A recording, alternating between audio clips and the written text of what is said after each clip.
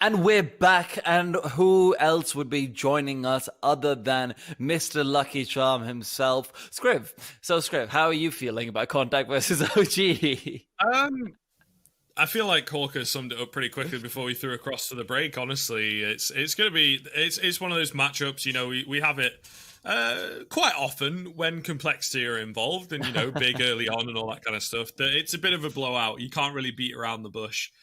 This week, of course, or well, this game, of course, it's OG. We've got complexity a bit later on, but yeah.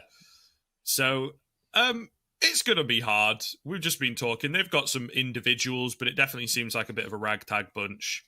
At the same time, though, you play with nothing to lose, can be a bit unpredictable. OG might get caught off guard. So, you never know. Is there a reason why they have nothing to lose?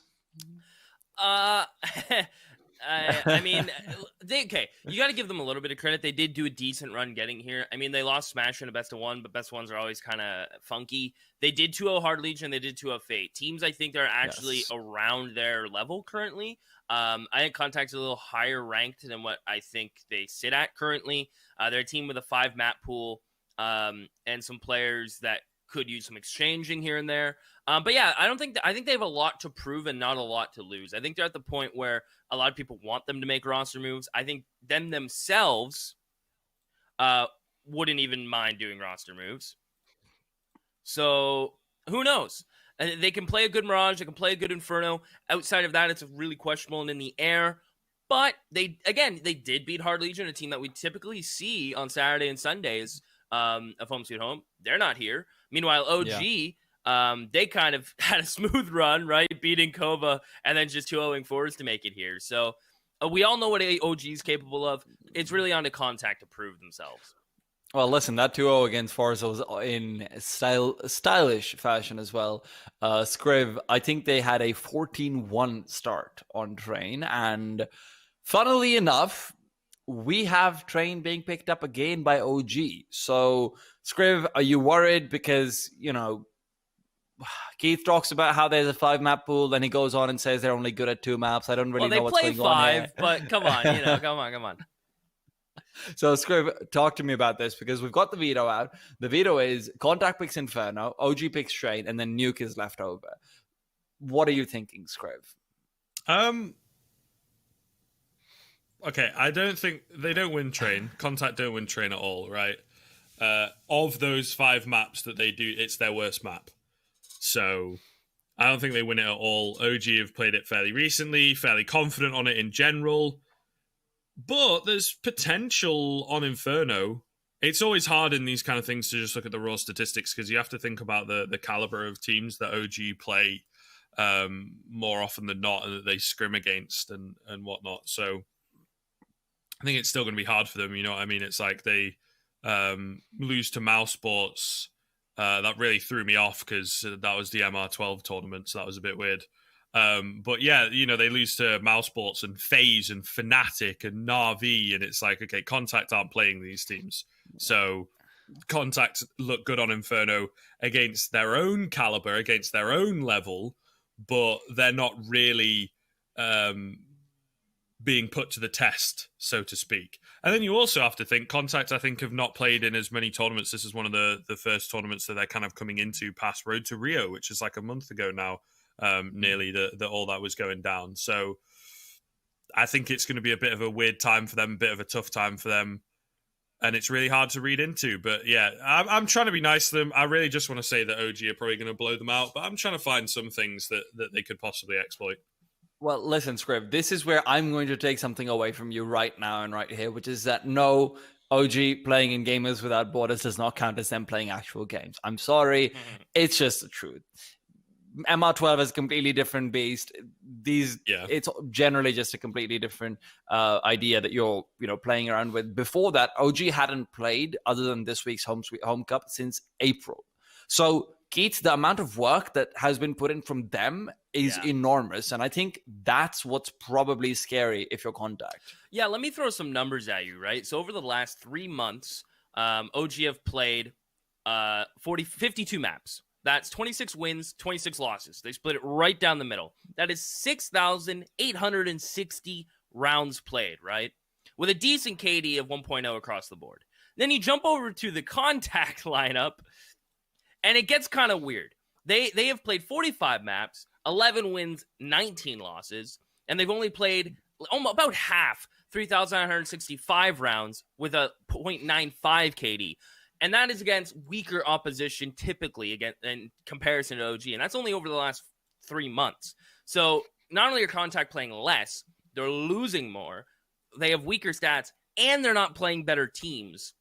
I think this team, and keep in mind, that's Letney only playing 30 maps in comparison to the other 4 playing 45. So there's a little swap there. I think, again, this is just the David and Goliath kind of story. But David is twice as tall as normal, and he's trying to, Goliath is twice as tall as normal, and David's the same height. They're swinging upwards. It's going to be difficult. I think it comes down to just winning your map pick, plain and simple. But again, as Scriv said, they're going to be coming in a little loose. They're going to be coming in knowing that they're the underdog, and underdogs typically have a bit of an advantage in the mental side of things. Well, I don't know if you have an advantage in the mental side of things when you're going up against Alexi B script. And that's the other thing that's kind of scary, which is that a lot of these mixed teams, they rely on mid-rounding. They rely on saying, hey, you, Esperanto, go make a play on that side of the map. But at the same time, who is the master of the mid-round? Who is the bluest eyes of them all? It's Alexi B script. Yeah, indeed, right? So I think it's going to be very hard to get into his head and to anti-strat and to get those calls that will catch him off guard. And I've always found that OG is this really, in that sense, effective team, because they've also got MBK in the mix, who is definitely not foreign to that kind of assistant in-game leading, so to speak, right? So I think it's really interesting to see. Oh, definitely. And this is where, boys, I kind of have an idea of where you're going, but give me predictions before we jump into the game, Keith.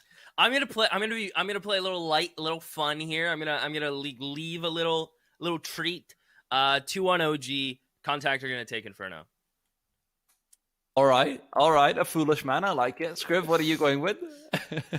I'm going to go for the 2-0. I'll go for the logical kind of, clear-cut answer, so to speak. Yeah, my box is gone. Don't follow me, Scriv. Well, I agree with both of you over here, at least in one sentiment or the other, and I'm going for the 2-0. And Mr. No Boxes, and, of course, Mr. Good Luck himself. Take it away, boys. Thanks so much, D-Time. Yeah, so this one, I think we set it up as a bit of a tall task for Contact. It's hard being a team with the players that Contact have, and not being in the top 30, not playing those top teams all the time. These players are used to playing top players and top opposition. But for the last 3 to 4 months, Scriv, Contact haven't been doing too much of that. And taking losses to teams you could argue that they shouldn't. For example, Simon and Smash.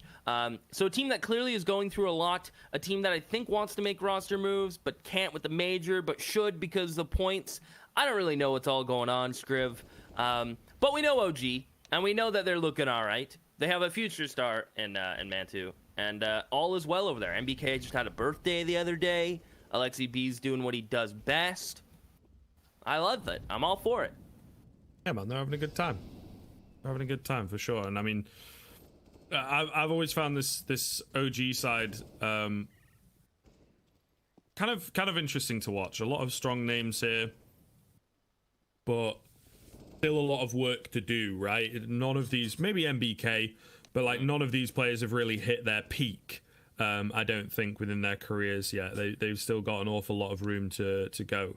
And MBK, what he may lack in the ferocity that he's perhaps had in the past, he brings the experience, right? He brings the knowledge and the mindset. Particularly, I think he's probably one of the greatest leading sorts of voices, and we're maybe seeing it a little bit now with Vitality, but there has never been a great French team without MBK.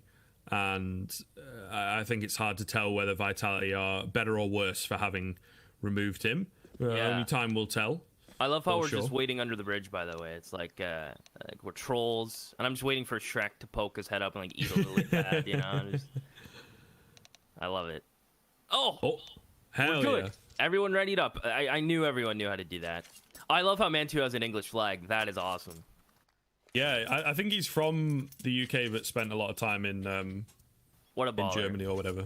See, I didn't know he was English, Scriv. Just But I'm about, learning. just about. Alex is See? kind of similar, I think, right? Like, True. Yeah, kind of like born there but grew up elsewhere. yeah, something along those lines. Something like that. Yeah. But we're in the pistol, and a lot of utility bought up from Contact. They're going to be playing the long game towards B with 3 players there, Scriv. Emmy just going to be jiggling that with his utility. Ready to drop that at a moment's notice. I think he has a nade in hand, or probably a nade first, then smoke, considering it's primed, but I could be wrong. Can't necessarily tell. It's a smoke, okay. And as soon as the X2 comes out from OG, they will be met with a smoke and a nade from Emmy, and then a flash over the top. So Mentu's going to lead the charge. In the meantime, on the opposite side of the map, Otto gets aggressive into halls. He will find MBK. Does he get a second? Ooh! Of course he does. Izza will fall. And that's all the A price from OG. They're forced into B, Scriv. Yeah, they don't really have too much to work with. I'm not sure. I think the plan there was, to use those A players as cut-offs of the rotation, or maybe an opportunity to rotate back if it's like, oh, they've all rotated really quickly, guys. But you got to have the apps control. And it's not often something that CTs fight for, but in the pistol, it's a hell of a lot easier. Either way, the hit going to come in towards the B site, the boost up, incredibly effective. It's all on to Valde. He's not able to find anything. So there you are, flawless pistol from Contact to start us off. Maybe my box isn't gone, Scriv. Maybe not. Maybe not. Maybe there is something to my prediction. Okay. Contact. I like what I see. The USP's coming in strong. And I believe this is their map pick, and starting on the CT side. Hey, it all starts with momentum, Scriv. This is where it starts. I feel like Contact are kind of like the Detroit Red Wings of Counter-Strike right now. If anyone gets hockey, they'll understand that reference. As Esperanto pushing in towards Boiler, just a mop-up round. And you're not really big into hockey over there, are you, Scriv? You guys play it, but you don't really watch American League. Yeah, not massively. Where I'm from in England, so Sheffield, the Sheffield Steelers, like one of the best ice hockey teams, I think. Yep. But I think I watched it once when I was like 6, because we've had this conversation before. My mum's Canadian, right? So we went to a few games or whatever. Right. When like some of her friends So you came appreciate over. it, which is good at least. Yeah, and I know who like Wayne Gretzky is, the Toronto Maple Leafs. I have a very basic. The basics. Vancouver Nice. Canucks. You've probably heard of Sidney Crosby. Yeah. Yeah. Well, it's quite an experience, hockey. And Contact, you remind me of the Detroit Red Wings. So there you go. That's my reference for the day. I'll probably make more, probably dumber ones, but that's one of the better ones of the day. There's Otto waiting for this push to come in towards mid, and banged out from Mantu with that AK. With the birds crying outside, it's an opening kill from OG, as Esperanto and Letney sit here in a bit of worry, as they know they're a man down and need a kill. Not going to come from Esperanto. Emmy gets caught in the rotate. Letney can't hold on with an MP9. The gun shoots marshmallows untoasted, and it ships now. And a 1v4 and make it 0v4. Contact, win pistol, get the one extra off of it. But OG wait. They buy up. And I like what OG did there, by the way. A lot of teams you'll see force after losing pistol. OG didn't. Had confidence to go for the buy, because it is cheaper to buy on T side on the third round. What I've been seeing lately, weirdly enough, is teams forcing. Not like if they don't do enough damage, don't win the force, then it's 3 rounds to the team that won pistol. So I like that from OG. Contact do have enough cash to buy back, but on a map like Inferno, when you're lacking the mollies, you're lacking the kits, you only have the smokes. We'll see how good OG can bait out utility.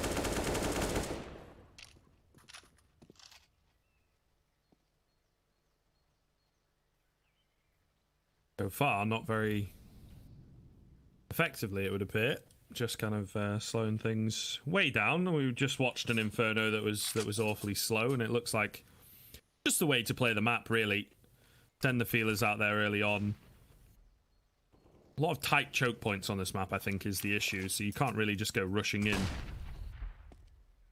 I like that Contact are kind of vying for a little bit of apartments control, though. It's not something that either team did in the previous game, and a lot of teams kind of just opt to leave apartments as a bit of an unknown entity, but slightly early into the round, about a minute remaining, you know, they go for a bit of control, just spotting out, seeing if anyone is showing themselves, and it gives them a bit of an idea of where the T's are at. So it does look like it is going to be an A hit, though. 35 seconds left.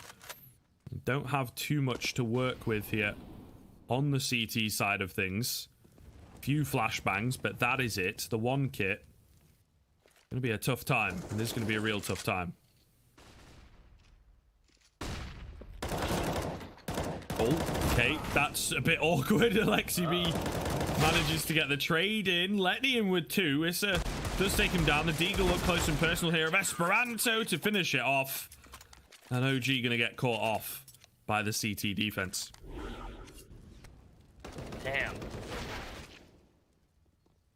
Esperanto. Some nice deep shots here. And Contact squeak that one out. We're going to have a bloodbath scrim. I kind of feel it. This match is going to be really scrimmy. Very fight-oriented. And that seems to be the case so far. Both teams giving that mutual respect at the beginning towards Banana and mid. But as soon as it comes at mid-round, it seems to just go all out the window and just fights non-stop. OG getting the short end of the stick early. But don't worry, they have 3 AKs. And they are ready. As they will get Hall's control. NBK going to make some noise, make some presence with this MAC-10.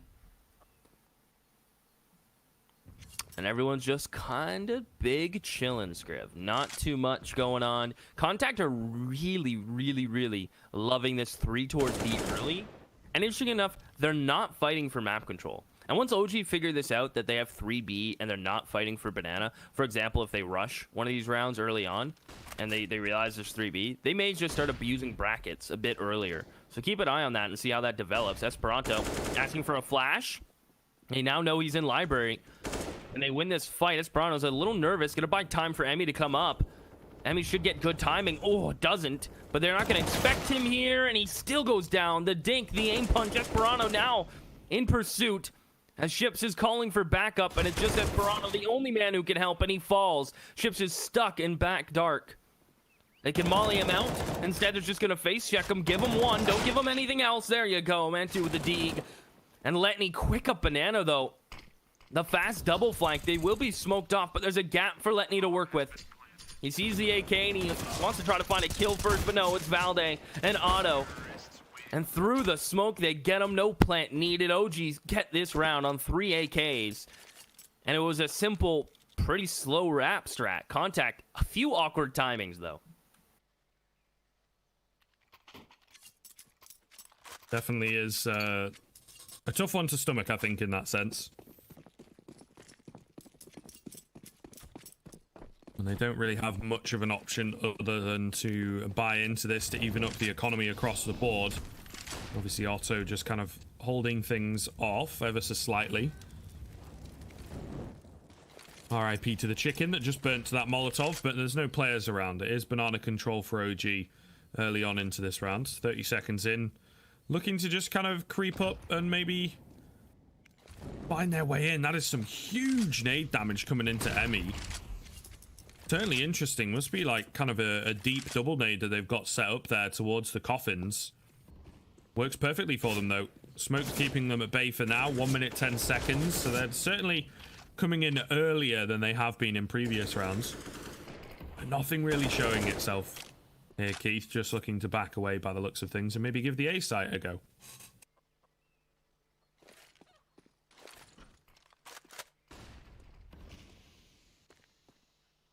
Considering it.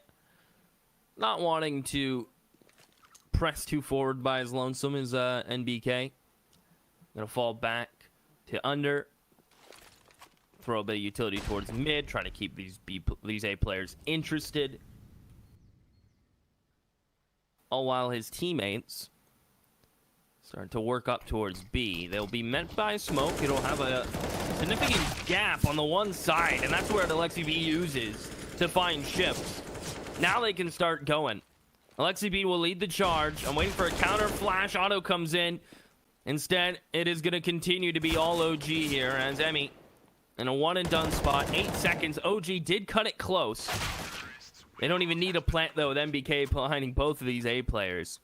And OG just waiting the time down, baiting out all the utility contact would have had if they forced up. And they just work around the map beautifully. MBK does a nice job of keeping attention towards brackets, keeping those A players somewhat interested. And just like that, we're all tied up with contact having to take a full save. And with how this game's been looking and how OG have quickly adapted, when rifles come back out from contact, I would like to see the op, which would be afforded by auto. We'll see if it's going to be given to ships or whatnot, but I don't know. With how slow OG's playing, I think an op on contact would work wonders. And perhaps some aggression. We'll see what we get, because I would love for them to fight for banana and force OG to retake it. Definitely seemed, at least in the previous round, I suppose it's a bit of a harder situation, but they did push their way in perhaps a bit too easily on the OG side of things. They still got to be careful here. Actually going to go down. This is somewhat troublesome. 2 quick kills coming in there for contact, where you don't really see them finding anything. Don't think they're going to get anything more here, because the bomb's going to go down. Obviously, that stack on A is found out pretty quickly. So yeah, the bomb goes down. But all the same, it's 2 kills. Any damage is good damage in a round like this, and they managed to get themselves some utility as well as 2 big fat weapons to boot. So they can be happy with that, but it will be OG taking the lead. Wouldn't mind the Letney and Esperanto just grouping up and going ahead and pushing up banana. Just trying to keep some of the OG players there. Instead of just saving USP, perhaps just throw their body to the winds. But no. They will hang on. They do get the AK out of it, M4, which is great, because now the op can be dropped. Ships can give the rifle back over, so everyone's fine. Everything's good. Or is Otto gonna op? You never know, Scriv, do you?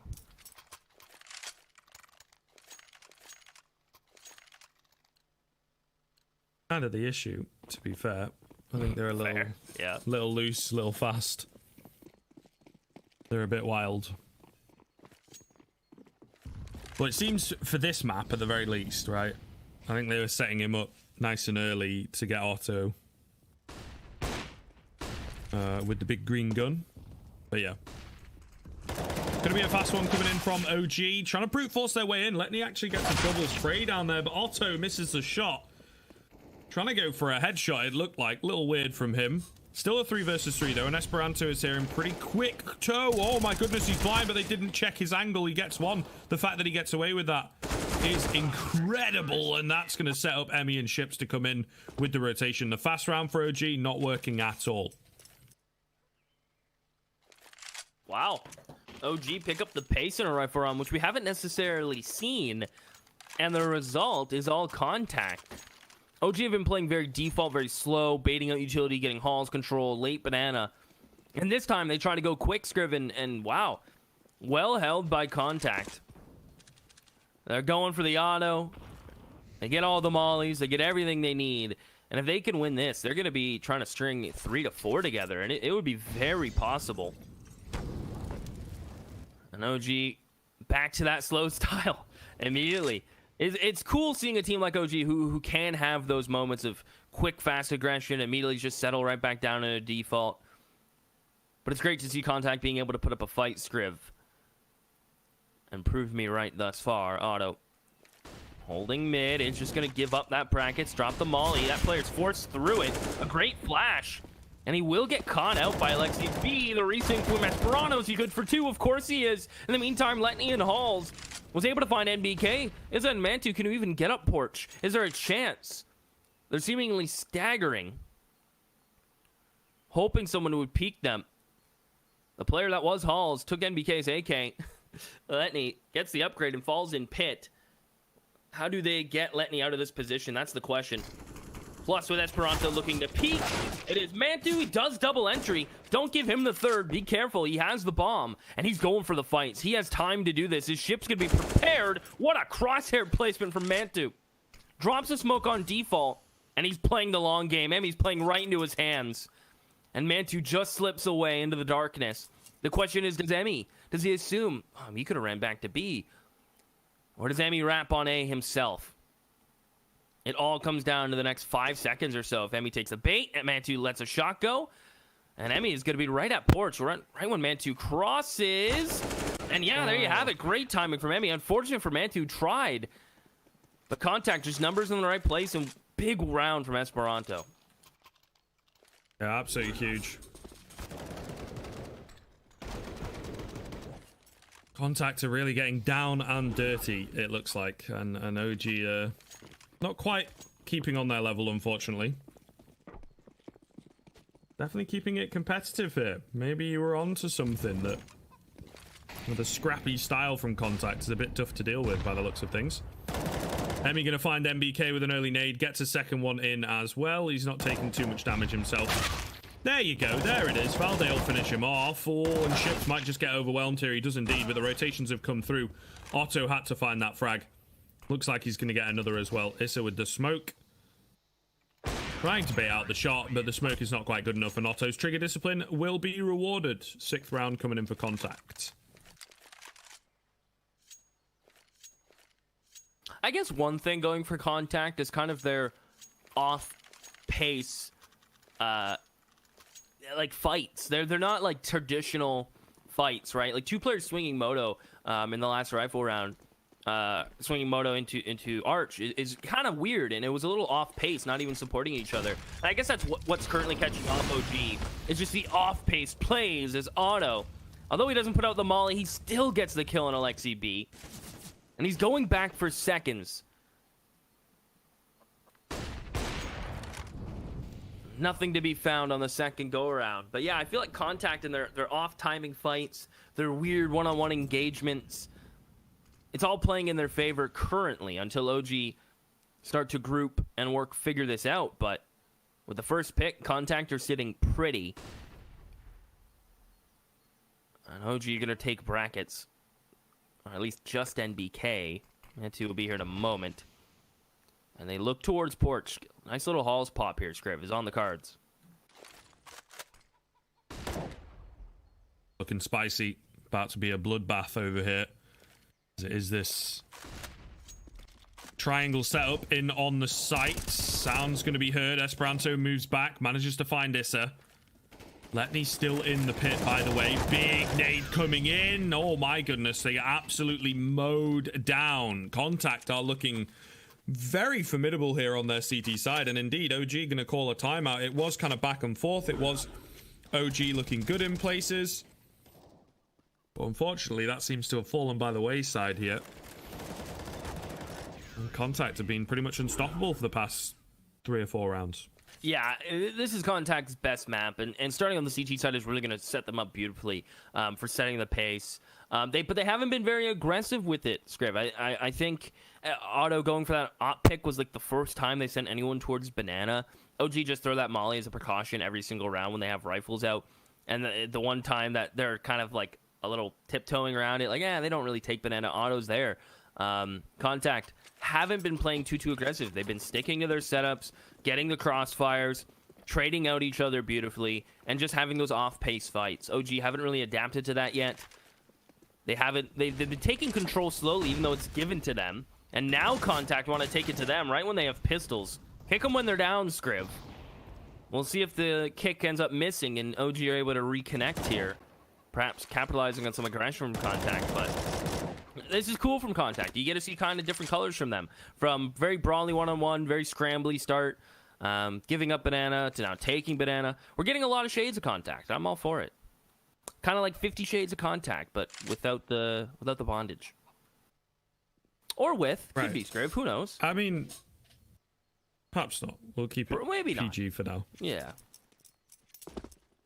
Not past like 9 o'clock. That's true. It is just 9 a.m. here. So yeah, I guess it's a bit too early. Maybe for the final game of the day, but not right now. I'll hold you to it. I'm not here, so Hawk in for a nasty surprise. Yeah. All right. All the same, 40 seconds left. OG have not been up to much while we have been chatting away. Just the one smoke there. Going to facilitate them a bit of room to work with, maybe moving out the balcony, but it is a little telegraphed with not much time left. They do have to be careful. Otto will find the first frag. Looking for a few more. I believe he rang that one off through the smoke, actually. That's pretty deadly. They're waiting for this Deagle to creep up on him, I think, before they start committing, although they don't have a lot of time to work with, and the round, I think, going to fall by the wayside. This is the only one left. Does manage to get a second. But that is all she wrote for that round. An 8th for Contact, starting to really edge ahead here. Yeah, they definitely, I think 10-5 is really within reach, which is a very, very good score for Contact on their CT side. 9-6, 10-5 standard for CT sides, especially for their map pick. It's where I expect them to land. OG not out of this yet. They're beginning few rounds, saving them for now as Otto looks to be very aggressive. About to get peeked from under. Good timing on getting out of there. Just instincts kicking in. As OG get banana control early, Izzo will make sure no one's going to be fighting mid, and the first pick comes in towards Halls, I believe. Esperano trying to get a little cheeky, and again, those are the solo plays we're talking about. No one is there to trade him out or support him or flash over the roof, so a solo adventure from Esperano gets punished. And now, with the first pick from OG, we'll just simply see them group and execute. I feel it. I have a feeling about that, Scriv.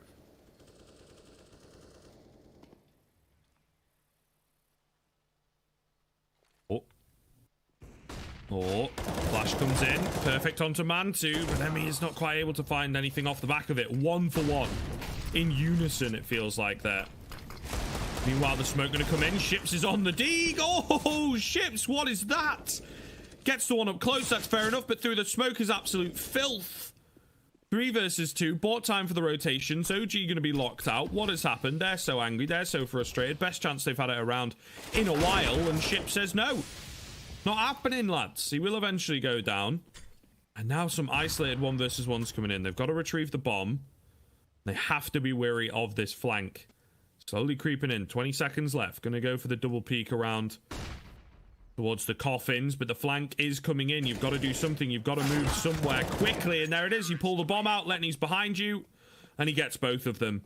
OG almost too timid. Too slow there in the 2 versus 2, honestly. Yeah, they're giving a lot of respect. Ships summoning his favorite French player move, spamming Deagle through smoke top Inferno, able to get 2. Contact just playing for the info. They even get an opening pick to OG, but then just simply fading into being very complacent, just being very relaxed, and assuming that a B execute will be the move, hoping it works out, but getting a little unlucky. Of course, there's some luck involved in Ship's kills, but nonetheless, it's a round, regardless of luck or not. MBK, that's a risk. There's the reward. Good trade from Otto. Can he drop his molly towards Porch? No, he throws it in Halls. And OG wait up. They're playing for the counter nades. Here they come onto site. Esperano getting hold, swinging around with his M4. Able to get 2. Otto to the pistol. A good trade from Valde, but Emmy's there, and Contact are able to rotate and help each other. OG are just a little off timing, giving moments for Contact to do things like this and rotate players around. Contact keeping it pretty clean. Again, they have weird timings and off-peak, off-tempo fights, but it's catching OG off guard, and OG are a little nervous about this, all these weird off-tempo fights, so they're playing slow, waiting for the pick, Scriv. And even when they get it, though, Contact seem to be comfortable in their setups.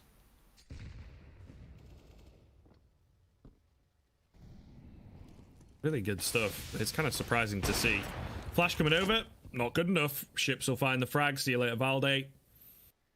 And OG's issues on Inferno seem to be intrinsic, not just, the caliber of opponents that they're playing, but it does seem like they are just unfamiliar with the map, and they've taken quite the hiatus, as we were saying in the pregame, up until this tournament. And you would think they would have done work on some of the weaker maps, but perhaps not. Maybe they're about to 16-0 on the next map and just absolutely walk all over them on train. To be fair, T-Time did mention a 14-1 half, so But Ships coming in with another frag. That's another story. That's the second map. Oh, Ships loves his deagles through the smoke. Not going to find the frag this time around, but almost. 40 seconds left. OG going to have to go for it, of course, the final round of the half. No saving. Sorry, boys. Going to be a really tough time for them. The AWP, at the very least, has rotated away, so it's a 3v3 directly in on the site, but still going to be difficult for them. 25 seconds remaining. Time ticking away. Letney hidden in the graveyard as well. Such a deadly spot. This one peaks up at the right time. Gets two. See you later. NBK, the only one left. He will manage to find 2 quick heads, but he's got to find so many more, and Otto is ready for him on that secondary AWP. 11-4 from Contact. Wow. Yeah, what a sick half. They played really well, just off-pace, off-beat Counter-Strike. Very scrappy and in your face at times, very passive and honestly, trusting the setups at points. So Contact, really well done for them. Even though they didn't really take banana at all, which is kind of standard, they played passive 3B early. OG didn't really take brackets quick at all. And then once Contact kind of shifted back to the 3A off spawn, OG started taking brackets, and then Contact won some duels and setups. And OG kind of being their own burden there, playing a little slow and playing into Contact's game. And look at that. Quick math, 8 rounds in a row. You like that? That was right off the top of my head. Dude. That was impressive. I mean, you can clap for me if you want. It's whatever, not a big deal. I might have to. I don't want the head getting too big. Do you know what I'm saying? Yeah, no, that's fair. I'll just take a pat on the back. That's fine. It's all good. Okay. But Contact. Well, when I next see you, I'll give you. Yeah, next time you see me. Yeah, so like. Yeah. 6 years maybe. Yeah, I don't know. Whenever I get over the water, or pond. I guess they don't. It's water, but you call it a pond, even though ponds are small. Yeah, that is like the phrase, isn't it? But yeah, it doesn't quite make sense. No, more like over the vast ocean that's super deep and has a lot of scary monsters that we haven't explored. Like we've only explored like 10% of the ocean, so that's kind of monk ass. Yeah, a little bit. Yeah, a little bit. But you know what's not scary? Is OG's punch right now. Very light. They're throwing jabs. Little baby jabs. His Contact takes him on the chin and they get through it. Now, this pistol kind of matters.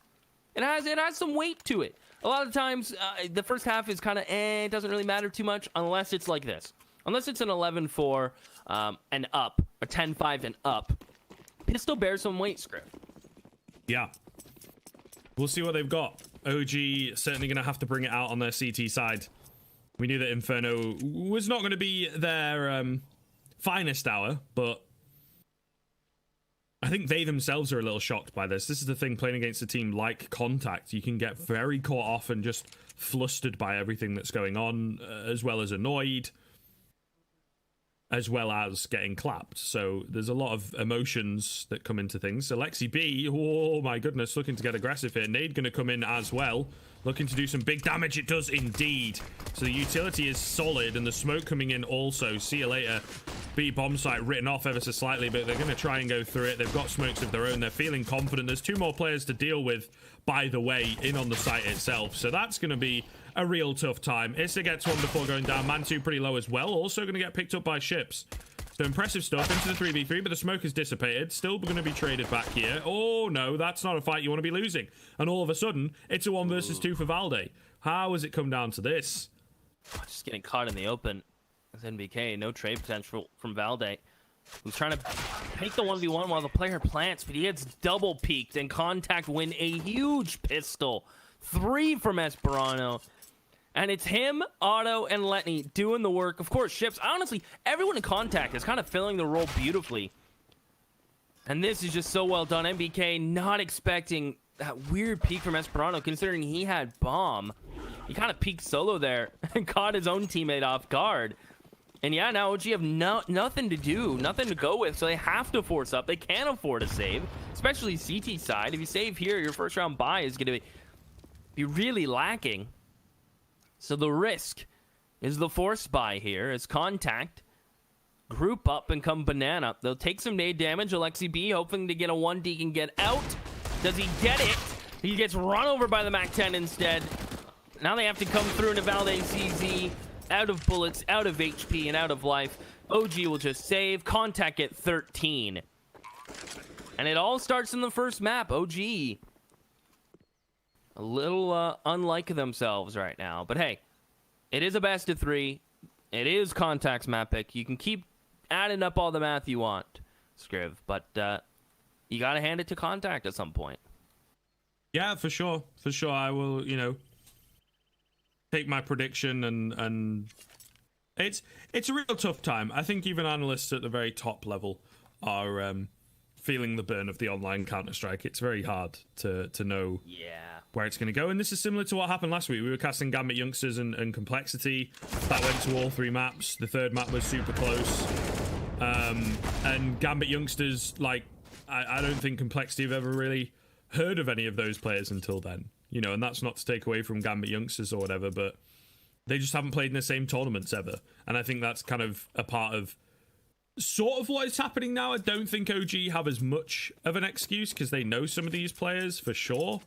But loose, fast, aggressive, a bit crazy, a little bit shouldn't be doing that, and yet they are. It's very difficult to deal with. It's a really hard play style, I think, to get your head around, particularly on a map that you're not comfortable on. And possibly OG are looking at this and they're going, okay, 11-4 first half. Not great, lads, but let's not dwell on it too much. Our train is pretty sick. Let's just view it as a bit of a best of 2 from here on out, I suppose. So it's not quite like giving up, but also at the same time, you don't want to burn yourself out on this map. Exactly, yeah. It should just be a cleanup here towards the site. They don't mind losing a couple players you Contact. Bomb will be picked up and it will be planted. But the issue for Contact going forward is, right, they're looking really good on their CT side and now T side of their map pick Inferno. But then you move over to Train, it's like, oh, that's kind of like, that's OG's place. Like, that's a really good map for them. And then if memory serves, the 3rd map was Nuke. And you're going, yeah, okay, that's another really good map for OG. Not a map that Contact do play, but the last 2 maps I do give the edge to OG. But in current form, I mean, I don't know. I'm really down to see Contact 2-0. That would be wild. And it is, you did kind of mention it, like the online CS is kind of messing with everyone's brains and putting like false narratives in our heads. But at the same time, you do have to kind of take it for what it is. It's all we got for probably the next 2 months. So gotta roll with it. For sure. But I definitely feel like, if you're looking at the online stuff, you probably think Mouse Sports are a terrible team. But I can guarantee as soon as we get back to LANs, like... Yeah. They're probably going to place top 4 at the very least against, the best in the world, so... What all comes down to this, Scriv? Can OG go 10 straight? Or will 15 be given up to Contact here, and then we have an awkward run? I think OG need to win probably 10 in a row. Need to win at least anywhere between 6 and 10 in a row. Get me excited. If they give up 15 really early here, be a little nervous, but they have the op in Mantu's hands. That's promising. They have some utility, which Contactor's going to be slowly working across the map and baiting out ships. Maybe in trouble, and yes, sir. And with them losing that A player, you can see Contact immediately start to make more noise and a little more pressure towards B. Auto notices that mid-smoke is not the greatest, electing not to play around it. And Contact will just try to bait utility. They know OG won't have too much. They can sacrifice the smoke CT to bait out a Molly. That's a good trade. But the real trade-off is you throw that smoke and it pulls Mantu over to B because he has the opening pick and they're a man up and can afford to rotate. So we'll see if this execute is going to work. They're going to throw Mantu back dark. The rifle's going to go CT. I do like this. And Contact with no other map control. Have to full execute. Mollies towards quad and oranges. Malday is going to be able to stay alive in first oranges. That's typically a one-and-done spot, though. The Molly spreads to him, and he will full burn. It was a late spread, but it works. Mantu stuck at dark. Can't connect another shot. He's going to get swung on here, and his teammates fall. The B site crumbles, and it's NBK and Izza who have to go for this retake.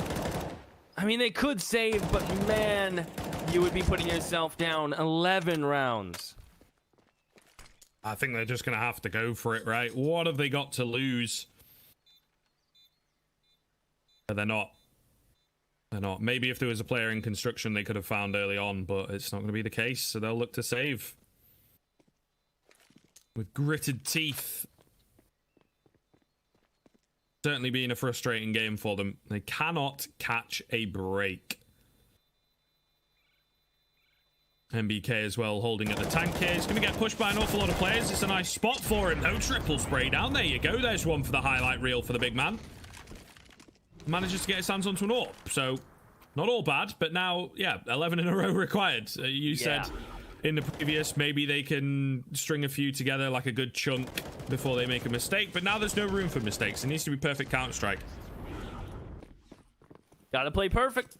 They have the utility, they have a couple rifles, they have Bantu on his op. He's gonna have to play a little aggressive and go for some picks here. He's gotta play with confidence, conviction. Judge, jury, and executioner, that's what he's required to be. Especially when you're fighting with your back against the wall. And it is going to be contacted, playing relatively slow, but their default's a bit more quick pace. They're willing to make noise in halls. They're willing to let their presence be known. And they're coming back for brackets. So they did have Banana for a bit. Fall off of that. They're probably going to smoke arch side. There it is. Flash Letney out. Double peek porch. Alexi's B nade is going to be great. Really good nade there. Almost 100 damage. Onto 2 players.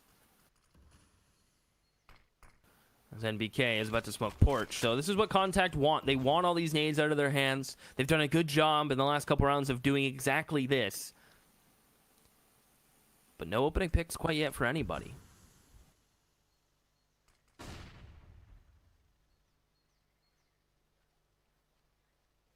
All to play for.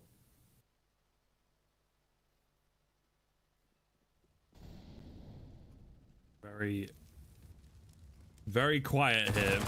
Bit of utility. There we go. Alexi B gonna spray on through. Does an awful lot of damage. Issa in with the first frag, and Alexi B with the drive-by. However, still being kept competitive here. 3 versus 3. Issa with a tough spot to deal with. Manages to find another in the pit. The plant coming in, but he's secured a solid advantage, and Esperanto is left pretty low. So it's going to be difficult for them. Emmy might just be able to creep in, but he's a bit unsure. One at long, one at short. Can't really go beyond this. And yeah, looking at the wrong angle at the wrong time. And there you go. They managed to find a round, finally, on their CT side. Backs up against the wall is when they do it. Just 10 more to go. Yeah, that's it. Just a measly 10. Contact. I do like their default, getting map control, baiting out utility. Just unable to find the kills on the way in, and they can't deal with this in pit. They do trade out, but it was in OG's favor, as it does a nice job of staying alive in pit. He works out beautifully and lets rotates come in. So more of that OG. They keep 3 alive. The spy is going to be really full. Hero AK on ships. Contact is going to go ahead and take a bit of a half buy. Bit of a safer approach. They have so many rounds to play with, honestly. They could have even full forced here. And it wouldn't really have cost them much. I mean, you might have missed a rifle round, but at this point, it's like a gamble, almost worthwhile. But since OG kept 3 alive, you're not really chasing anything. You know OG's buy is going to be good, so all Gucci from Contact. And I feel like every time I say Gucci, Scriv, I feel like I'm going to get charged. Like there's like a fee on saying the word. Yeah, I mean, that does make sense. They seem like the company to... You remember when Facebook, like, copyrighted all the websites with face in and stuff? Like, Gucci might start doing that. Especially with our phones and stuff, man. You know, they hear you say it. Anyway, I'm talking too much. Alexi B's trying to hold things down here with Valde. It's looking pretty good. And there you go. OG, gonna get another one. Not quite breaking the economy yet. I don't know. I, for one, don't mind my phone listening to me. But I do like play games with it. I do kind of mess with it, you know, because I think it's artificial intelligence. And I kind of just play a game. So like I'll just start talking about like pools. I don't own a pool. Damn it, my phone heard that. But you know, like I kind of mess with it, and it gives me like bad ads. You know, it's a game. It's a game. It's fun. Yeah. And wow, okay, this is. Yeah, see, so this is where it gets confusing for me. So Contact kind of bought last round, right? Half buy-ish to kind of buy here, but then some players bought too much, others not enough, And now this buy is full for 2 players, but not the rest. So they're, instead of just getting one good meh half buy and then 1 full buy, they get 2 meh buys. Again, they have the rounds to work with, so it's not the biggest of a deal. It's just interesting to note. NBK close to this mid smoke. Oh, that's a fight you can't lose. Otto comes out on top. Is this going to need help in the paint? What a shot. Make it 2. Can he get 3? No. Chips. Good trade. Alexi B. Emmy's on site. Otto's here. A 3v2 retake. There's going to be a molly that's going to separate them and force them back, and it'll hold them back. That allows the plant to come in. If they can grab the bomb. Where is it? There it is. It was on balcony. Not the greatest spots for it, but here we go. Here comes Alexi. Coming in from Alexi B. Through the smoke. Oh, awkward. Whew. They hang on though, Scroof. Just about. By a thread. They're getting there. But it definitely does beg the question, where has this been? For sure. But then at the same time, I think you and I have probably seen an awful lot of games where teams get to this kind of scoreline and just get a bit complacent, you know, going for a crazy force, going for, you know, let's just rush a bomb site, guys. You never know. Try and force the victory. They have a lot of room to work with, sorry. And now a timeout coming in. They've also got a lot of these available, so it's all good. They're going to play this one nice and safe, not going to force into it questionably. And they'll get themselves a few deagles, some nades, bit of armor. Definitely a threat in this round, but certainly not a super scary one. OG starting to get a bit of momentum. At the moment, that's kind of what we're looking at, right? Consolation rounds, feeling good about getting themselves some rounds going into train, saving themselves some dignity as well, you know, so they can say, ah, well, we did lose, but it was close in the end. But for now, we're not quite believing.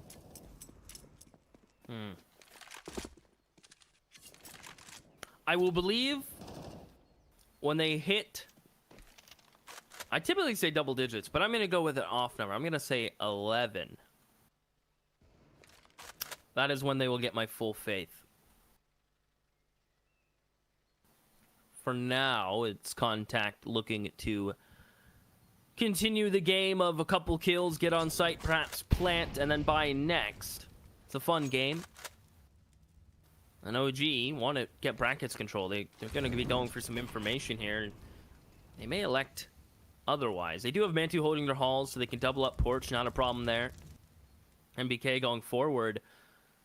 He can just hide, avoid the utility, let his other teammate take contact. Here they come. MBK, good with the spray. There's 3, not 4. Good shot from Emmy. And the door will be closed. Seemed like Contact kind of just knocked on it. OG didn't really want to answer. They closed the peephole. Put the lock in. Well done from MEK. He's always good for a good spray down.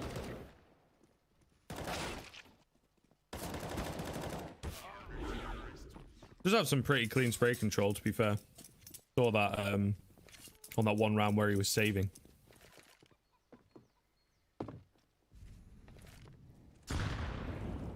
So it's pretty good. Pretty nice. Ooh, big nade coming in. Early chip damage here. It's obviously one of the stronger buys that Contact have had for quite some time. Love to see that as well.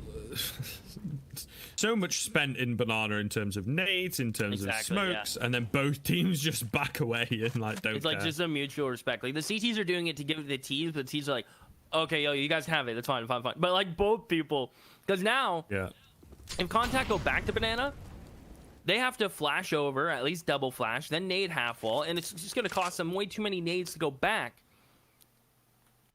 And that's why they're looking towards halls, which they already have in brackets, which is what OG want. Mantu, I think he did just spot the barrel. I think it peeked around the corner for a second. And there you go. Mantu gets the rifler instead, back into sight. OG may pull a third player over in the form of Izza. And here he comes. But is he going to be too late to the party? Will it have started without him? Will he miss streamers? Will he miss the confetti? The cake? Will it be cut? Mantu looks to cut the cake. There it is. Esperanto gone. Peeks into the posted auto. And Ships is going to have to get flashed to the halls. Here come the flashes. NBK not blind. Fights the pit player. Is blind by his own teammate, however. And Otto and Letney trying their best. But NBK's here to the pistol. He has to go. Letney, 12 seconds. Gonna have to fight and die. And there you go. OG heating up. NBK hitting 20. Mantu finding some shots required. Grabs the op for his dear old pal.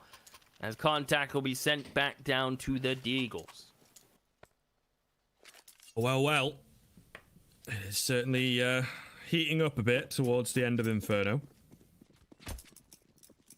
Contact starting to sweat a little. But now it starts to shift, right? You have like this pressure-free zone, I guess, for both teams, where it's like, okay, we have such a lead, or they have such a lead. What does it really matter? And now it starts to shift again, where OG go, oh, we could actually maybe win this. You know, if we'd at least take it to overtime. If we did some good rounds here, guys. And then you start to kind of worry again, right? Meanwhile, Contact, same kind of thing. They worry that the gap is closing a bit too much. And they don't really have a lot of money, a lot of economy to work with. If in these rifle rounds that seem to be far and few in between, if they're not getting the bomb down consistently, I think they're going to have a really hard time at bringing out the buys as much as they would like. So sure, the loss bonus is really, really nice on the T side, cheaper side and all that. But it's not going to help you very much if you're not getting the bomb down when you're spending all of your money. But we'll see. A round like this is really going to start to build up their economy, particularly if they can steal away a few rifles like this.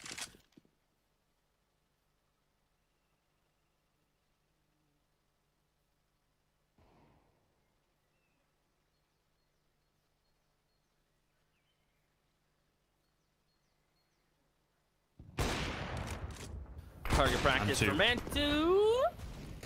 Little raise my voice a little bit, and an upward inflection due to the missed shot, and Ships and an AK. Well, Mantu hangs on. Ooh, there you go. That's more like it. Esperanto gonna try to peek him with an AK, but 10 seconds. You kind of want the plant money, but he kind of knows he can't plant either. So any damage he can find, one more bullet might have done it. Just off the mark, however. And here we go, 10 for OG. They're almost at 11, Scriv. I told you I wouldn't get excited at 10. 11 is more of a number I'll start to believe. And they are nearly there. And with Mantu coming online with a op, it's a good look. It's a good look. In the meantime, Contact take a pause. I like this. They're almost there.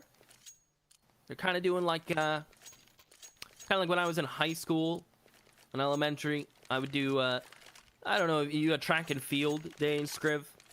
But you had to like sign up for like a minimum of 4 events. And I'd do like, all right, long jump, high jump, that's easy. I can get out really quick at that. 100 meter. And they're like, now you need to do 2 running events. It's like, damn. And then you do the 200 meter. But then they make you do the 100 meter, then the 200 meter, and you kind of get tired in the 200 meter. Moral of the story, Contact might just be getting tired, Script. Don't know why I didn't just say that, but I wanted a little insight into my life. That's all right, man. A throwback, bit of nostalgia. We used to call it, well, I suppose they still do it, Sports Day. Okay, yeah, simple. So, you know, little bit more going on. Egg and spoon race? Yo, you ever egg and spoon race?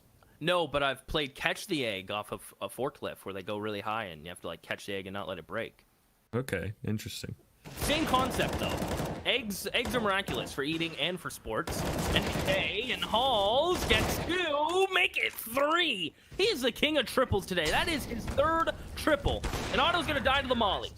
And they're at 11. I'm now excited not only about eggs, but about 11. And about MBK getting 3. It's all come together. The pinnacle. That's what you said, man. 11 is when you start to believe. And here we are at 11. So maybe OG is starting to believe as well. Another Deagle buy coming in from Contact. Oh, really starting to worry for them here, folks. It is looking difficult. These rifle rounds are getting less and less competitive, to be honest. They have hit a brick wall, and this is kind of something that we were talking about, the nature of Contact at the top of the show in the pregame. Who is this voice to kind of guide them and to give them strength in these moments of hardship and to really turn things around. And T-Time made a really good point in the sense that they like to play all around the mid-round calls. Yeah, they're a mixy team. That's how it works. But if you ain't making it to the mid-round, if you're losing the round in the first kind of 30 seconds, then you can't be making any big brain calls. So, really tough time right now. Flash coming over the top. That's a nice one. Forces Mantu away. They're going to get a little caught here. He almost gets taken down. Oh no, a team nade going in. That's so awkward. Mantu and Alexi B are stacked up on top of each other. Valde also helping through the smoke. And then you have it. OG in with the 12th, not losing a single player. Oh, the team nade is really, really going to put salt in the wound, let's say. It's really going to spice up, anger the camp on the contact side. So they have to be careful not to let stuff like that get to them. No malding allowed, Scriv. No. That's no good. I might be losing my hair, but I'm not malding, Scriv. And contact, True. hopefully, Same. are in the same boat. Their hair may be thinning, but they're not going to call it hair loss. Not until they hit OT, then maybe they'll consider it a loss. But for now, everyone's chilling. Everything's fine.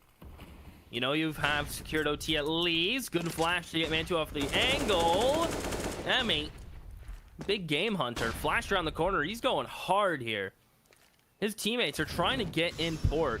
And in, I believe they're in, yeah, they're all in apps. So a Hall's pop. And they're going to have to come through the smoke. Is there going to be a mowdown? Gonna hear them backing up and contact. They've missed their moment. That smoke doesn't help. Now you've lost Emmy towards Arch. Oh, contact. You're just losing the map control you've gained. Now you're coming back into a posted Mantu in mid. He's gonna get the freebie on the first. Here they come swinging out of Boiler. That's a much needed kill from Letney, but they need more. It's incredibly frustrating to watch, isn't it? I can't imagine how it is to play. In all honesty. Slowly but surely, trying their best here. Otto is inches away on these wall bangs. They're just trying to be the distraction, make some noise. Smoke comes in over at long. The jig is up. The peak is up from MBK, and he's going to get two. Quite the third, but setting it up nicely. Esperanto, 20 HP. Issa will take him down. OG are 2 rounds away.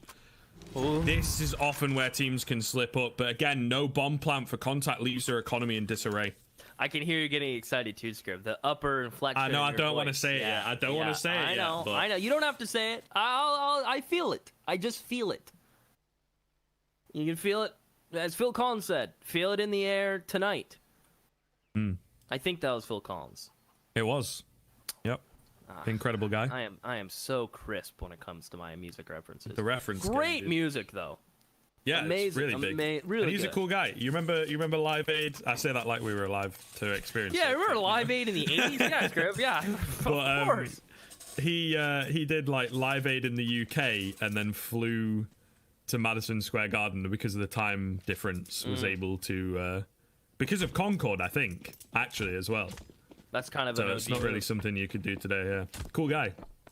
And he too was losing his hair. So there you are. We have a lot in common, clearly, Scrib. Very talented musically and both balding. Amazing. I bet we're related somehow. Alexi B, Molly towards car. 1 HP on ships after the nades. Good on Otto to get a kill there. I thought he was dead.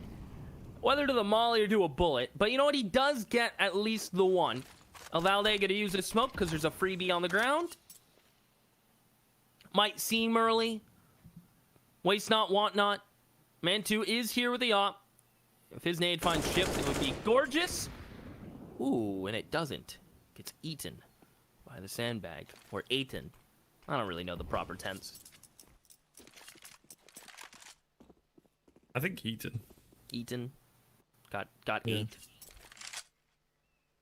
Yeah. It's difficult to tell. I'm not an English major. Definitely should have taken it, though. Probably would have helped.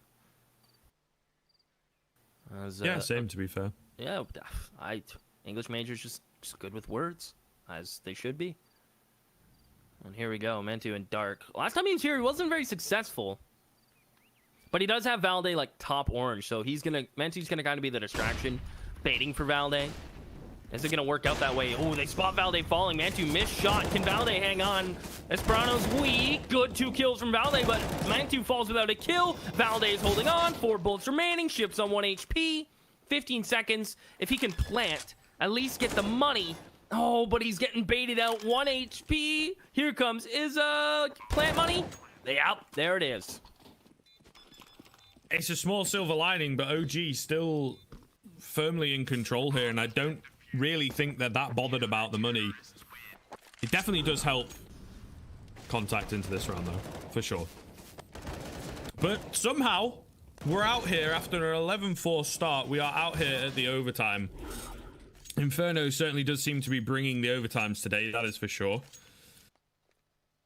Contact using their final timeout. OG confident. They have got a lot of wind behind their sails.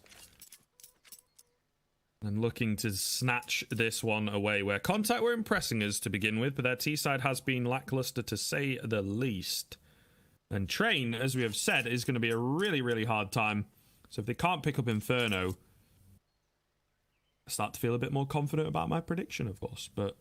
Not mine, Yeah, you definitely, the thing is as well, it's like whether, because, you know, we're nice and impartial and you have to kind of give it to both of them. Contact have looked really, really good. And it would be a shame if they're not able to pick this up and actually punish OG for a really poor start. Yeah, I mean, it kind of speaks volumes to both sides. OG's slow getting started, Contact looking really great out the gate, but then faltering at their pinnacle, at their moment to win, and both teams kind of taking kicks to the gut. I don't know what's worse, a kick or a punch. I imagine punch if well placed, but this is it. This is for OT. This is no op on auto. They do still have enough nades for an execute. Chips is going to have to live because they need these flashes on entry. They should flash take brackets. There's the resmoke on Arch. And this may just turn into an execute in a moment. It seems like Emmy's backing up to throw his utility. There's the molly towards our... Oh, Cubby, but it gets extinguished. Contact. Perhaps sitting on this a bit too long. There's the flash NBK. Good trade. Is up top Belk. Mantu's got him. Is it spraying wildly? Mantu falls. Can is it get more? No. Man advantage for Contact, and they have a player in the lurk position. Keep an eye on Auto. Valde should be gone. Not a chance for him. Shot in the back of the head. And all this work, all the grinding from OG, perhaps to just drop it here. As Alexi B, in through library, wins the first. No damage taken. Hang on. If this nade lands, we'll have a story to tell, but no. Towards Mini. Chips is playing for Emmy's Contact. And or vice versa. And here comes Alexi B. What does he clear first? Does he even check single box? No. And Contact do it in the end, script. It comes to round 30. But Contact, they only needed that one. And like OG had to do 11 in a row, and they're stopped short at 10. Wow, that's a heartbreaker. But it is a bit of a good thing for OG that they did come this close, that they grinded this far for their next map. It does give them confidence for that, but they are definitely going to be a little upset. Yeah, to say the least. I think they have a really, really tough time to begin with, and takes them a lot of time to get the ball rolling.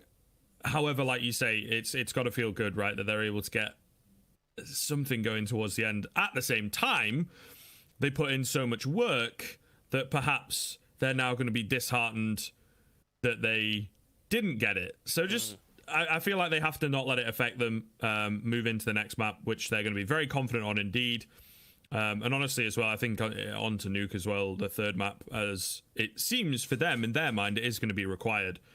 But yeah, a really, really strong showing from Contact. Definitely letting it slip towards the end, and that is kind of that mixy nature, that lack of a solid voice perhaps in the middle of them. They are just playing loose and fast, and all those loose and fast rounds did not work for them. So perhaps going to have to rein that in on Train. We'll see what happens on Train. We're going to take a short break, and when we come back, it's OG's pick. And will they look OG? Well, we'll see.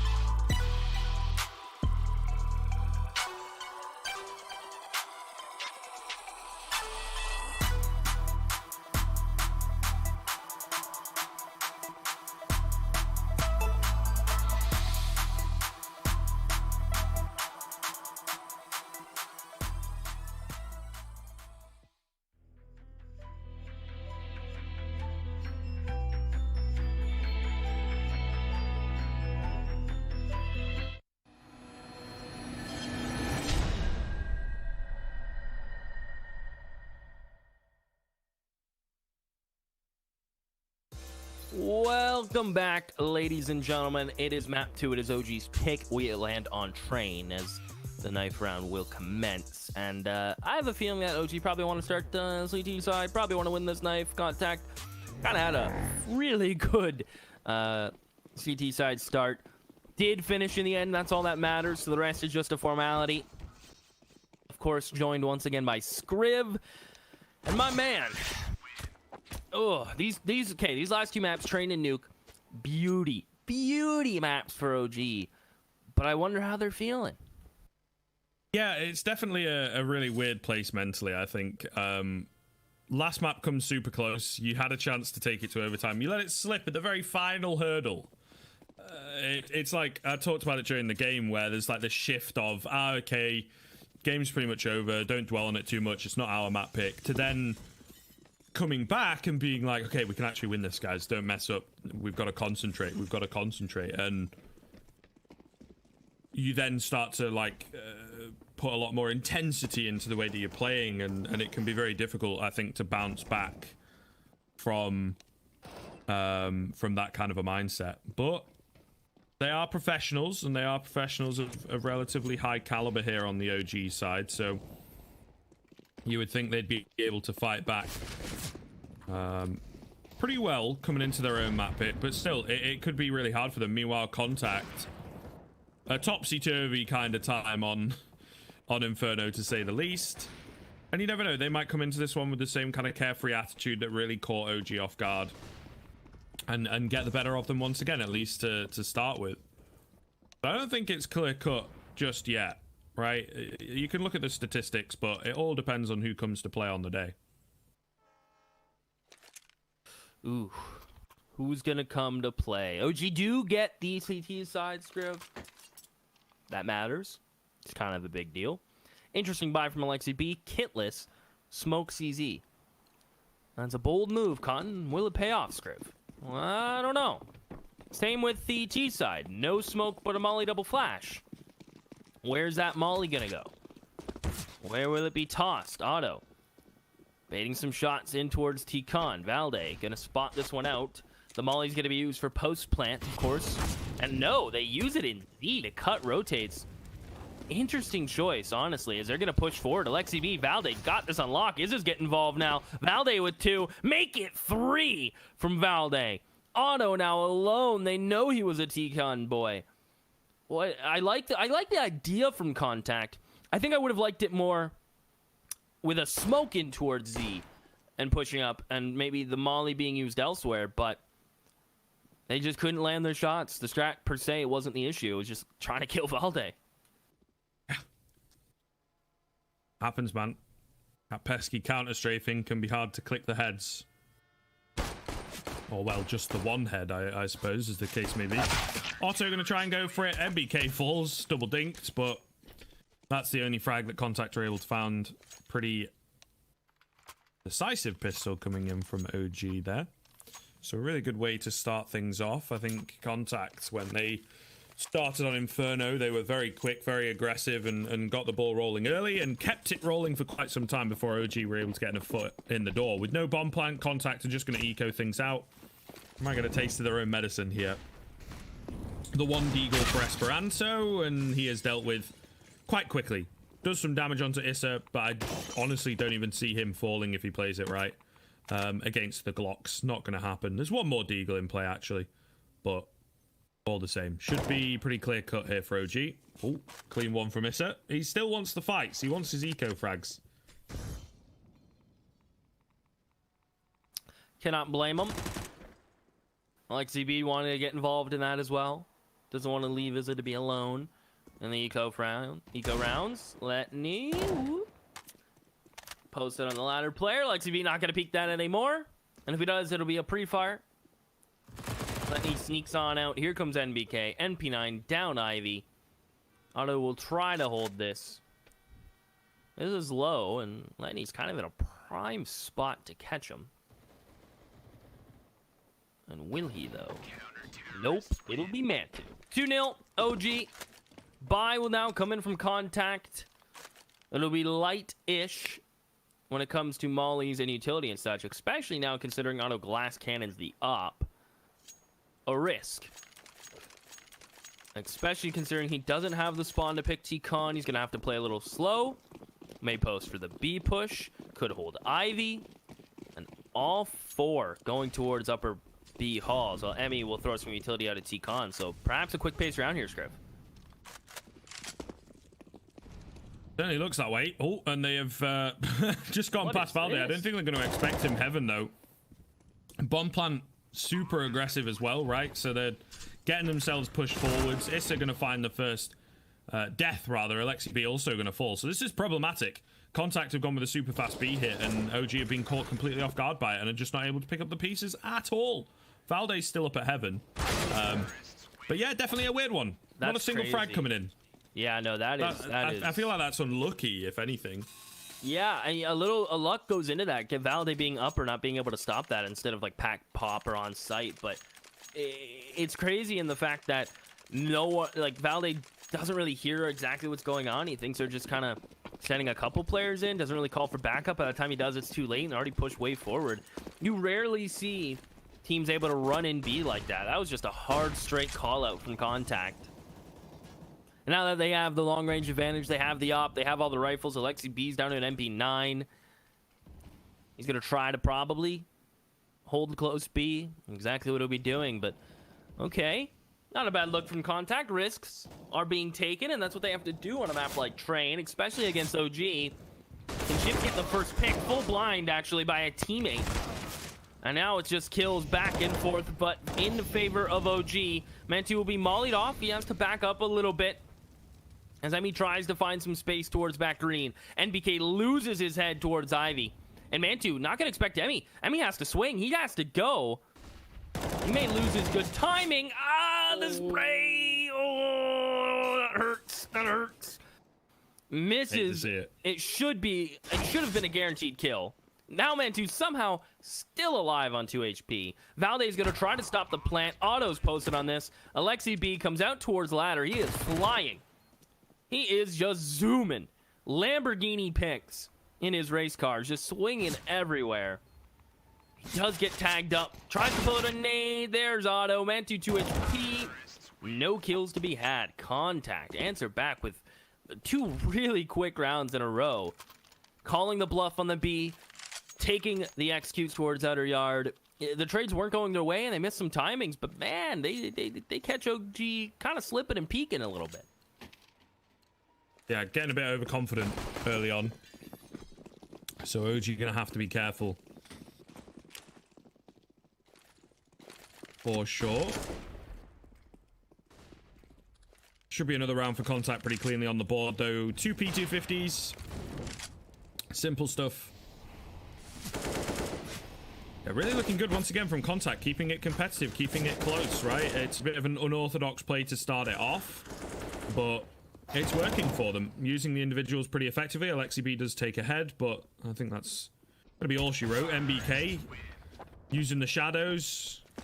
He's not able to find the frag, so unlucky. Big brain play, but doesn't quite have the mechanics or the weaponry to pull it off.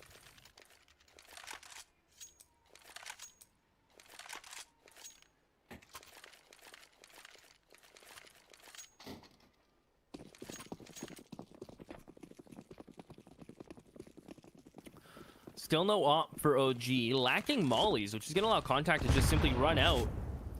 As Lenny had the spawn with the op, down to half health. What's funny about that is... Oh, never mind. Otto wants it back. I was going to say, what's funny about that is Lenny will keep it now, but Otto was very adamant on wanting that back. Unfortunate for Lenny. I guess Otto told him, look, you know the risk. You know that if you're going to peek that, you're probably going to take some damage.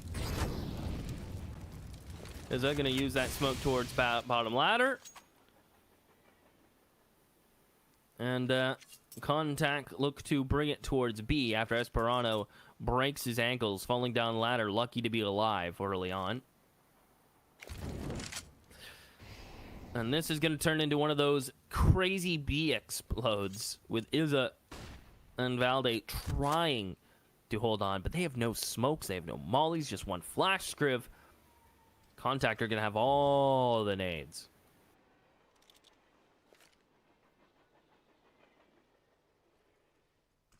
Yo.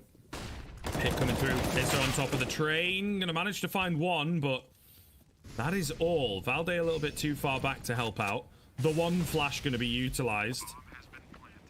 They're up close to this smoke as well. Oh, Letney is not giving himself away here, which might work out. Might come back to haunt him. Gonna push through the smoke. There's no one there, mate. He's trying to catch him off guard, but definitely gonna have to come back later in the round to Letney.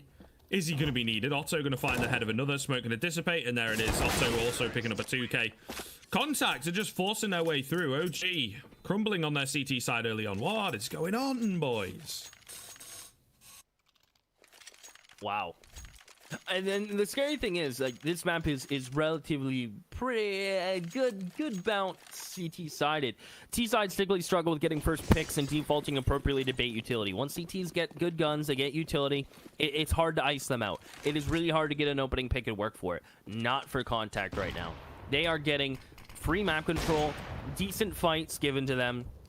And OG haven't had the utility. They haven't had the op out on Mantu yet. It's been very cut and dry. And the fact that Contact are already up to 4 rounds, Scriv, it's giving me Inferno vibes, but reversed. And 4, 5, 6 rounds. I mean, easily they could get to 8 or 9 without a problem here. So OG, once gun come back out, gonna have to start up soon. This is just kind of a... I use the word freebie, but very lightly from Contact, because there is always a chance of NBK or Lexi B kind of just popping off. But they're scrambling now. They're hoping to get a gun from Contact. Contact shouldn't hunt too much. But they're going to be at 5 already. And 10-5 you see a lot of in halves on train. But this can get out of hand real quick. But again, it's early days. I don't want to be like that downer. It's very early. I mean, yeah, but like it's really difficult, I think, on train on your own map pick. I would imagine they've got a T side prepared, but especially with CT like economy and how it works. Once you're down, it's like you're really down. I mean, Otto's almost at max money, so I think that kind of paints the picture. Harsh. Real harsh times for OG early on, and I think it's definitely affecting them. But taking a time out, hoping to get a bit of a mental reset going. MBK, this is where he comes in. Give him the big advice, give him the big pep talk. I think 5 rounds is kind of where you want to be capping Contact off. A 10-5, a 9-6 half is what you want to be aiming for here. And at the moment, Contact are already at a point where they're happy. They're fairly comfortable with the rounds that they've got on a map that they just don't really play. And they're kind of playing it like they don't really play. And it's catching OG off guard. More often than not. So we'll see. Hopefully this timeout is going to work out for them. The full buy coming in, of course. AWP in play. Valde getting aggressive. Mantu in behind him. This is nice. A bit of proactivity from OG to gain some early control.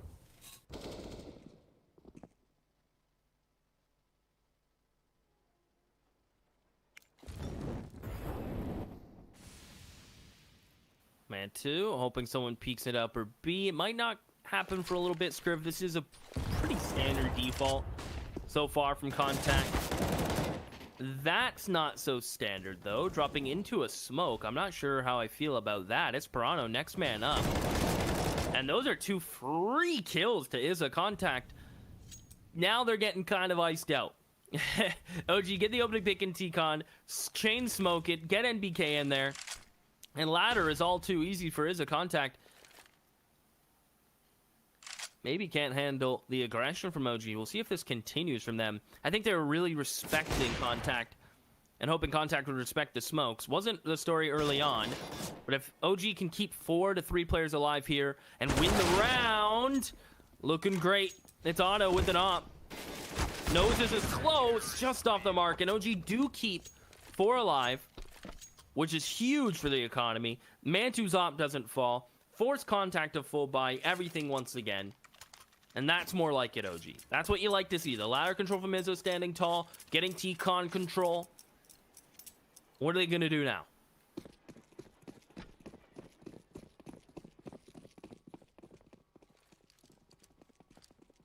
Well, hopefully keep it up. Is the main goal.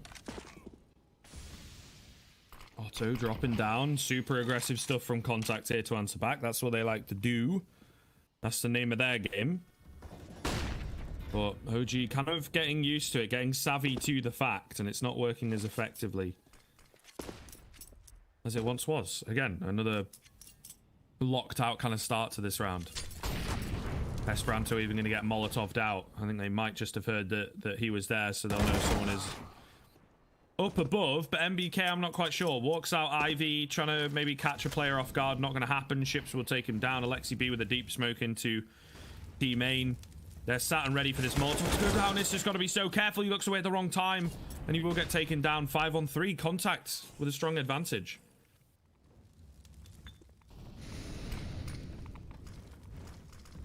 I smell burnt toast, Scriv. I hope that's not just me. As Alexi B close to E-box. Can he hang on? Banged out by Emmy.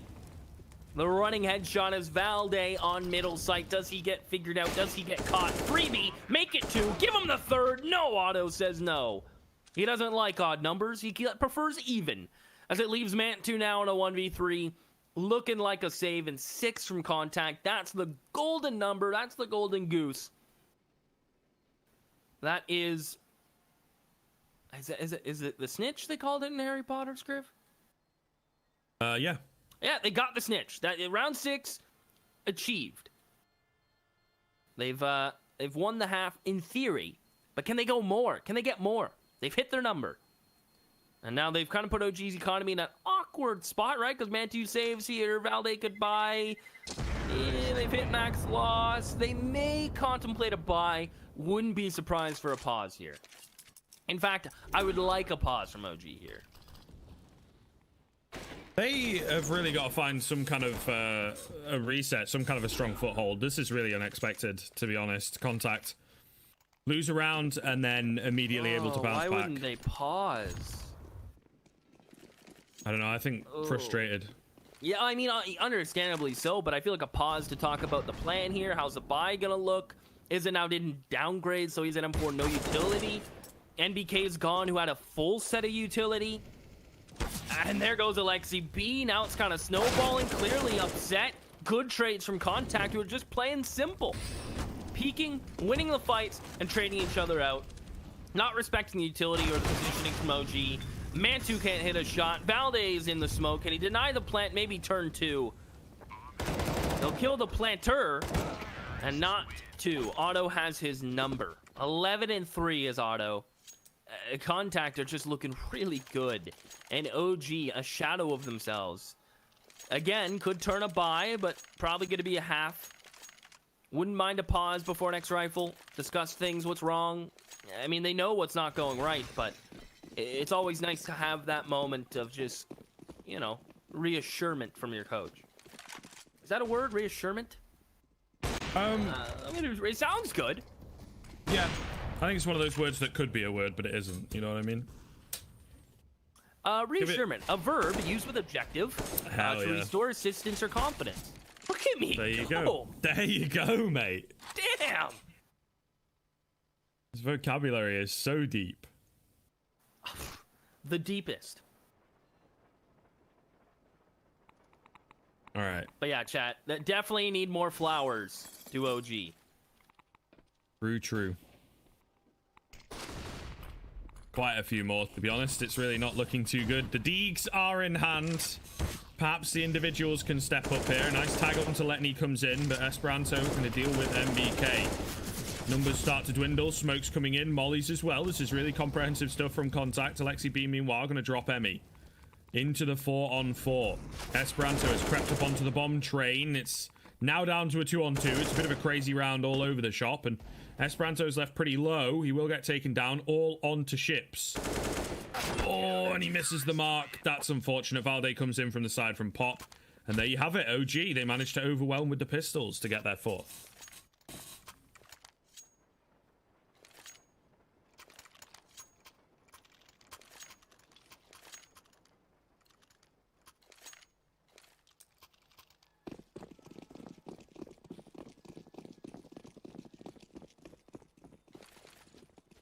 Well, at least the ops back out, Scriv. Can they work a pick? Can they get the first? Valde is done playing around. He is going aggressive in halls behind his smoke. He's made noise. And Esperanto knows he's on to something.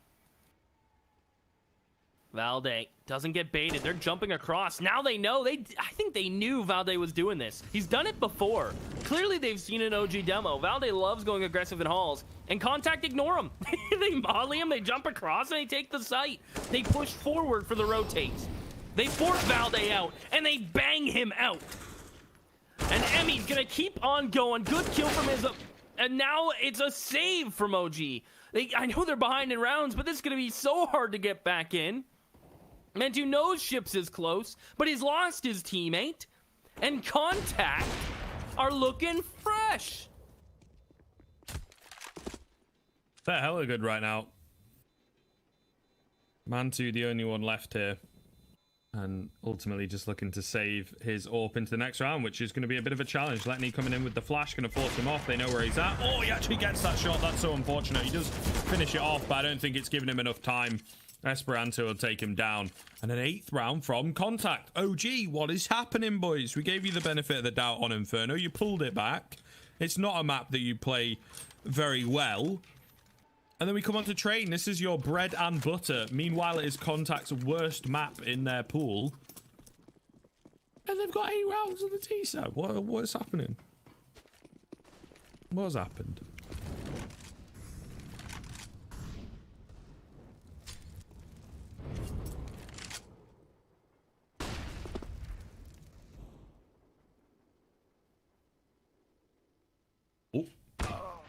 Mantu gonna get the best of Otto there. That's a pretty big one to be picking up, actually. Nice early frag, and OG have got themselves an advantage for the first time in a while, actually. So, pretty good stuff. Contact, how do they respond when they're on the back foot? That's the big question.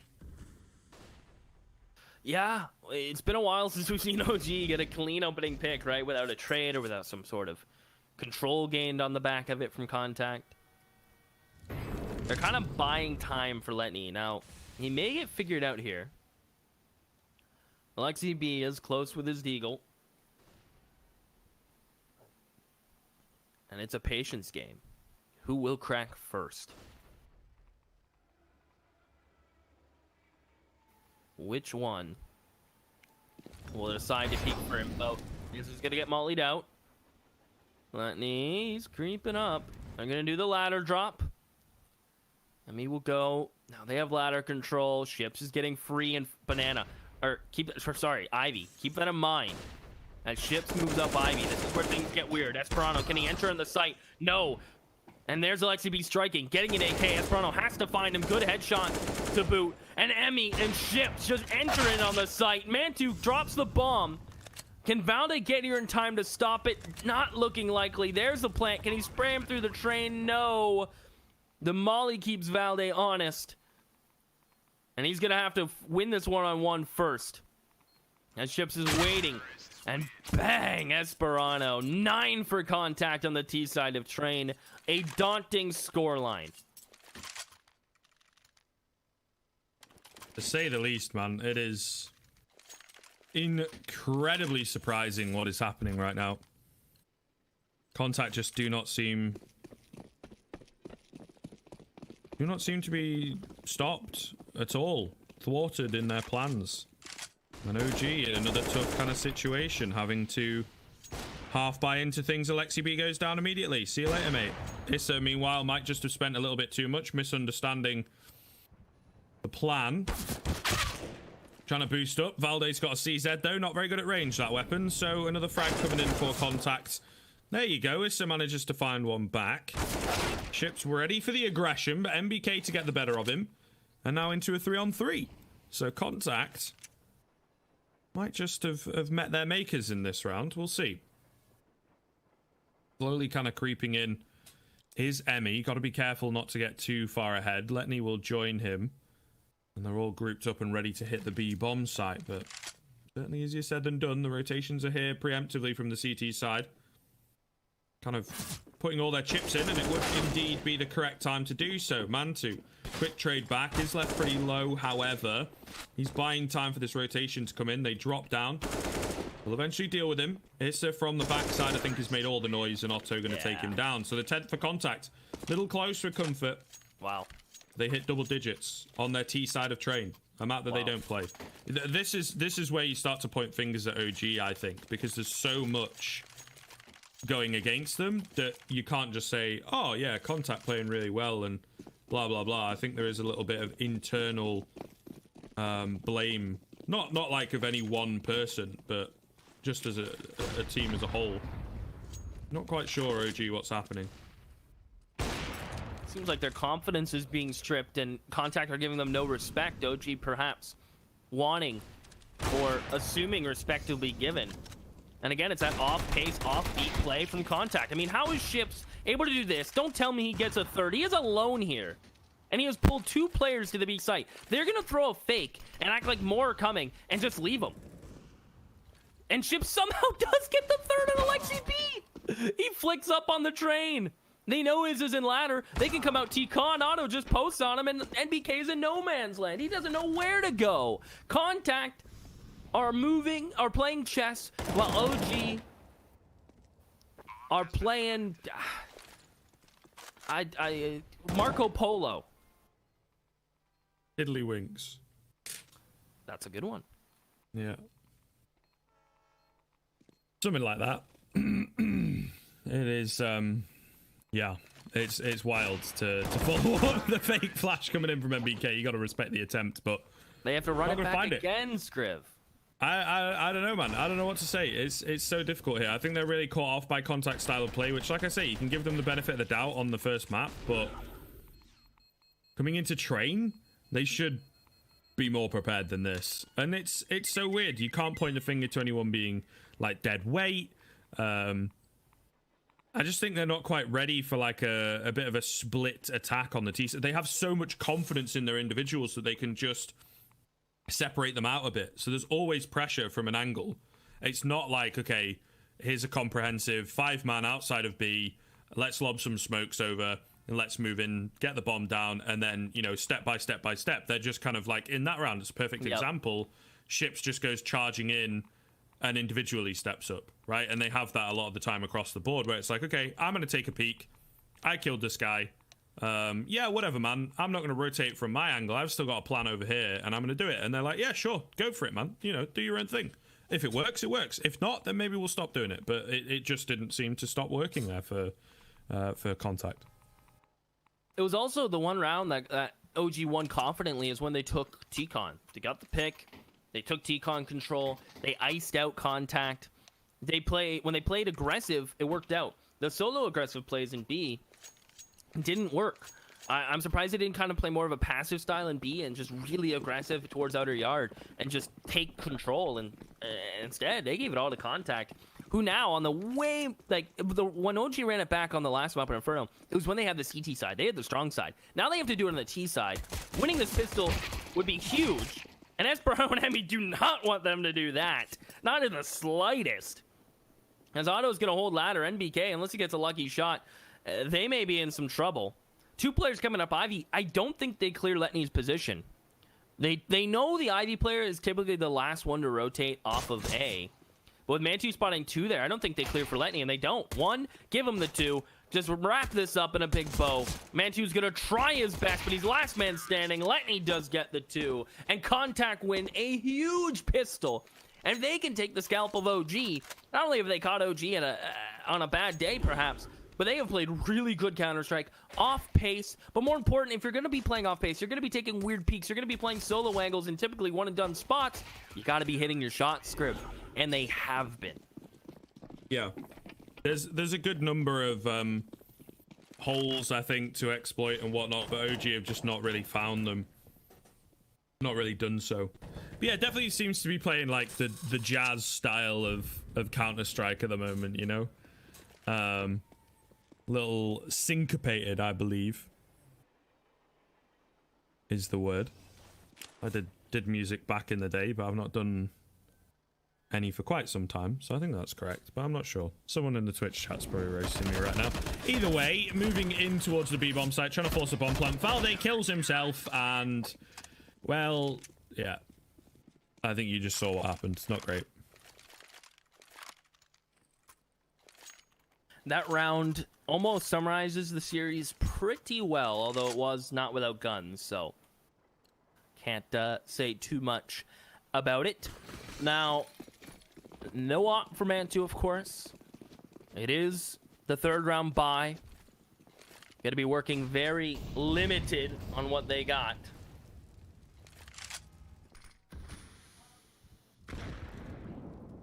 And it is just OG working a default. 2 are going to come up Ivy. And Contact have given this up due to the right side smoke, deciding to play a bit more back, a bit more safe. But Letney's playing such an off angle. Again, these are the angles they've been playing all game. Izzo's ready for it, though. Question is, will he be ready for the second coming towards stairs? That I do not know, Scriv.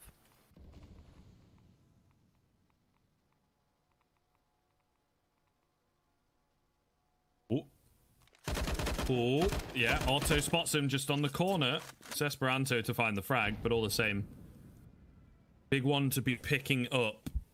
Evening things back up. MBK has crept out here. He's going to spot the back end of Emmy. Going to take him down as well. Spins around to pick up Otto. That's a nice 2k and an opening now into this round of 4 versus 2. Make it a 3 versus 2. Esperanto's got other ideas as he himself picks up a 2k. Back to all even, but for just a second. All onto ships. MP9 in hand. And he only knows where one of the players is coming from. And unfortunately, the MP9 lets him down. Valde will pick him up. And a 5th round for OG. Well, there we go. Good spacing from NBK to create space. Finds good angles.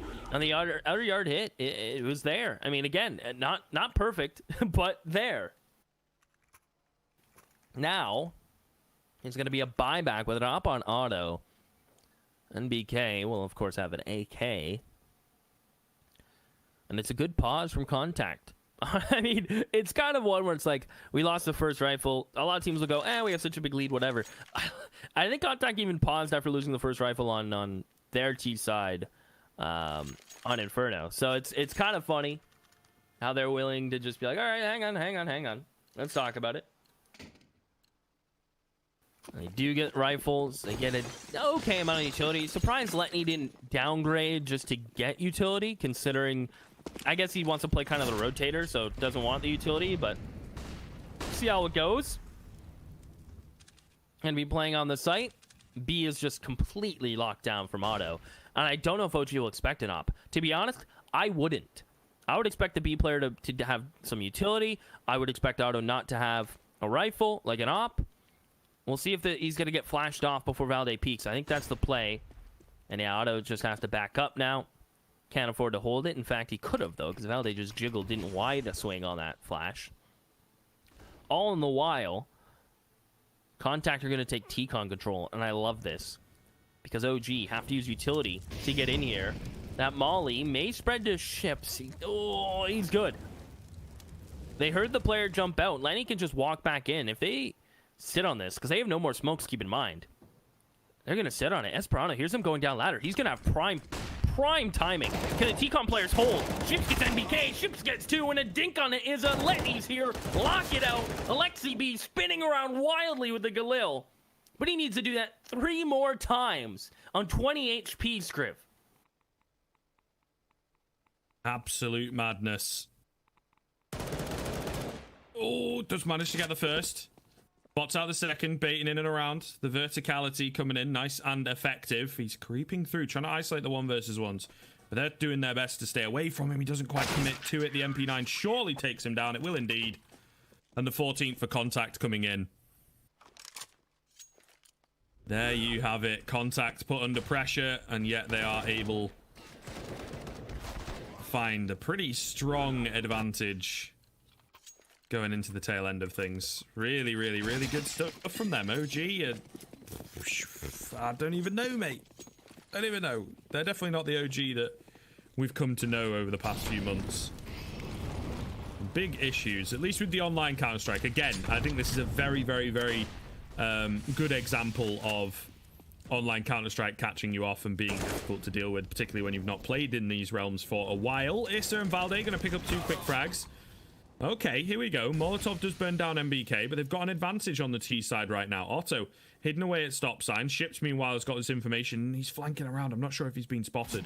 This could be absolutely massive. Okay, now he's definitely being spotted, and Mantu will take him down. All on to Otto, though. Has to be careful. This M4A1S is awfully long, so holding around a corner is a tough one, but he's creeping in between all 3 of them. Valde, though, with the double take, will spin around and pick him up. 6th round for OG. Okay. They may run it back again, Scriv. This time, again, on a harder side, on T side. Granted, the nice thing is your economy is always going to be a bit more affordable. You cannot. They haven't let contact hit 15 yet. So all signs point to a bit of an easier comeback, but I don't know if I'd even use the word easy, as it is going to be contact force buying here. It is going to be a double save, so they just go ahead and buy. And here we go. It is going to be OG splitting the outer yard. T-Con and Ivy. And Otto get a 1D. It's on top blue, not spotted yet. Let me awkward angle with the CZ. Otto, these D shots don't seem quite fair. He's going to come up for the AK. XCB not spamming smoke, not wanting to let his position known. Buying time for Izzo, who's coming through old bomb. Mantu gets dinked. They've lost track, but Izzo maintains. There's the AK of Otto. Are they going to keep fighting him? Careful, Lexi. Good damage. Ships winnable now with the MP9. Question is, how does he close the gap?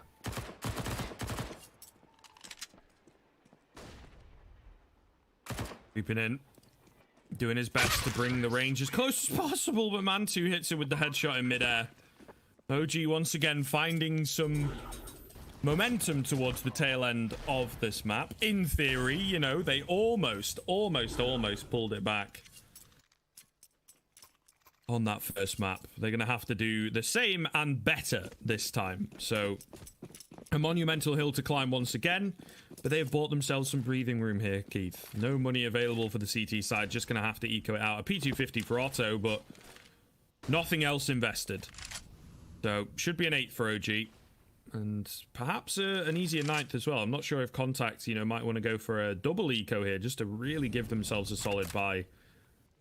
Going into what would be round number 24, but I feel like they'll go for it as soon as they can, right? Teams often do.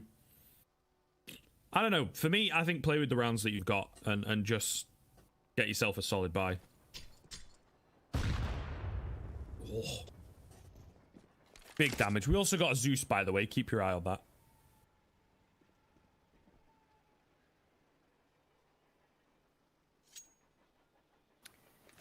Whenever there's a Zeus in play, I instantly cheer for it. Scriv. I don't know. Maybe I'm sick, but anytime I see a Zeus, I'm all for it getting a kill. So I'm hopeful. All in the meantime, OG just methodically taking out her yard. Letney will not escape, and the round will slip into OG's fingers, and they will grab it and move on to 8. I'm confident in that statement. Bomb has been planted. It's going to be an anticlimactic finish to this round, unfortunately. But it is the calm before the storm, I think. Between these two teams, there is going to be an awful lot of blood in the next few rounds. Don't you worry about it, folks. Just kind of taking a quick look at the scoreboard and everything. Don't think they have as much loss bonus as they would want. Would be up to getting the 2400 after this round. Like I say, I think they'll be comfortable to buy, but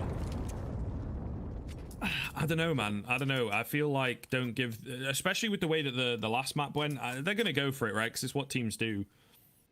But I think there is an argument to be made to just kind of get all the trimmings, as Mr. Bardolph would say. But It seems to be, of course, that they just want to go for it as soon as they can. And a timeout, so maybe they've got ideas here.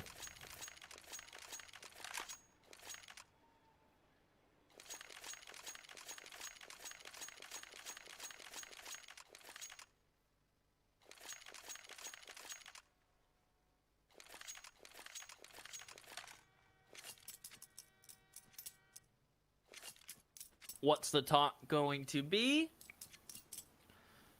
And it's gonna again. I'm very interested in to see Letney and Ships not downgrade. Reason being, mollies are really good on this map. Saving them for execute, saving them for early round, like use them early, saving them for executes.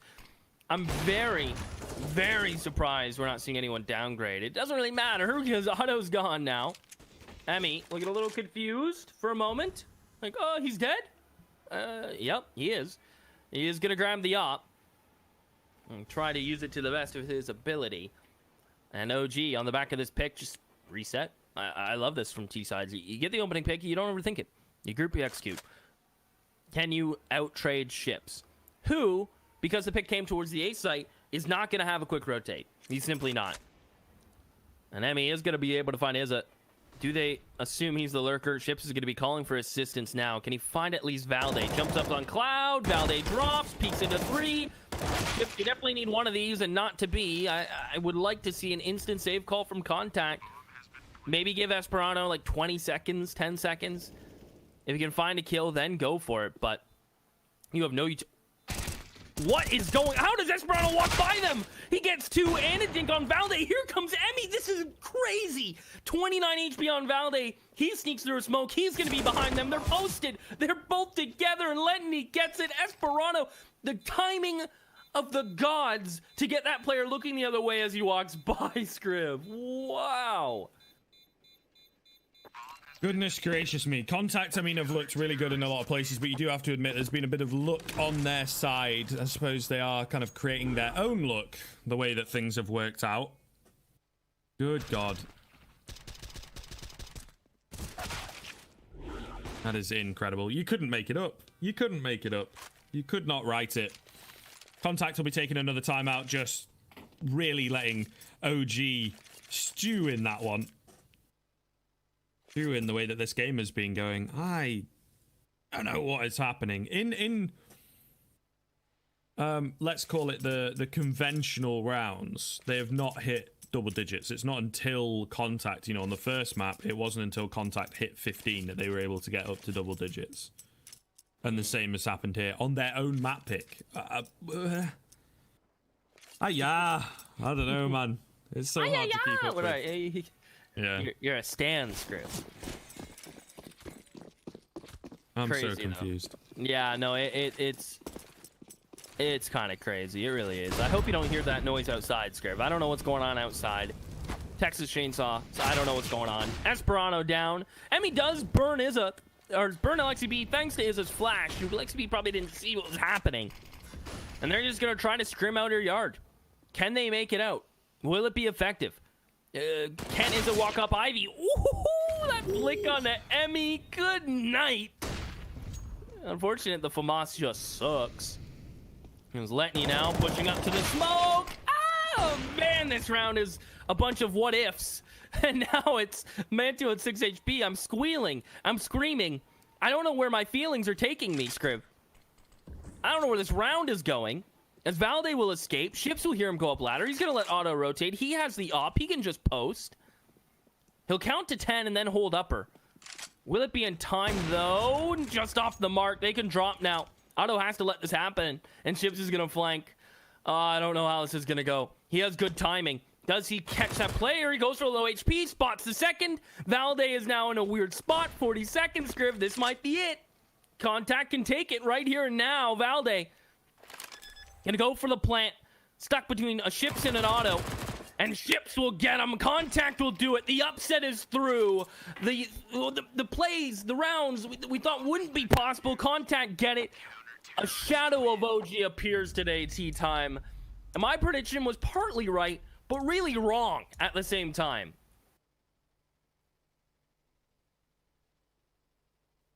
Well, listen, I'm checking everything, Seaside, but nothing's really showing up for me because I don't know what to say, man. I'm like Contact. They just took it away. Like all my notes, I had so many things written down on them. None of them's useful. None of them.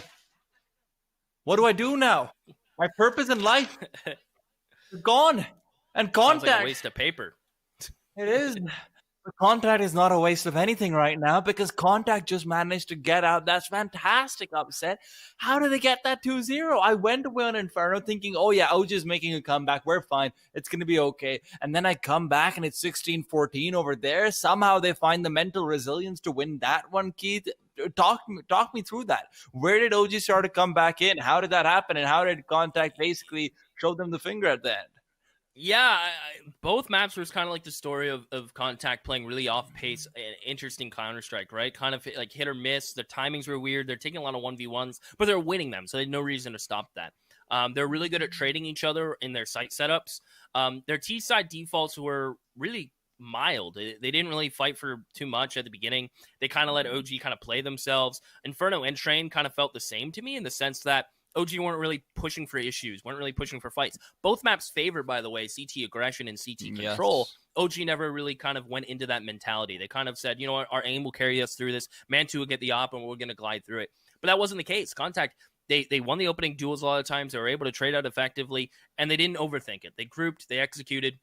They played very scrimmy and very in OG's face. OG, I'm assuming we're kind of banking on, we're OG, Contact will respect us. And that just simply did not happen. Well, listen, Scriv, now I need you to be the voice of reason to chime in over here. Is this really all just a conspiracy from Complexity to win another Home Sweet Home Cup? No, I don't think you could write that. Like we said it towards the end there were so many moments where like Contact were kind of lucky, or they created a bit of their own luck, or they're coming in with these crazy kind of rounds that no one really expects. Yeah, it was just crazy. It was just mad to watch. Like, it's really hard to break down and fully understand. And I think that's part of the issue, is that OG were not really able to understand the brand of Counter-Strike that Contact brought with them. Yeah. It was just absolute chaos in places. There were a few nice rounds in there, particularly on Inferno, you know, some good executes and things like that Contact had clearly worked on. But going on to Train, they just played it completely backwards. Like, you're not supposed to play it like that, right? You go out onto the B site with no utility. Who does that? No one does that. Like, why? I'm stood here with a smoke out waiting for you to throw something over the top, and now I've just been caught with a smoke out. Like, I think OG were very frustrated and never really able to get a foot back in the door. But then also, like he's saying, like, just too much respect. I think there comes a time where it's like, okay, we've lost a good few rounds here. We just got to play them at their own game. You know, rush into them or something, like push Ivy together. But instead they tried to like outbrain, and it's like MBK's like, okay, there's some presence over on B, so I'm going to walk up Ivy and shoot someone in the back. And it's like, no, Ships is watching it. Like, just because 3 members of the team are on B, where normally you'd expect all of them to be there, generally speaking, on the T side of Train, it's just not the case. It's just not the case because Contact do their own thing. They don't follow the rules, so to speak. Yeah, no, that's for sure. And Keith, if they were following the rules say that Valde and Man2 are supposed to frag out. But Train, those rules were bent. Those rules were broken. Inferno, those rules were kind of flimsy. But Esperanto, Auden, these 2 players just coming out swinging across both maps, winning every deal that came across them, getting every shot there. And I don't want to take anything away from Contact because the performance that was delivered from these 2, look, man, I have nothing to say about it, and I'm sure you do. I mean, I feel like OG kind of put themselves in weird situations, right? You're trying to do a comeback on the first map on the CT side. That's difficult in 2 reasons, because it's such a long run. Economy becomes an issue. You don't really have a lot of air bubbles. And it's hard, especially in a BO3. The first map's a comeback. Then you go into your map and it starts to become a comeback. Yeah. I think they got really deflated. I feel like Alexi B got really unlucky timing in a lot of situations. He was positioning well, but again, Contact were always seemingly somehow double teaming him or getting good timing on him. Valde, unfortunately, just didn't come online at all throughout the entire match. Uh, they just got shut down really hard. I think Context defaults on T sides just didn't get a lot of map control. And OG were kind of expecting a lot of weird, interesting map controls, but it never really happened. It was kind of just OG not really being assertive, not being ahead of it, and it kind of snowballed. And Contact, you saw they ran into B a couple times for free, ignored Valde, completely iced him out. I think that was a demo snipe. I think they saw that and knew Valde does like to do that. And they figured that out a couple times and took full advantage of it. Otto was just having one hell of a series. Toronto was close behind. Everyone from Contact kind of fit their role and played really, really well. Well, listen, we have to take a look at the brackets to see who exactly they're going up against next. It's going to be between the winner of Complexity and Gambit. And what a surprise, that is a game we have up next as well. So Complexity to face off versus Gambit youngsters to see whether or not they can come through to that semifinals, to see whether or not they can go up against Contact and decide what their fate will be. Contact have just defeated OG. The world is their oyster at this point, or at least the Home Sweet Home Cup weekend might as well be. With that being said, though, we have to be going to a short break very quickly. We'll be back in just a bit with Complexity versus Gambit youngsters. Make sure that you guys stay tuned for that, because after right now, that could be another upset over there as well. It could be upset central. So, come back soon.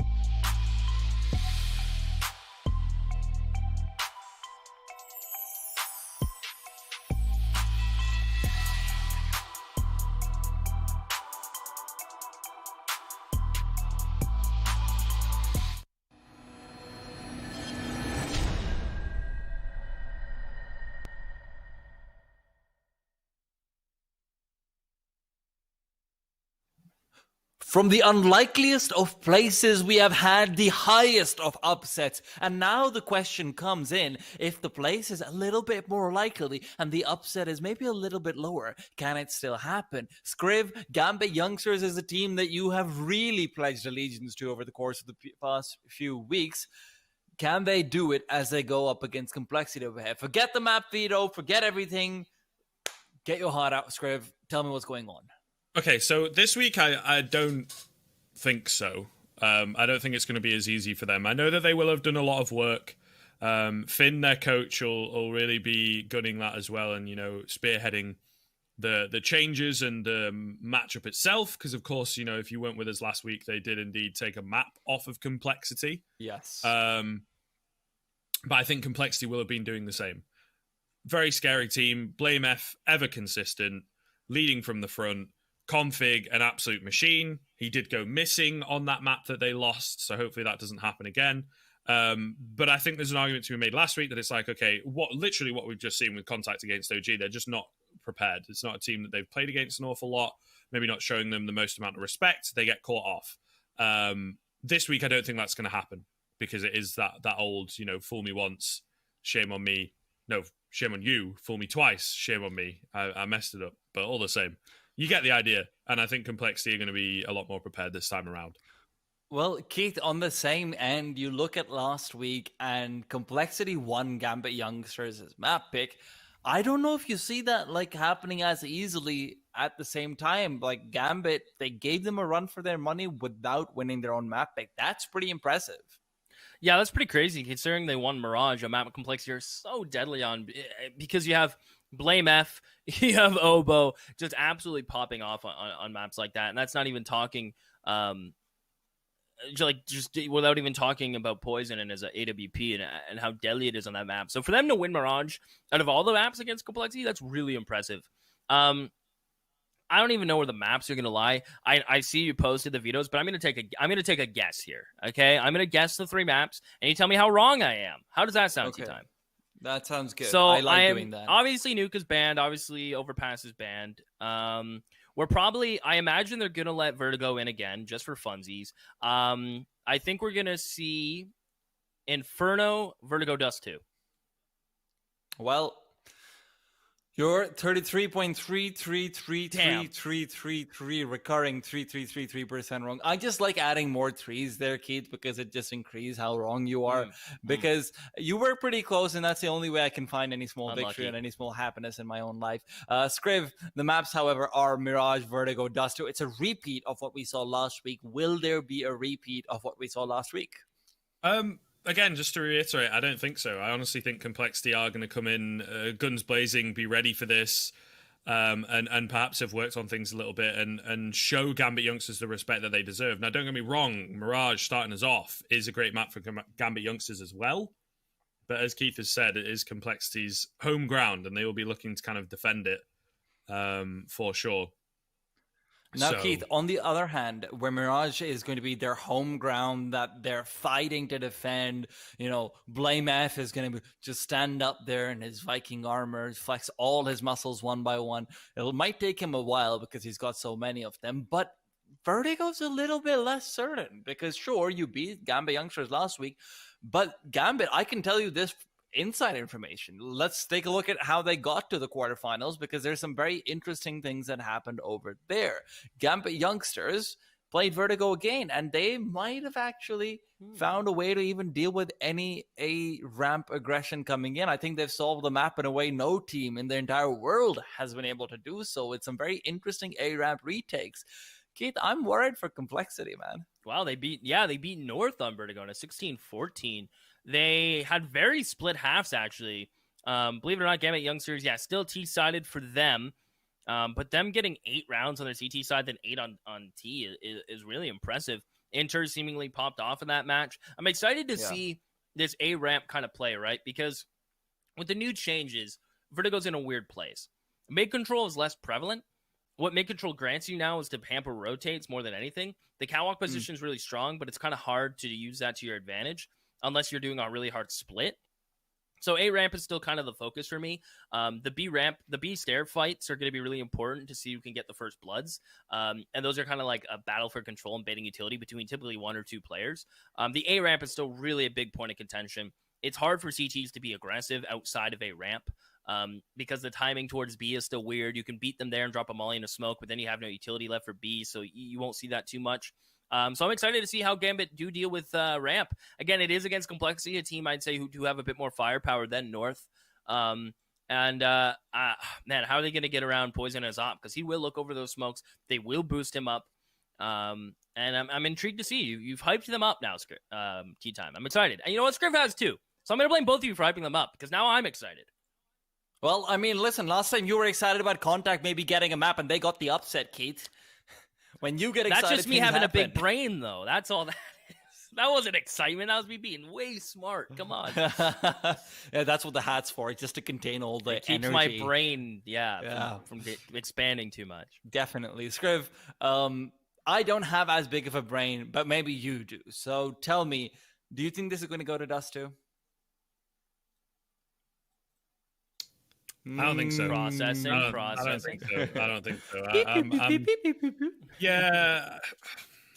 I'm thinking about I just think Complexity are going to put the work in, right? Sure, Gambit looking pretty good on Vertigo, like you say, but last week it was pretty decisive. I feel like maybe these changes or these new ideas that Gambit are bringing will make a difference in some of the rounds, but Complexity may well have done their research. I hope that they have, so that we don't see a repeat of last week, right? I think it's going to be a bit of a hard time for Gambit youngsters this time around. There's no benefit of the doubt kind of argument, unfortunately. So yeah, I think it is going to be a bit tough for them. And look, they've not really been playing an awful lot, just kind of in the home sweet home cup across the course of this week, and they've had 4 days since they made their way through to the playoffs. So they've had plenty of time to watch and to work and to kind of learn the matchup better this time around. So I think there are less excuses that we can give to them. So if it does come close, be even more sort of frustrated at it. But I just don't think that it will. Maybe it does on one of the maps. You know, they hit double digits here, Gambit youngsters, but I don't think that it's going to go to all 3 this time. Well, Scriv, this is me taking the ball back from you and taking it for myself. And I'm going to nestle this for a while because I want to see how Complexity got here within the group stage. So let's quickly bring up that bracket for Complexity, see exactly what happened. Because Complexity went across one of their very typical stumbles, which it seems like they are destined to do so, Keith. Every single week of the Home Sweet Home Cup, not failing one of them. Every single week, they lose their best of one. They lose it. Yeah. I don't know what's going on there. Maybe they just want more best of 3s, Keith, but you're the American. You tell me what's going on here. Tactical tea time. No, I mean, I think best of ones are always hit or miss. They're kind of hard to manage, right? Because you're going to land on a map that's kind of middle of your pool, kind of plays any other teams. But yeah, I don't know. I think Complexity thrive in best of 3s. I think they're a really good tea time, and that's my point. Well, if you're wondering why Keith started blabbering towards the end of it, it's because a knife round has started to begin. A knife round means one thing and one thing only: prediction time. Scriv, you've made it pretty clear you're siding with the 2-0 for Gambit youngsters. You caught me off guard there. No, it'd be the 2-0 for Complexity. I started nodding, so I was like, yeah, okay, he's just going to give mine quickly. Nah, 2-0 Complexity. Well, Keith, yeah. What have you got for me? Well, with Vertigo being second, I think that's going to be a really 50-50-ish, maybe more like 60-40 in Complexity's corner. But if I see Gambit youngsters come out swinging on Mirage, they could carry that in Vertigo. I'm going to go 2-1 Complexity, though. I'm going to play it safe. Okay. All right. I'm going to be giving a 2-1-2. Keith, drum roll, please. A 2-1-2. Gambit youngsters, and take it away, boys. It's time for the game. I hope that drum roll is good. I don't know. I kind of just pounded on my desk. It probably sounded awful. But hey, that's okay. We're going to be jumping in this one, of course. Complexity, Gambit youngsters. Mirage started off with a map where Poison's always terrifying. Just kind of takes control. And I believe Obo's the B anchor, which he doesn't really die without getting kills. So I don't know how I feel about it. Yeah, it's kind of what we were saying last week, but I am believing in Complexity. I'm believing in the method, believing in the process. For sure, I kind of agree. I think they, when they are on their A game, have a pretty impenetrable CT side. And I think that's where they're going to be starting, by the looks of things.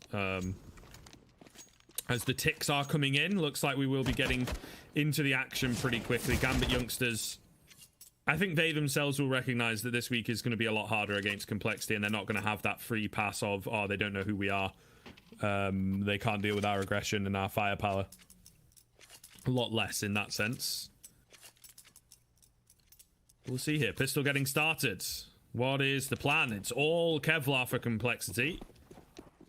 And a bit of utility brought up here on the Gambit youngsters side of things. The P250 hero in the form of Shiro. Early smoke coming in as well. It looks like they're just going to move straight out onto the A site. Over at triple is Obo. He gets gooshed out early on. Gets taken down. Nice deep connector smoke that they are ahead of. So really good stuff here from Gambit youngsters so far. Nice early pickup and a bomb plant to boot. Oh, madness pursues on the sun towards jungle here, Scriv. Rush in ladder room. Down 2 teammates, feels the pressure to make a play. BlameF is trying to bait the best he can, and turns does get dropped. Rush, the bait there. Ooh, and they do the 1-2 punt. 2 players net 3 kills. Can they get the kit? Bomb is ticking quick. I don't even know if there is a kit anywhere. Snafani trying to stay alive in a ramp. Oh, the bait tap doesn't work, and Complexity have to get out. As fancy and as much I enjoyed that 1-2 bait punch in towards window room, It does not work out. Gambit youngsters just keep numbers alive when it matters. They get the pistol.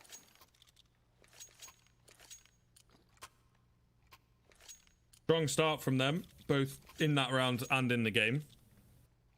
We'll see the buy from Complexity here, the force buy coming in. Scouts and Deegs, you know how it is. It's a fairly common appearance in the current state of the game. Early smoke coming in. Oh, Blame F gets tagged up. He gets that nade out at the wrong time. It's all good. He manages to survive. He was going to get smoked off anyway. A nice early bit of damage for Gambit youngsters, but no frags as yet. Waiting to try and catch off some aggression. Smoke's going over. One at jungle, I believe. Just goes deep enough for jungle to keep them guessing here on the CT side of things. Gives them a bit of obscured vision at connector as well, so they can cross over. It's going to be a B split coming in. Nice shot from Config on the Deagle. This is what we like to see from him. See whether he can get a few more. Not looking too likely. Going to go for the commit and will get taken down. Blame F meanwhile hidden in the smoke, playing with fire. Axile will take him down. 4 versus 3, and with 2 scouts, you don't really see them doing too much more.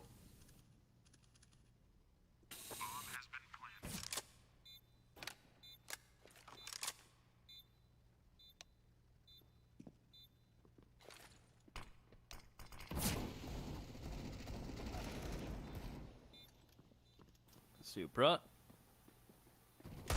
Gonna jump on in. Oh, boy. Ew. I thought that would have gotten the job done, but it doesn't.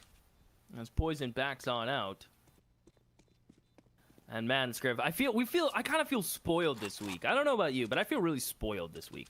Complexity, right? Give it youngsters, OG, contact. I feel so spoiled. CS. We're gonna have some great CS, and this match should be no different. Gambit youngsters, a team that's impressed us. I think anyone and everyone should be impressed with Shiro specifically. I bet the Gambit youngsters team could beat the Gambit team, if there even is one anymore.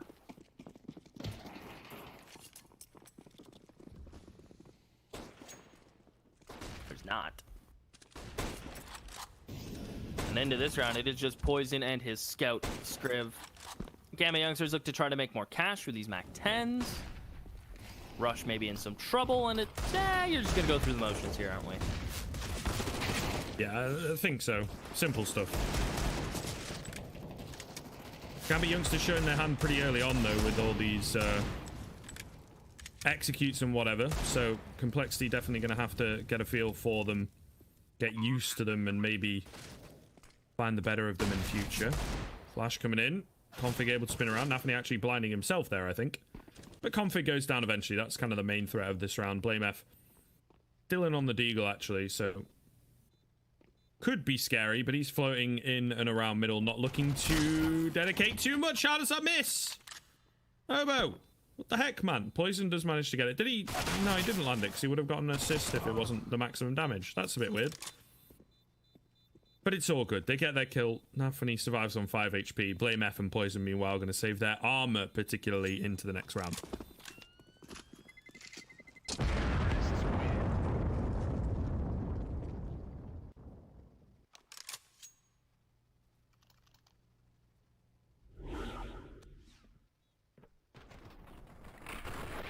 Oh! It went in between the legs! Hate to see it. What are the odds, though? That is just so unlucky, because I think he clicked right when he was in between the legs, flicked up.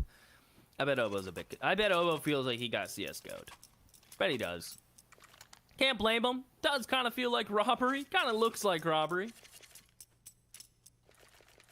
But that's okay. And here we go. We will have the scout on Poison. He is the type of man that would rather scout than rifle, Scriv, even given the money to do so. While Complexity will get M4s and everyone else. Blame F has to be different with the silence, but I respect it. Config hits the catwalk jump, consistent as always. And we may see a top mid fight here. Poison, good flash to get him off the angle. All in the while, Axel just dumped his entire utility set towards B and baited the molly out of the B player. So Rush doesn't have a molly anymore. The catwalk player in config, I believe it was his molly. They still have smokes, but a good beta utility and Complexity don't really know what's going on. They've almost conceded map like mid control right out of the gates. Certainly strange to see, giving a bit too much room to Gambit youngsters, perhaps. Big nade damage being done, though. Flash going to come over the top. They're not really thwarted here. Obo finds the first onto Axile over at ramp. Does get traded pretty quickly. Blame F, though, coming in to help out. We do, of course, have the scout of Poison config tight in with Blame F. What's happened here, though? They've kind of split up, and it might just have cost them. Blame F just sat inside the smoke. Come on, do it to him, Blame F. Come on. Poison, in the meanwhile, is like, hello, Blame F. He's fighting a load towards sight. Poison's doing it all. He is doing it all. Scriv, it is kind of wild. Blame F's like, yo, hang on, don't fight. I got, okay. They're all dead, and it's Poison doing it. I mean, I shouldn't be surprised, though, Scriv. I feel like I say this every time I commentate Complexity. Like, Blame F is playing the long game, playing it smart. Poison's just like, hold my non-alcoholic or perhaps alcoholic drink, Scriv, depending on the time. I mean, it's 11 o'clock here. You can serve now, so everything's fine. Yeah, it's like 5, so you know it's all good, man. It's pint o'clock. Exactly. End of the workday. Get to pub. That's what they not at the moment in the UK, but you know, everything's shut, mate. That's true. Terrible. It's terrible. But also it's not, because I like to be able to breathe, you know?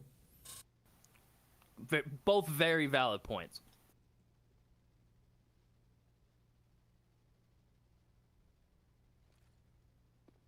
Be quiet one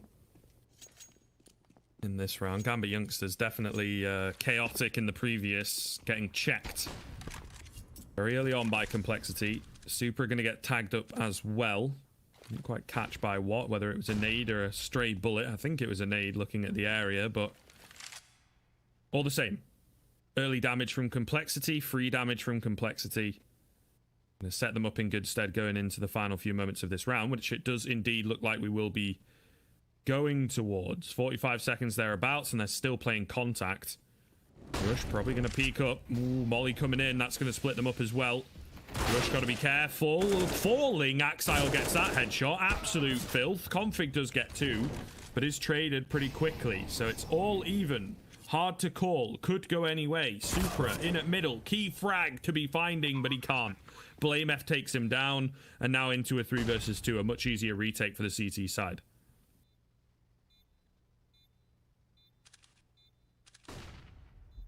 Shiro jumping up with the op. Oh, threading the needle between the two. And he can't land a shot. Poison's got him. Ovo finds interns, and there's so much chance there for Gambit. They're given the fights. The op had a couple of freebie shots to try to land, and it's just off the mark. Good movement for Complexity. Kind of jumping all over the place, making things hectic. Gambit youngsters have been halted at 3. And Config, those are 2 huge kills. If he goes fragless or only gets 1, that round could turn completely different. Complexity breaking up the double op. Gambit youngsters talking about perhaps if this is a buy with the plant. I'd like to see Inters go for a hero AK. I guess he wants the op perhaps next round, but just Eagles, not even armor. They're being very mild about it. And now that they know Config has it op, he's going to be playing towards Cat. It may impact their decision come rifle, what they would like to do.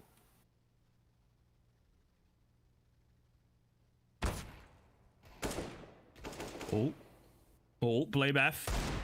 Watch out, your head's sticking up. Takes Nafany a couple shots, but all the same.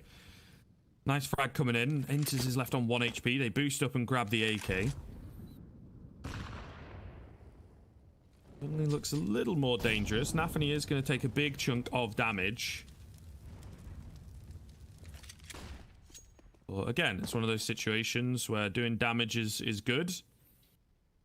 Kind of a question of how Complexity deal with it now. I think it should still be fine for them, honestly. But grouping up outside of B, Gambit Youngsters going to try and give the B bomb site a go. Rush is kind of alone for a split second. The rotation coming back in from config from short, so no way they could have really known about that on the Gambit Youngsters side of things. Rush has got to be careful though. Gets up close and personal here. Big nade coming in. See you later, Nafany. Inters is somehow still alive. His teammate sacrificed. He dove on the nade. Get down, Mr. President. Supra with a quick flick onto Rush. Meanwhile, they can get a bomb plant here, and any more kills, they can be really happy with this, actually. Config is left pretty low. The rotations are coming in, but Config's going to fall. That's surely going to be the bomb plant. Poison with the wall bang, though, of course. The plant will indeed just about come in, but surely Inters does not get this done. He does not. However, a bomb plant and 3 kills for the investment that they had there is pretty big. I'm surprised they're able to get that far, if I'm going to be honest. The way they got picked early on, and then it seemed like it was all going to fall apart, but heck, well handled. They do get more out of it than I thought. And now, no more double op for Complexity. They lose one. Gambit Youngsters get one out on Shiro. And still money left over. Where is Shiro going to work with his op? He is going to flash for his teammates in mid, and perhaps head back towards A, or work a B pick, or come out mid late. It's a very standard default for Gambit Youngsters. One player holding A push, the rest coming towards mid, and of course the one player holding B. They get out towards mid without taking any damage, without taking any shots. They will go ahead and, of course, smoke window, which I think they might have missed their initial window smoke, which is kind of unfortunate, but no capitalizing being done by Complexity. And in fact, an opening pick. Rush gets caught. He thought he had good timing to push them through B halls. In fact, he was wrong. And Gambit Youngsters in their default not only have mid control, but now the first blood scriv. And Config's gonna try to even this up. Oboe does. Now Config's push is almost not needed. Do they expect Blame F to be here? I sure wouldn't. Oh, patience. Okay, he gets one. He was waiting for more, but no more come, at least early on. I'm gonna throw the smoke down here so he can escape unscathed and still kind of stick around, play underneath the belt. Shiro will take down Poison. That kind of throws a different idea into the minds of the Gambit Youngsters. They will look to move towards the A site. And now Blame F, unfortunately, his super cool position. It's not really going to be utilized, and it looks like Gambit Youngsters will get a 4th on the board.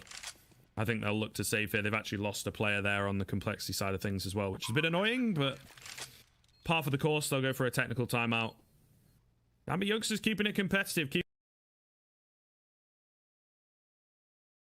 it close. So seemingly Complexity have not completely learnt from their previous meet.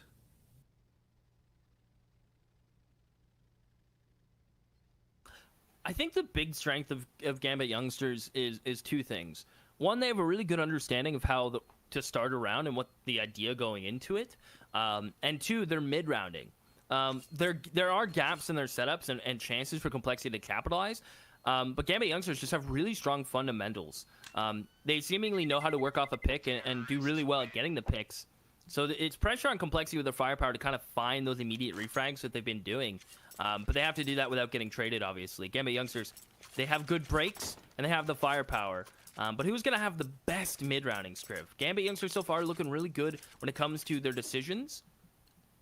But obviously we know Complexity is Complexity, so... Complexity are indeed Complexity. So pretty spicy stuff from them. And here it is. Blame F looking to get spicy. Does big damage. Big nade. See you later. Oh, he went goes flying. absolutely flying. Yeah, that's funny. He's a ragdoll. Got real messed up. So not a good way to go out at all. Oh, they walk into each other in the smoke. Oh, does he? Oh, they don't know. Oh no, neither. Rush is going to call it's clear. They're going to full rotate off, but at the same time, they're going to call that B's clear, and the bomb's going to start heading back here. Does he have his knife out, though? Does Shiro come here with a knife? He just threw does his only have a op out. P250. Yeah, okay, he he does. was getting rid of his orb. Oh. Okay. Yo, how does Shiro assume that? I guess he's like, hey, underpass is open. They could push up through that. Yeah. But look at Config. He's running on the B site. Not a clue. What a interesting round how this plays out. Shiro, though, awareness through the roof, though. Let's be honest. That's kind of crazy.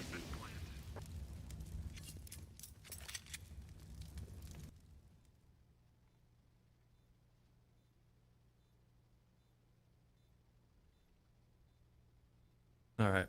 Looks like they are indeed just going to have to gather their bearings with this one and stomach it. It's a nice start, but yeah, just an unfortunate turn of events. Really throws them for a loop here. Poison going to try and look for something. Okay, I was going to say it might just get some timing, but they are fully booking it out of there. Straight into Blame F, actually. So Shiro going to lead the way. Going to get checked. Will peek up. Another one for Blame F. No, not going to happen. Super will take him down. Obo's saved his armor, but the M4 does not get saved. 5th round for Gambit youngsters. Starting to edge ahead a little bit here. Complexity are going to have to get this next rifle round under their belt.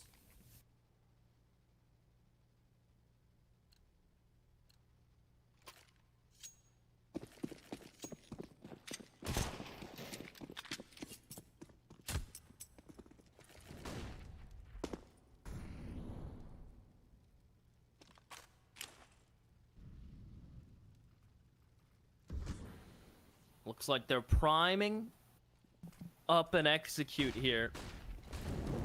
It's going to be everything they got. The typical smokes, nothing creative. Obo, though, not a chance to fight back. Axel finds him right off the get. And unless Poison can find a good kill here, or Gambit youngsters give something up, Complexity may actually be toying with the idea of a save. As weird as that might be, it may be on their minds.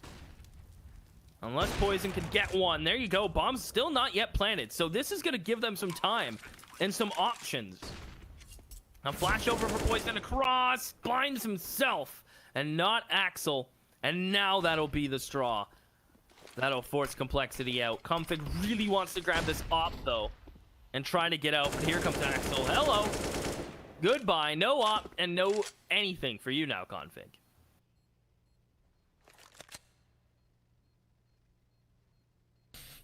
Complexity are somewhat disappointing me.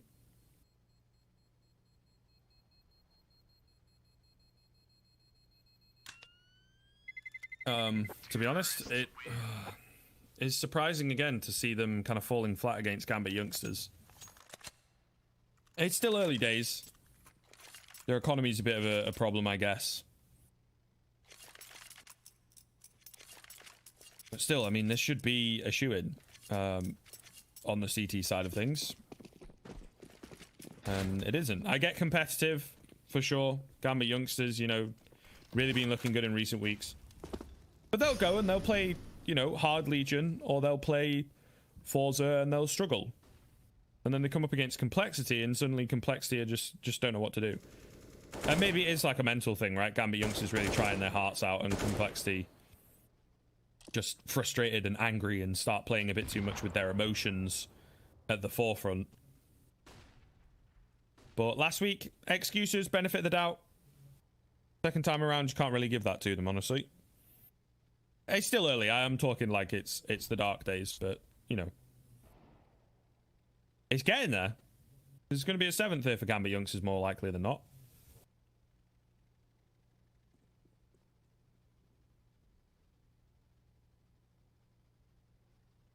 Getting a little scary if you're a Complexity fan.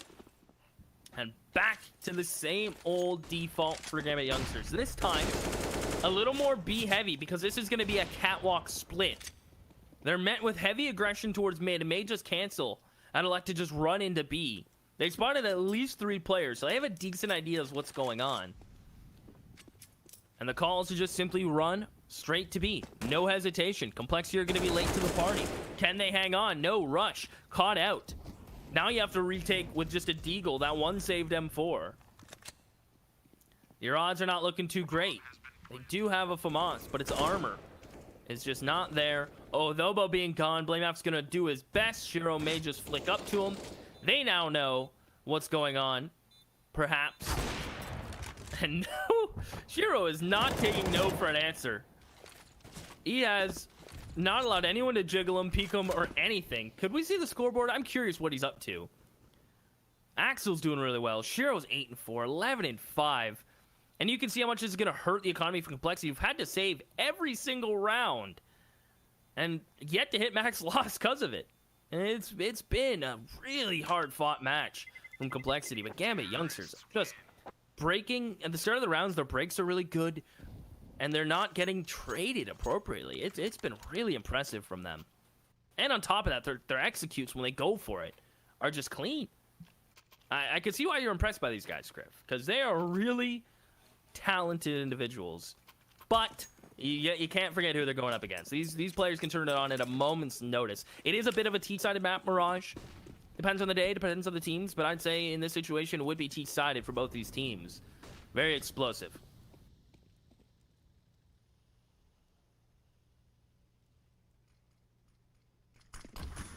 Yeah, they're scary. They are really scary. And here we go. More explosions coming through in a lot of different ways. It's Poison and Obo, though, who are the ones that find the frags. Nafany's still alive. Does get one in on the site, but Obo able to trade him. Does need to be careful. He gets tagged through triple. Sure, it's a 4 versus 2, but you don't want to be giving too many chances across. And now they have kind of slowed things way down. Oh my god, Shiro, what? What? Dude! I don't believe my eyes. He What has is just happened? wild. I can't wait to see a replay of that. Dude. He is just out of this world.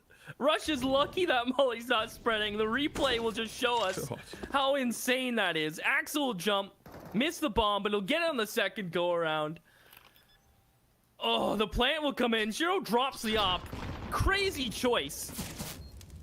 As now Axel swinging, gets the headshot. How does he hit that? Blame F. Sees one player goes CT. Does he know the other is crossed to default or triple? It seems like Blame F is aware. He wins the first. Can he actually steal this away from Shiro and Axel? It would not be fair. It wouldn't seem fair. And without a kid, he has to smoke and take the fight now. And Axel posts, and he's got 2. That round from Gambit youngsters summarizes how terrifying this team can be. Look at these shots. Are you kidding? Are you kidding?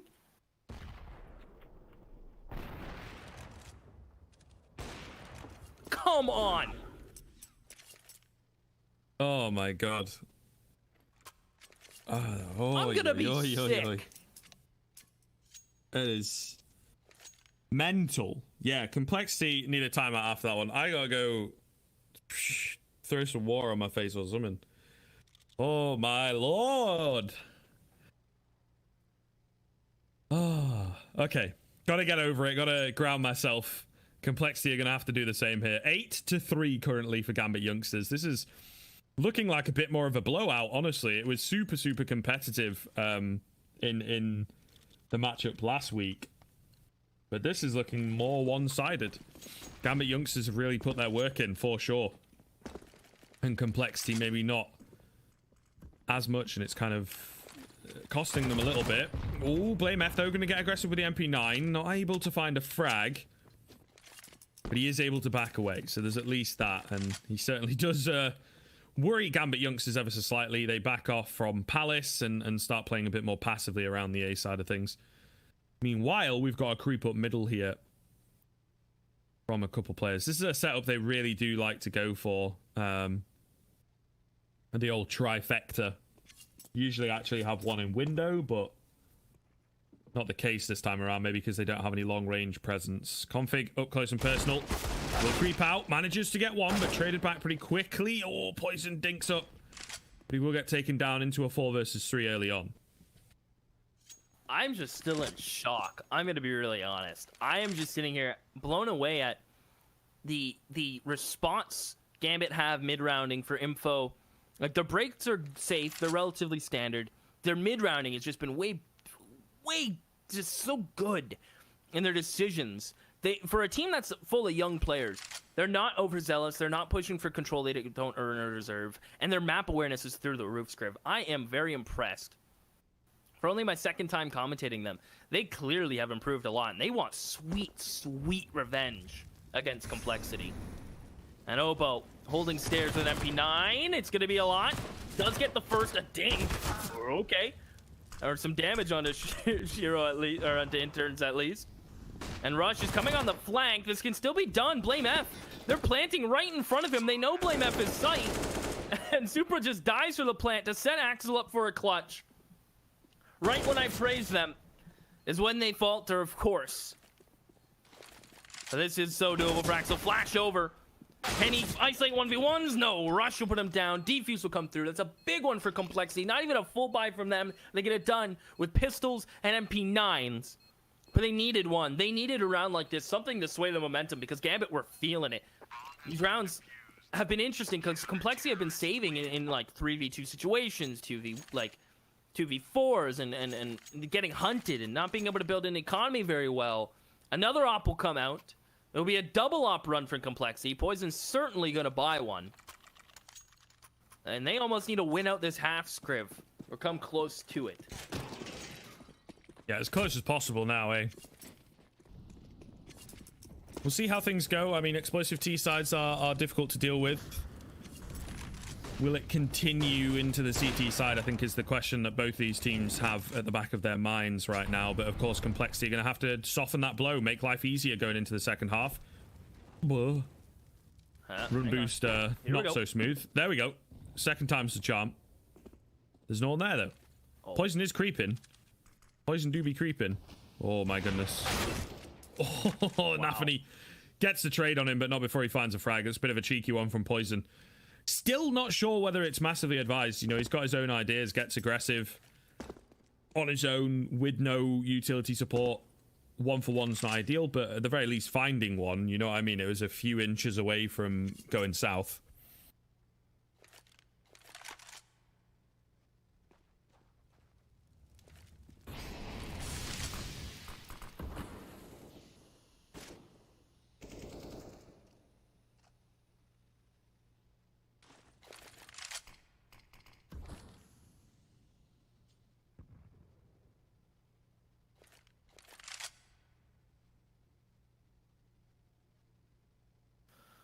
Well, 4 players for each, Scriv, and Gambit youngsters.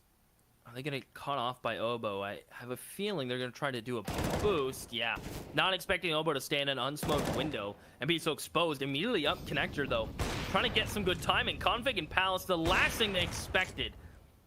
They'll at least get the plant for themselves in post-plant situation, but they are out of utility. And Inters, that's a big fight to win. How do they deal with Config? Because now he's kind of iced out. He's mollied. He almost has to just wait this out. And Rush and Blame F, do they wait for them? Do they fight? What do they do? They have no utility to flush out Shiro and Inters. And if Shiro's alive, the round certainly is too. He'll be playing around the smoke with his op. There goes Inters. Can he find the defuser? Spray transfers off to the Deagle. Does Shiro go? They're off the bomb. He can't hit another shot. They'll get back on the defuse, and Complexity get a couple going. They'll get to 5. They can keep getting more, but Gambit youngsters are nearly set for the half money-wise. You know, they are set for the half money-wise for the most part. They've hit their number, and now it's Complexity to hit quota themselves. And this match, this series is going to deliver, I can just tell.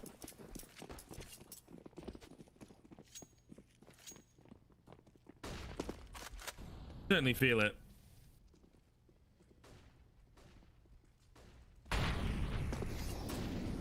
Okay. Axile is so far ahead of anybody else on his team. Meanwhile, Blame F pushing up middle is absolutely robbed. Super is left on 8 HP. He's so mad. Axile's made it out. Does Rush even know? Rush doesn't even know. What has happened here? Absolute madness. Config misses that shot, gets it the second time around through the wall for good measure. Now going to reposition, misses that shot.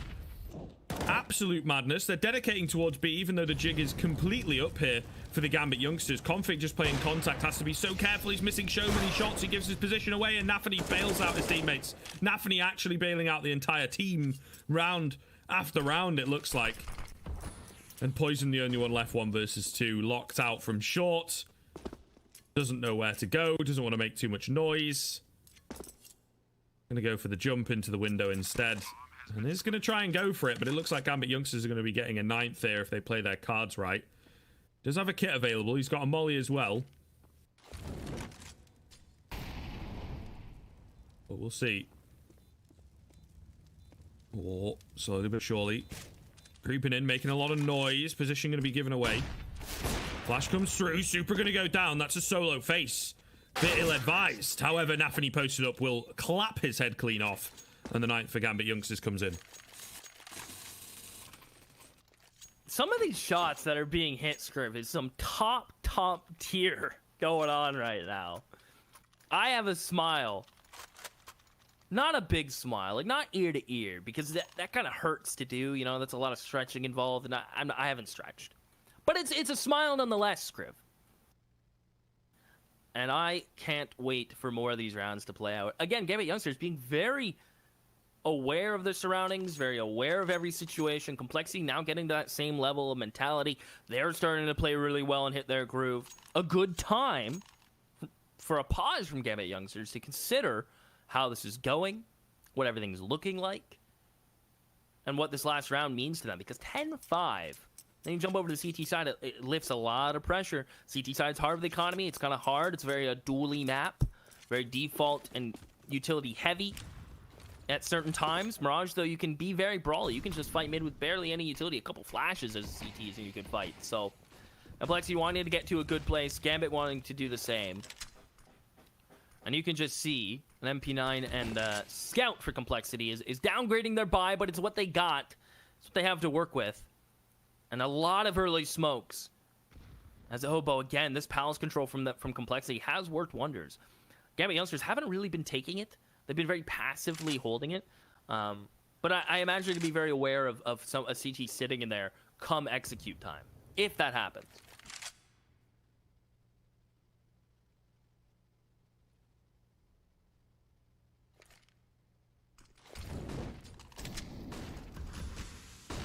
Early utility being expended here by Complexity. A minute left. They are dwindling in that respect. Super in at window. And the catch off the rotation does indeed. Mobo's picked up Nafany, so it's still all even. Poison goes through the smoke axile ready for him. Mobo gonna fall.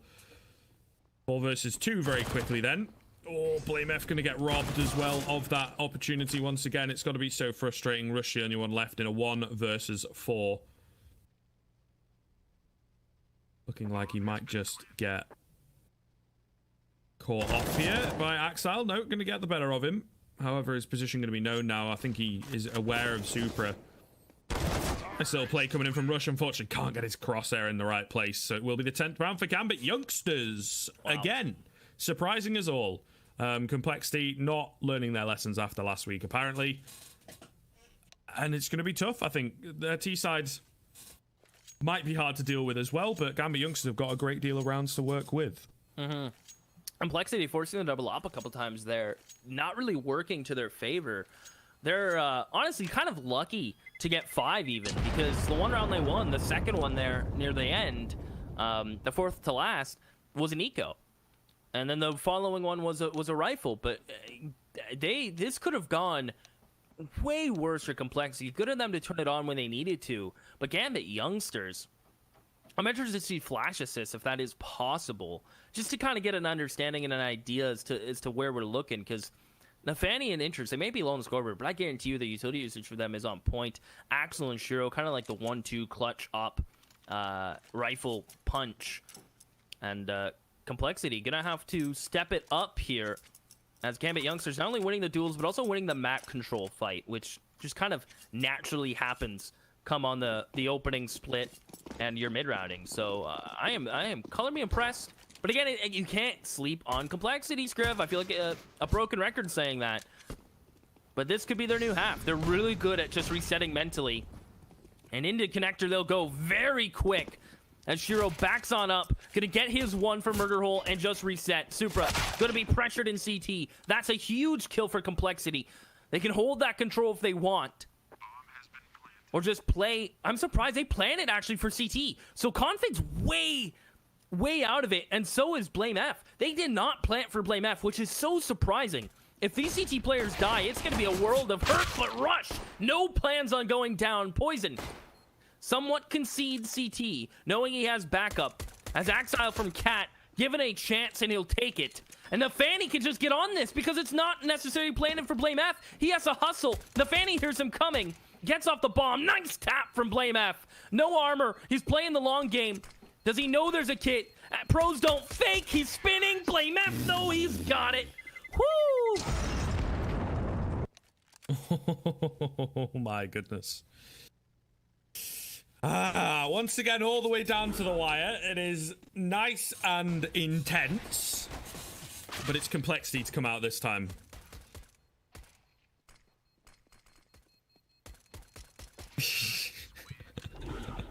On the old hitboxes, I reckon he gets that defuse, but thank Mr. Valve, they fixed them long ago. And Gambit youngsters not left with many options. P250 and a nade for everybody. Shiro's got a bit of armor in, which is interesting. Being the AWPer, you would have thought he would be a bit more conservative with his cash money, but not going to be the case. Ooh, the nades, though. They both land. Touchdown on the second one there. Config has no idea what has just hit him. They'll start to charge into the A site, however. He's going to be annoyed, sure. But it looks like they might just have sorted the round out itself. A control coming in. Nice little peek from Nafani. What the game plan is here. Poison going to find the pesky man, and Poison going to finish the round as well. So all good. They lose a couple players, but survive with that bare minimum of 3. Get a bit of money rolling here early on. Gambit youngsters, meanwhile, I'm going to buy into this. Yeah, I think they kind of messed up in the previous round with the way that they spent, and it's going to cost them in a big way. They didn't really force, but they also put them in a position where they can't buy into this round. So a weird kind of limbo. It's kind of like a weird situation where they kind of lost out on a rifle round, right? So it kind of sucks. Their next buy will have everything they need, but in the long run, I wonder if it'll get them an extra or miss a rifle round. Now, they do have the nades. I wonder where they're going to be used. Perhaps waiting to see if they can toss them in connector. They're about to be mollied, so these nades are going to get thrown to a ramp. Obo's never run faster in his life. And Config and Co. coming through the smoke. They'll just clean up the sites. The nades were the only hope, and they only deal damage. They don't get a frag, Shiro. And just a USP. And that is all. 8 for complexity to close the gap to 2. They've made some cash from these SMGs. I don't think they'll upgrade, though. I imagine... I'm feeling like a Halls pop from complexity, perhaps, or a quick B hit, like a B split with the rifles going Cat, the Mac 10s going Halls. Something along those lines, I think, would work beautifully for complexity here. And since I have such a big brain, I'm right. Not to toot my own horn, Script. Yeah, I mean, that's kind of how it can work, but gotta be careful. Speaking of careful, the CT side have got to be very careful of this rush coming in. It's working out initially for complexity, 4 versus 3, but very quickly being brought back into a doable situation. Bomb has yet to go down, but Poison over the flames is able to catch Nafani off guard. The bomb now will be planted, and Shiro and Supra looking to save. I don't know if you noticed what Poison did there, Scriv. It was kind of hard to catch with the X-ray, and hopefully the replay will do it justice. Hopefully we can get a replay of I believe it was Nafani at door. What Poison did there was super like 300 IQ. He jumps like he's going to Van to jump up on the box to fight him. So he goes to back Van, jumps to show his head, jumping to the right, and immediately runs to pillar and peeks. He gets Nafani's crosshair up to hold the Van angle, and then when he peeks, his crosshair is too far up for him to pull down in time, and it gives Poison such an advantage in that fight. I really love the little things like that when I'm able to notice them. When I've had a couple coffees, and I'm like, wow, that's really smart. So that was a really cool play from Poison, who, by the way, is 16-9. And Blame F is 13-6. So having to save on their first half, but putting up really good, smart plays so far into this half. Another buy around the save from Gambit. It seems like their money management has paid off. The op will stay in Shiro's hands, and we'll see if we can see more smart plays like that. Yeah, hopefully catch it. The big brains of complexity the Juggernaut.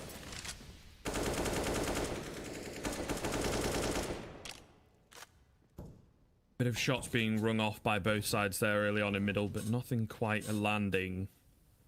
Gambit youngsters have definitely hit a brick wall coming into the second half. This is a little bit what I feared for them. But they did have quite a large cushion to work with, throwing away a round or so. For it, though, going to take him down. That'll be the B hold falling, and I think they might just call to save once again on the Gambit youngsters side.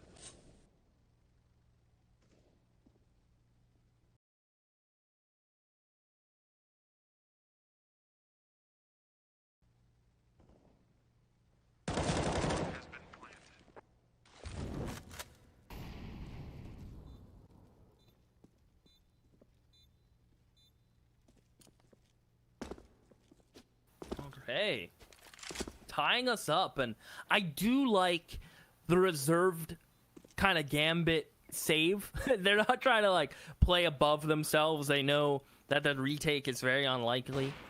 Complexity are gonna hunt you though. They have cash. They can afford to lose 2 to 3 guns here as long as they save the op and really hurt you, economically speaking. And Complexity know this. They're gonna hunt really hard. I don't know if Gambit will give anything up to them. Inter's tucked away enough. Yeah, Gambit will stop here. Or Complexity will stop here, excuse me. And we're all tied up. Just like that, the first half is negated. 10-5 to 5 in a row for Complexity. The first half is essentially irrelevant as we keep running it back with buy after buy after buy. And I wonder if Gambit youngsters are going to change something up with their setup. They are going to send 2 players B early and Shiro jump cat. That's the change. That's what Complexity want. They set a pattern and you break it. Right, just like no signs. You immediately break it and look at the setup now Gambit have to run with. Nafani on balcony should get traded out. Shiro, though, rotates over immediately to stairs. He does hit them both. And a good kills coming in already for Gambit, who shut this down. I'm so surprised on the rotate from Shiro. There must have been a sound cue. There had to have been something to allow him to just feel like he can jump out middle for free and come towards stairs. Blame F. Nice shot on Axile, trying to lift some pressure from Poison's shoulders, who has to fall back as Palace gets smoked. Complexity trying to break their pattern. And Gambit, and specifically Shiro, with a good rotate. I'm really curious to see what was communicated to allow him to rotate like that.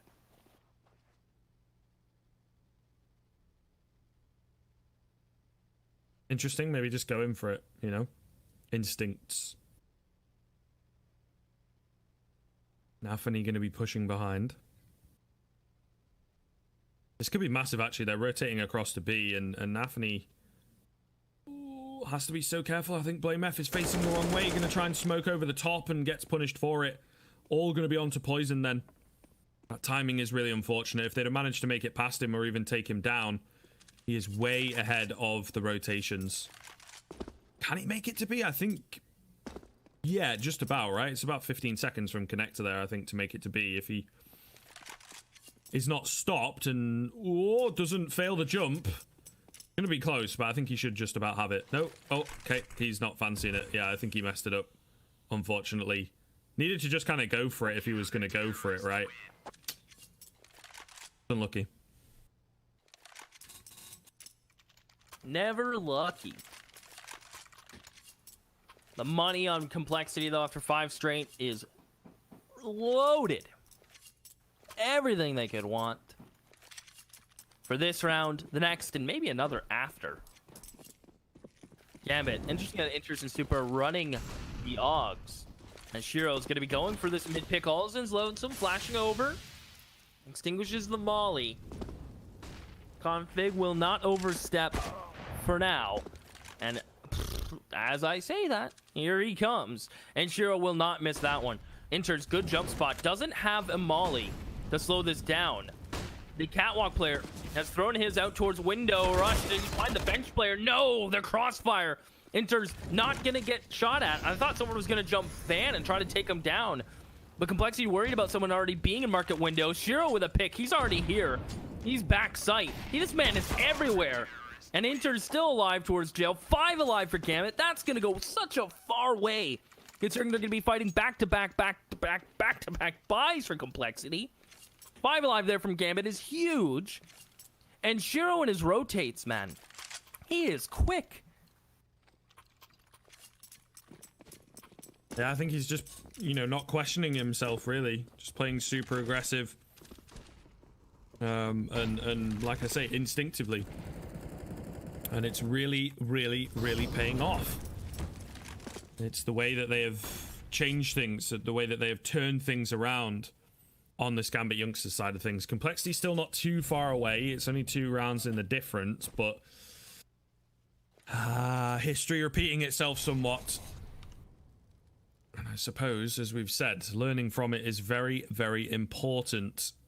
It is, of course, the pick of Complexity here, so you'd want them to be performing a bit better, and they lost it in similar fashion last week. So should, in theory, have improved and changed things up and learnt the matchup a bit better, but doesn't quite seem to have been the case. Their T-side definitely looking a lot more comprehensive here. And still not over yet. You know, I'm maybe talking a bit too preemptively. See what the plan is. The bomb is over at B. Meanwhile, there's 3 players on A. They're going to sell like a hard fake, maybe commit a couple bodies to it as well. Need to find some frags here. Gonna get mollied off, at least initially. Oh, Poison finds the kill onto Shiro, though, just so he looks away from the flash. Beautiful stuff. Meanwhile, the bomb shaping up to go across to that B bomb site. Supra, though, good for 1. Does get taken down. They're finding all the kills over on the A side. Rush still alive here. And the round should be pretty much over. 1 versus 3 for Inters. Meanwhile, the bomb going to get planted on the other side of the map. So really solidifying the fact. And Inters, he goes creeping in. Figures out there's no one here. Can't even see Rush, who is just going to wait nice and patiently. And might just try and save the AWP. I think he's a bit confused as to whether Rush is still around. Oh, there you go. Off angle from Rush. Takes him down. And it will be an 11th round for Complexity.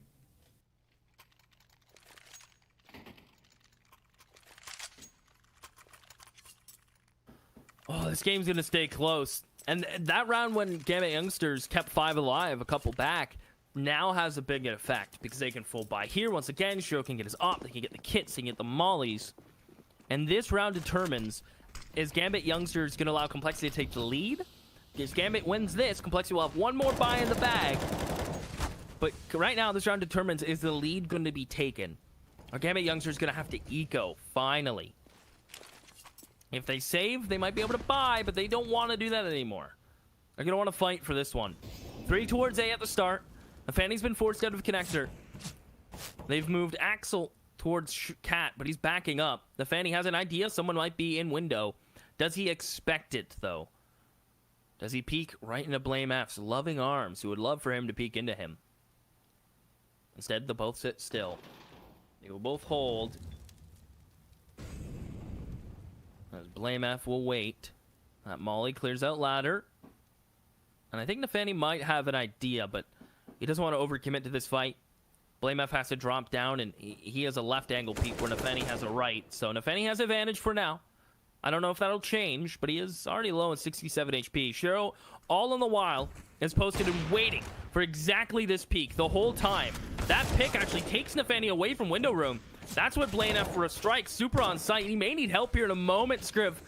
How is he going to get assistance? Shiro drops the smoke at his feet. Here comes Axile towards short. He loves coming through there quickly. And the catwalk flank, the push-up, they can rebuy. They rock the double op now. Complexity with another plant. Ugh. This is a force for them. Ooh. They want to keep Gambit Youngsters honest. They're angry. They're so angry. I think they're so frustrated with themselves, honestly. Hard to tell without being, you know, in the minds of the players, but all the same, hoped for better, and they're going to try and be better. Unfortunately, Config gets taken down very early on, trying to get aggressive through the smokes that they'd thrown. Meanwhile, over in Palace, where most of the pressure will be, Supra holding at CT. They have dropped down, and he's not quite ready for it. Gets taken down through the wallbang as well. Obo has got his number. Meanwhile, pushing forwards is Rush, going to get his hands onto an AWP. Might try and get it back to Poison, but no, not going to be the case. Poison playing anti-flash. Rush posted up. Meanwhile, Blame F holding the flank. Looking like a pretty good round for them, particularly if they can find Nafni. Will go creeping in, but gets taken down. Blame F ready for him. And Inter's having to wait for the rotation. Nice counter flash. The double coming in for Inter. Suddenly, it's being turned around. It's a 3 versus 2 in favor of the CT side. They don't have an awful lot of time to work with. Molly onto the bomb there, going to make life a bit awkward. Shero finds a quick one. It's all onto Obo. He can't get it done. Shero gets another. Are they going to get the defuse in? Yes, they will. The smoke comes down onto the Molotov. It's awfully close, but the 14th for Gambit youngsters. Complexity, letting it slip away.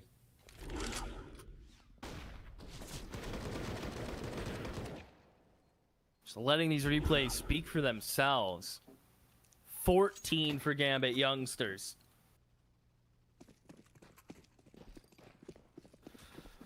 Whew, they are playing lights out. Complexity fighting tooth and nail for every bit of map control. Nothing is free right now, as they just spread out and play the go find a pick game with the Deagles. And Inters is doing the safe jump spot, not the typical far one. And Blame F knows he's been spotted. Molly will confirm it. Config though. Born in the Flames will sit behind it and just wait. As Gambit youngsters, though, playing relatively safe across the map. The player balcony might get caught up, might get traded, but Shero's here to hold and lock it down. Gambit youngsters just made... I mean, keep in mind, Complexity are not forfeiting, but not forcing either. So 15 is a little more easy for Gambit youngsters, which is an interesting choice for Complexity. I respect it. Their rifles have been good. If Config can double entry here, hang on a minute. Ooh! Oboe! And through the box, these Deagles. Only 2 sets of armor. I said they're not giving up, and you can see why. Nafani has to fight back. He knows there's even Config coming in through B. He wants to deal with him. This just got absolutely terrifying, and he's out. If he saves his gun, he can drop to Axile or Supra, but wow.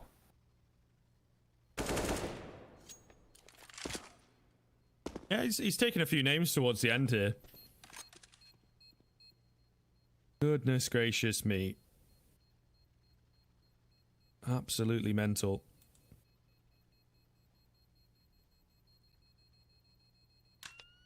Absolutely mental. As it's been a crazy game. Complexity have all these individuals available. They can really bring it. It's just kind of Gambit youngsters that have been the ones putting up the numbers. It's the first time we've seen Config get a big spicy round for quite some time, to be honest. So, and it is of course on the Deagles in classic Config style, but still. Consistency has been a bit of an issue throughout this game for some of the individuals on the Complexity side of things, and maybe that's the kind of round that'll spur them forwards. Nafani has an AK. That is it into this round. Going to get aggressive in the underpass. Takes down Blame F. And there you have it. 5 on 4 coming in. Obo has to be very careful. Molotov will go down, playing it nice and safe. But Nafani going to push forwards. Takes him down as well. What is going on? Config the next man. Oh no, he gets distracted by the USP. Complexity, not like this. The bomb is down. One man has managed to do it all. Rush gonna try and find the trade seer over on the A site. He will, but he's left on 2 HP. Oh man. One rifle and some good teamwork just gets this done from Gambit Scriv. They are going to get 15 on the back of this, I think. Unless Poise can do something unreal. He doesn't want to give the op up, even though he knows it could kind of afford it. Has to think of their own economy at the same time. Oh, this is so hard. Rush is going to try. Exile is tucked into the corner. 2 HP, gets caught reloading. Poison alone. Does find the player with armor. Hang on a minute. Ooh, that no-scope was so close, just over the head. And Gambit youngsters do get 15 on 1 saved gun and USP's Scriv. Nafani locking it out. And his teammates just group around him, swarm the bomb. A nice attempt from Rush, but if he doesn't get dinked there, I think that round might play out a little different in the end. But Complexity fighting on their map 2 AKs is all they get with Deagles. They've done it before. Can they do it again? Pressure is on. Certainly is. Ah, man. They're going to be kicking themselves after that one, but we'll see. These are the kinds of rounds that a team like Complexity seem to be able to pull out of the bag.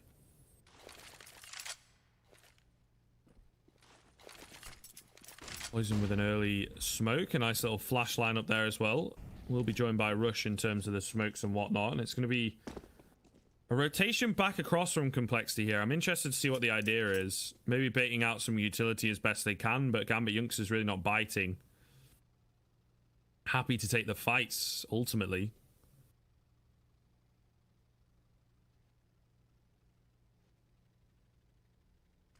Weird turn of events. They're going to go for the second execute from the Complexity side of things. Now the utility will come in. A great Molotov. Nice little find from Rush, however. Super going to get taken down. The site is an absolute mess right now. Poison inside the jungle smoke. Throws down a Molotov. Pushes Nafany away. So a 5-on-4 coming in. It looks like the bomb will go down in just a moment here. And Gambit Youngsters kind of thrown for a loop. What do they go for? Are they just going to look to save? They're going to wait for the smokes to dissipate, and then they will start to move in. But Shiro feels severely locked out at CT.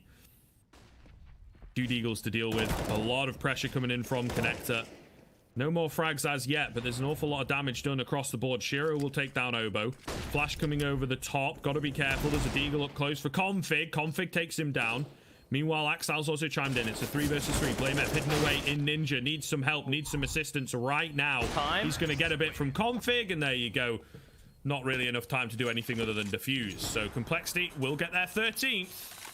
Beauty. But at what cost? Look how much it's cost them here, Keith. Yeah, that's kind of the issue I was thinking too. Is, I think Gambit Youngsters let 14 slip away. I think they're going to be really reserved here. Even though Axal could do something, and they've won around with like 1 AK and USPs before, I think this is going to be like another nade stack and an upgraded pistol round for them. I don't think they're going to chase, even though they know Complexity are going to be a little weird when it comes to the buy. They also understand Complexity that this might be a gamble Gambit Youngsters won't take, so they buy Mac 10s when Blamef could have bought an AK, to note. So, a bit of mind games. I think Gambit Youngsters, with this pause, are talking things through. Look, realistically, what can they do? Axel can buy an M4 and full utility, sure. Super has to downgrade. Nafany can get a FAMAS. Super has to get an MP9. Inters has to Deagle. And do you really want 3 of your best players to not have the best guns in their hands? Probably not. This is going to be an interesting pause and decision. Again, they're going to be playing for round 30, Scriv. And, man, the day of the underdog seemingly is today, Scriv. Yeah. Definitely a wild one this afternoon.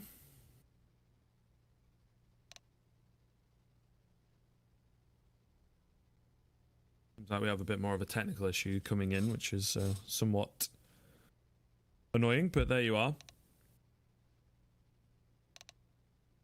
Hopefully should be getting back into the action. Yeah, indeed. So we hear all the ticks coming in. It is most likely going to be coming down all the way towards the wire. But who knows? Who knows? I suppose there's not the hero AK this time around, but they pretty much lost against the USPs previously.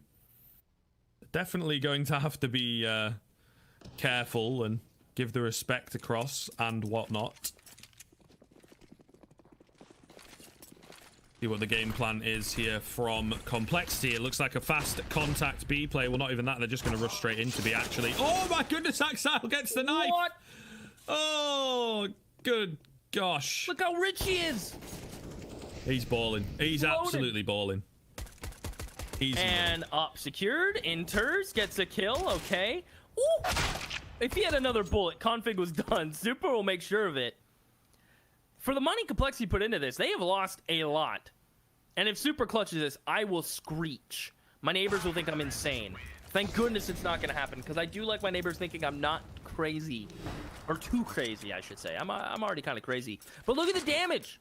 Complexity went in that with 2 Mac 10s, hoping to make money. it doesn't really matter. I was kind of seeing if it would hamper their buy. It won't. They manage it and drop guns appropriately. I was kind of seeing if it would hurt a little bit. And it does in Config's pocket a little bit, but nothing too crazy. And Exile making all the cash. An op for Shiro. And that's so scary when it comes out on the CT side. Complexity going for an op pick. Poison knows he's been jump spotting. That was a risky another jump. The molly comes in response. Poison will back on up. The nade's too shallow. And that's a rush up there with the bomb as well. This is looking like a cat split in a moment here. BlameF make group with Config or jump in the window and try to hamper rotates. Yeah, BlameF's going to be the rotate guy. This is a B hit. They've had so much success here.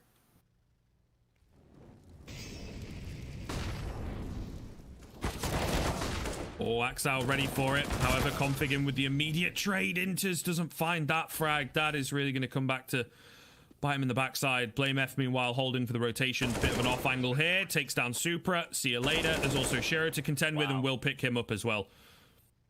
So, there you have it. The overtime certainly looking more and more likely. I don't think Nafany is going to find this 1 versus 4. I have to be honest. He's had a nice game. He's been playing well, commanding the troops.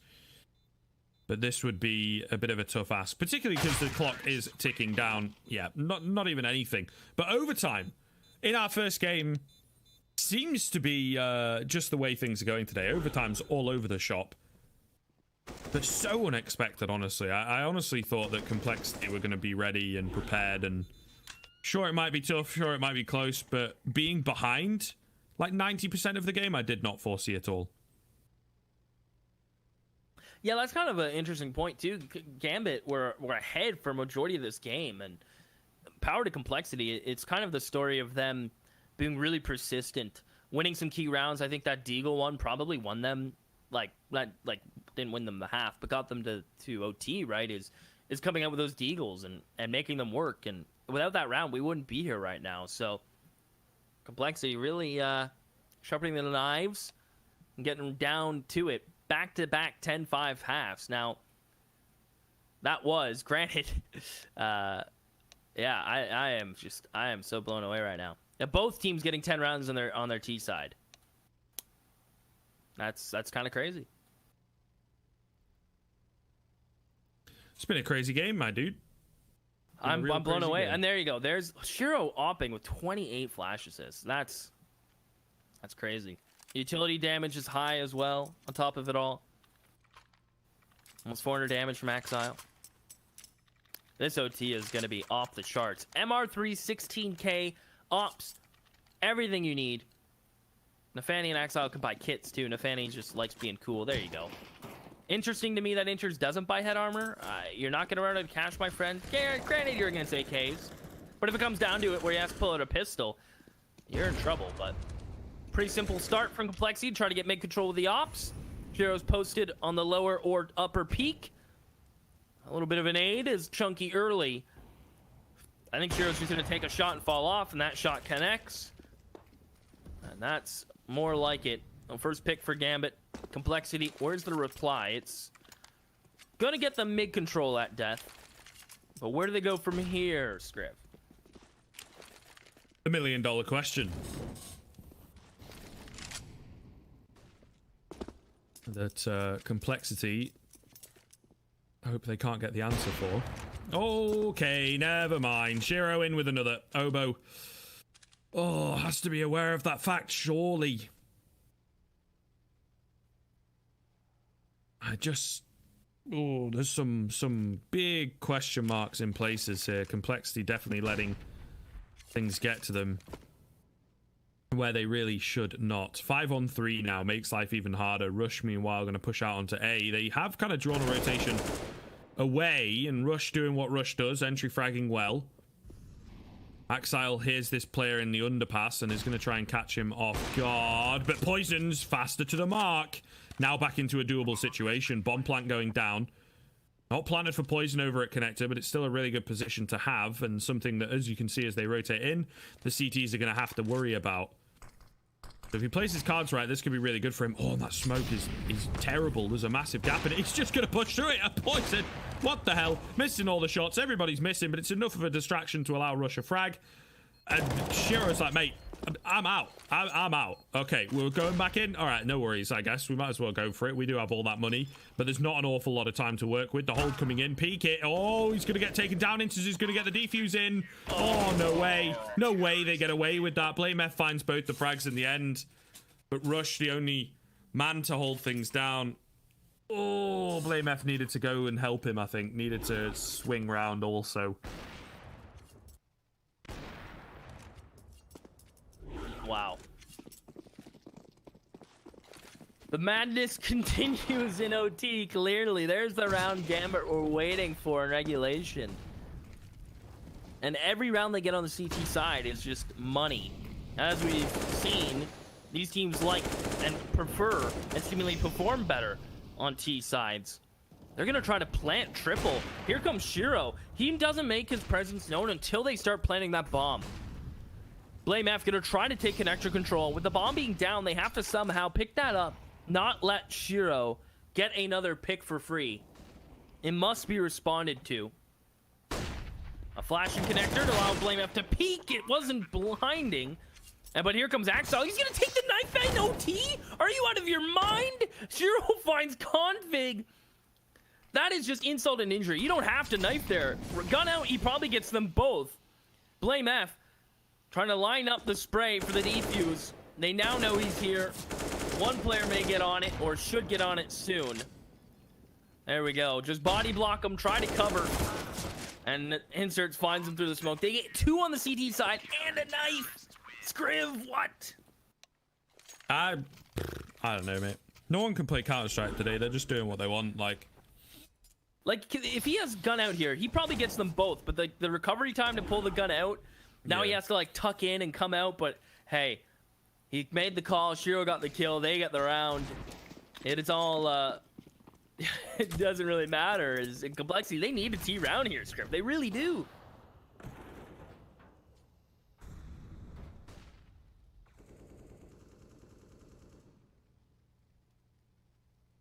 Config. Go creeping in. Needs to be a bit careful. Nafany is nice and close. In a somewhat unexpected angle. Going to continue pushing forward. Flash comes in. Config not ready for it at all. I'm going to go down. Been having a rough time. 28 deaths. Sure, he has 22 kills, but that is a high death count. So I feel like there's been a lot of rounds for him where it's like frustrating. And another advantage. Gambit youngsters look set to get themselves a flawless CT half here in their first bout of overtime.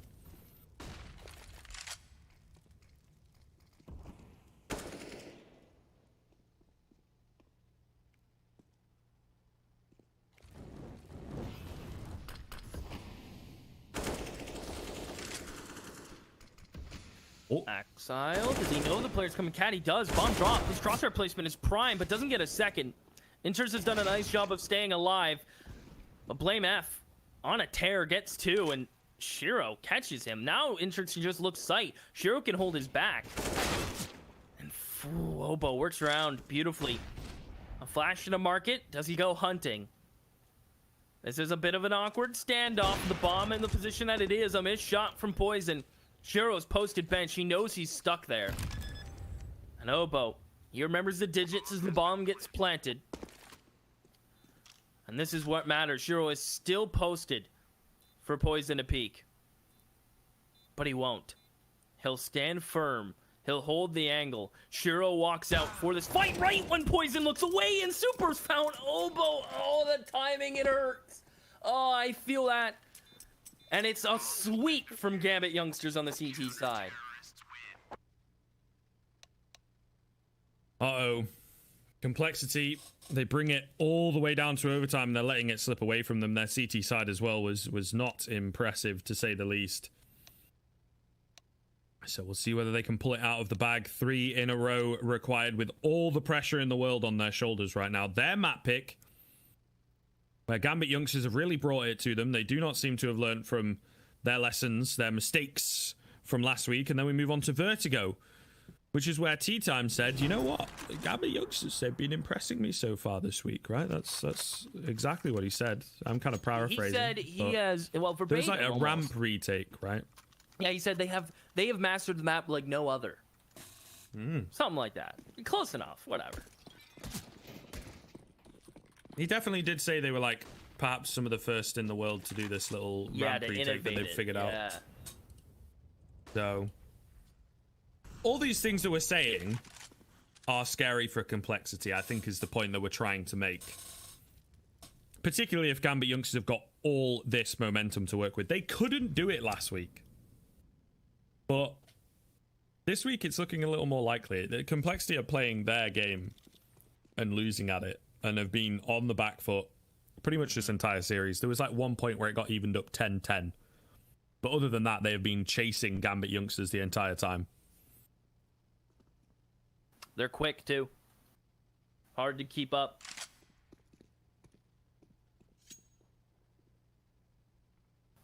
And here we go. It is going to be a full-on B execute with 5 players. Rush has no support. The cat player is going to be a little late in config. Will he get an up pick? He will. Are they going to keep peeking him? They need some sort of flash. There we go. They throw this smoke to try to get out. Config misses a shot. Is that his death? No, Exile misses. Config now going on a tear. 3 for him. Some luck, skill, and everything else. What a flick. Never mind. It's pure skill. You changed my mind, Config.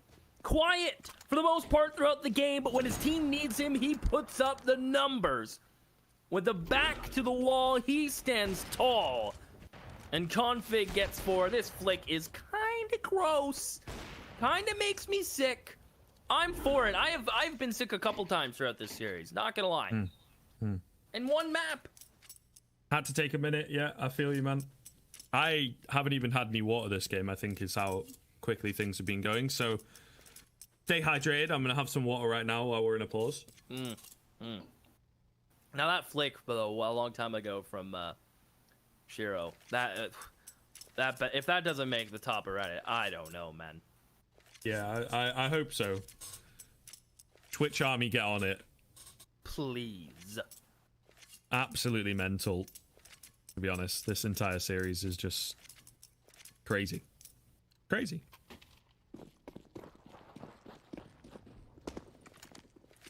Right back in it. Not too long to dwell on it. Poison, this nade towards top mid should be okay, and it's a bit better than okay, it's great. Double op from Complexity. Complexity showing you that config can op.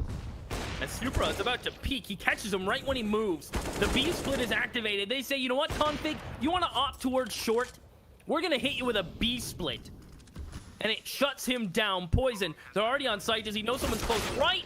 Does not matter. He goes alone. He'll die alone. It's Oboe to keep the game going. I already hear the chat messages. Can only assume it's GG, but Oboe, a man of talent. Can he do it? Keep in mind, Shiro's op is still going. Supra is posted on this.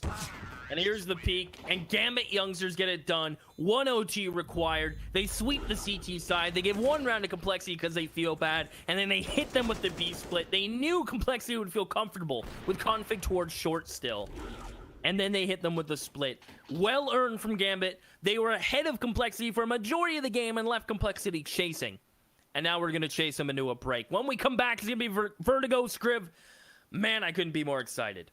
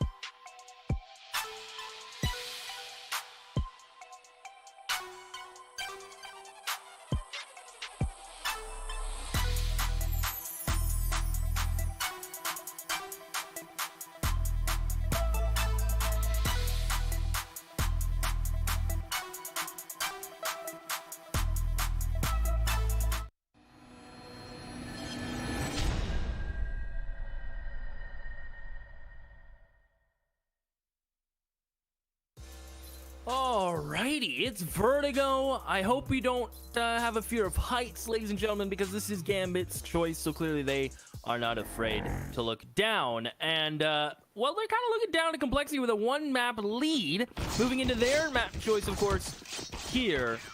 And, well, we've been hyped up a little bit. I mean, we've hyped up Gambit because rightfully so. T-Time hyped them up and said this is one of their best maps, and they're being very innovative and very creative on this map, coming up with things other teams have not been doing yet. There's a ramp retake, apparently, that is super slick, and we'll see if Complexity are ready for it. I wonder if they know how ingenuitive the youngsters are. I mean, last time they played, it went well for Complexity, but have they youngsters really changed much since then? Yeah, that's kind of the question. How much have they learned from that? I think ultimately Complexity losing to Gambit youngsters doesn't seem to be much of a learning experience for them, but I feel like Gambit youngsters will learn so much from these games against Complexity. It's beautiful for them in that sense. But yeah, we'll see. Complexity, I based off the previous map, don't think they're going to be massively prepared for the way that Gambit youngsters are going to approach this here, and maybe how they've changed things up, particularly because they won the last time around. It's going to be difficult to tell. It was a incredibly one-sided game the last time they played this map. But Gambit youngsters really come to play today. It does go all the way down to the wire, but they look like they were in the driver's seat for most of that first map. So Complexity really going to have to turn things around and play a different kind of Counter-Strike if they want to be picking this one up here. Poison spots him out. Ooh, Nade going to go in. He's going for another peek. Interesting from Complexity, by the way. They have 3 players with full utility, or at least the fullest available that you can get in a pistol round. Nade not going to meet the mark, though. So that first nade from Poison, excuse me, is certainly being wasted. They have 4 HEs across the board, though, here, Keith. This is a little mad. Wow. I wonder where those are all gonna go. Probably towards the bomb planter. They all know the bank nade. Will Gambit youngsters bait it out? That's what I want to see. And Inters is gonna plant in an off spot. So if he planted at the regular boxes, he would have eaten a nade. I'm surprised they held on to them. Where are these 2 other ones gonna go? Axile spots that player peeking from heaven. Inters stuck on site. He may end up getting naded. When he gets a good fight on Config, here comes the flash. They're actually team flashing as well. Inters given another fair fight, but does not win it. Keep in mind, this bomb's sticking very low. Rush has a kit, has to get on it. The smoke doesn't quite cover it. Axile can just keep peeking, forcing them off. Supra comes in through the smoke, and it's a slaughter, and it's BlameF alone. He's grabbed the kit, but no time, and he has to run. And he's out of ammo, and he's gone. Gambit youngsters win the pistol.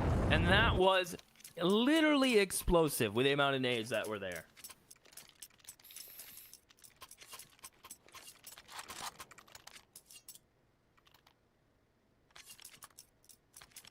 And yeah, not explosive enough.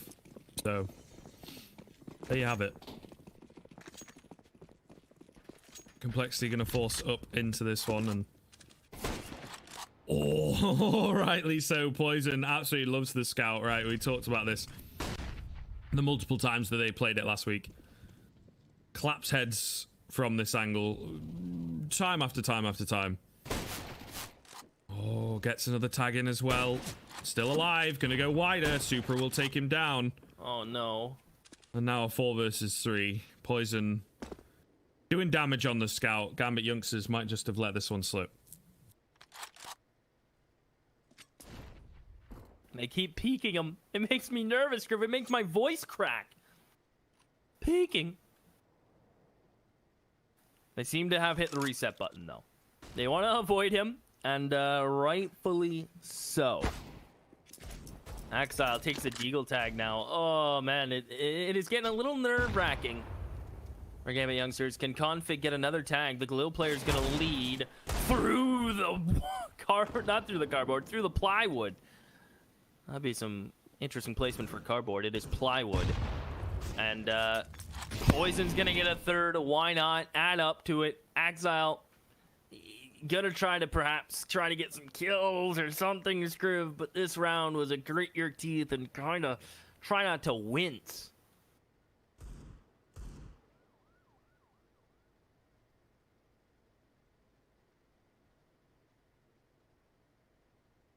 Especially if they survive with every player still alive. I think it will look like that case, but only because Axile is saving, I guess. Oh, Gambit youngsters. It's gotta hurt. It's really gotta hurt. It's just kind of a question of how you recover it back. I don't think facing into poison time and time again is the best way to do it. But there are a lot of moments in that round, to be fair, that just work against them. What can you do kind of situations. Gonna have to stomach it, force up, and try and go back again. But Poison, of course, is here at his favorite angle. Does get the tag in. The nade gonna go deep. Doesn't find the frag, but does an awful lot of damage.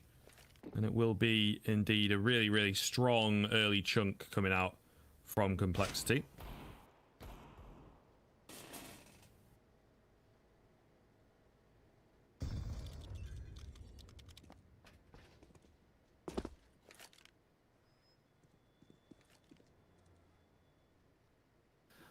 Oh, man. Things have gone from a great start to a questionable, rocky couple rounds from Gambit youngsters, losing to the Force. Now, the Force of their own has left them damaged heavily, limping their way into this.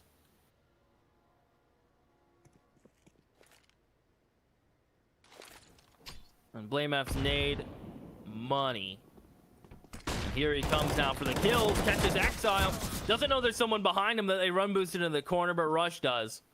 And it's Nafani and Inters hoping to get a kill. Banking on this mid flank and Complexity. They have this A site on lock for now. Rifles hasn't come out from Gambit youngsters. And I wonder when they do. Oh, okay. And I wonder though, when they do, I'll continue my point. Will this lockdown continue? Because it seems like Complexity really do have ramp under their thumb. They're really holding it down.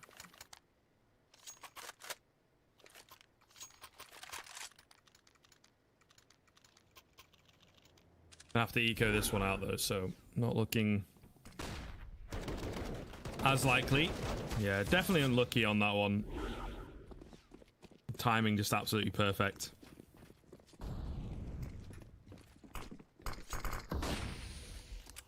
Not expecting too much here with the Glocks, and literally nothing but Glocks, but all the same. Hoping to find themselves perhaps an aggressive player, an overpeak. Double upset very early on here from Complexity as well. So not taking any prisoners right now. Beautiful flick from Poison. He's so fast. Blame F getting aggressive here as well, looking to find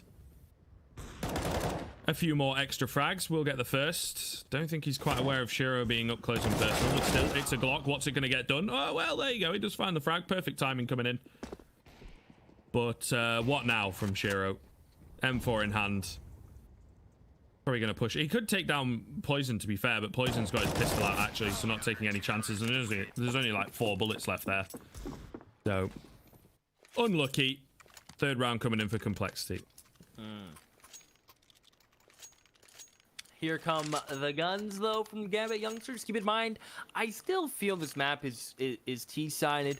Probably, like, anywhere in the range from 60-40 to 70-30. I think depends on the levels and the teams playing, but I do feel like it's T-sided. We'll see if Gambit with guns can fight back. Shiro with the op knows how much Poison loves to take a fight towards ramp. He's going to find a very tight angle and just hope someone from Complexity will push down. Well, Nafani may have a duel with Rush here in a moment. Config's kind of posted for first contact. Rush will be second. There's that battle of nades towards B I was talking about in the pregame. And everyone's just going to sit and just wait right now, Script.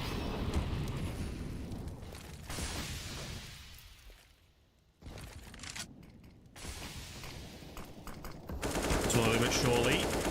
Axile trying to throw a spanner in the works. Unfortunately, nothing coming.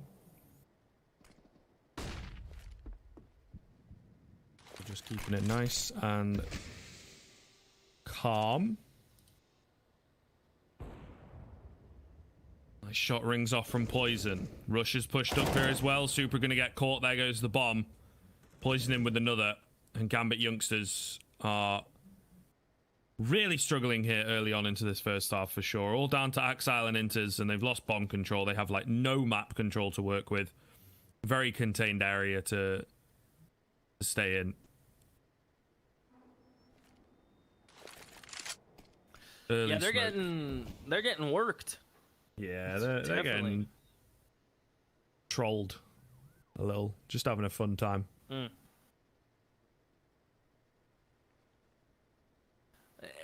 Complexity is doing a really good job of being very assertive in their map control. The B player isn't budging. He's fighting the head angles that the B player on the stairs has. They're exchanging utility, not a problem there. Poison is locking down ramp and wherever he wants to go. It looks like he's heading towards A this time. He's locking down those lanes, not giving anything for Gambit youngsters to work with.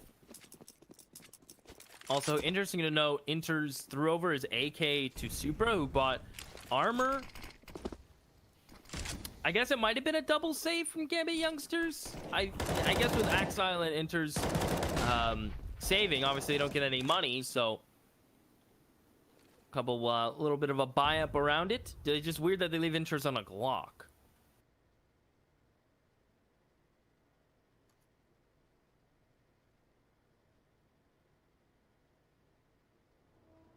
Yeah, I don't know, mate. You tell me. Like, bit of a wild one. They're just getting worked right now. That's pretty much it. Yeah, and they're just kind of like making weird decisions, I think, because they're a bit clouded in terms of the judgment and like the mindset.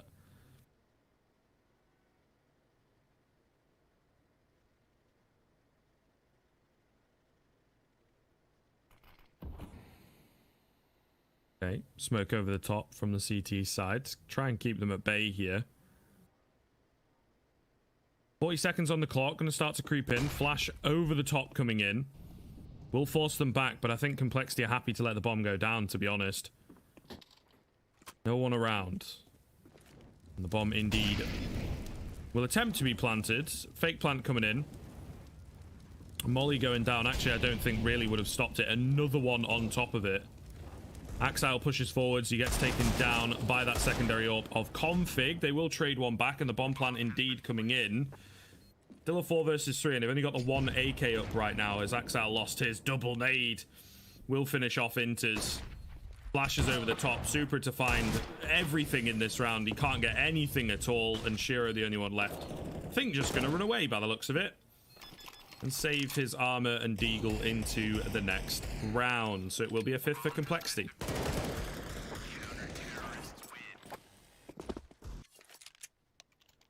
Well, here comes the buy from Gambit. I think it's time now for them to start to wake up. Shiro has his up. They'll have the AKs and full utility on everyone else. It is time now for them to show us that they can hang.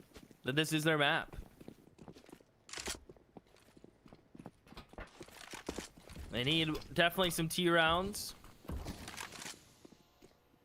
And Shiro is just going to hang out towards ramp. They'll trade smokes between the sides. And BlameF may just boost Poison up here and or vice versa. Looks like Poison's lining up some sort of flash or boost location. And up goes BlameF. And it's unspammable too, which is kind of interesting how they position that. And Gambit starting to get ramp control very slowly. No aggression from Complexity. Extremely passive this round. Seemingly kind of waiting for a set play from Gambit, but settling into the 3 ramp. Gonna let Shiro work with his AWP. Now getting the utility out of Complexity they wanted, but do they want BlameF to go for this? There's gonna be a flash. Either BlameF is going to sit here or there's going to be a flash. There it is. Spotted and sent back. Ooh, we're in a bit of a standoff here.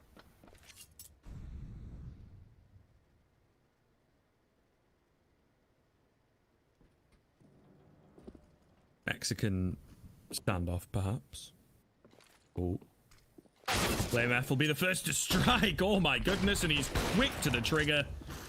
Shiro gets clapped. Config will take down Super as well into a 5-on-2. Exile does trade one back, but it's not looking too good here. Deagle spam around the corner. Inta's the only one left, and he is quickly dealt with by Config. 6th round on the board. Complexity looking to indeed repeat history, as they are absolutely dominating right now.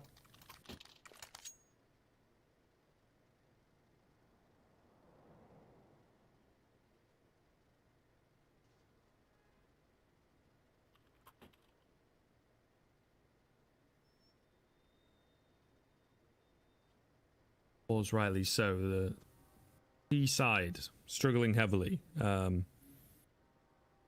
As you've said in the past, as people seem to be kind of supporting, it's a bit more of a T-sided affair, and it really is a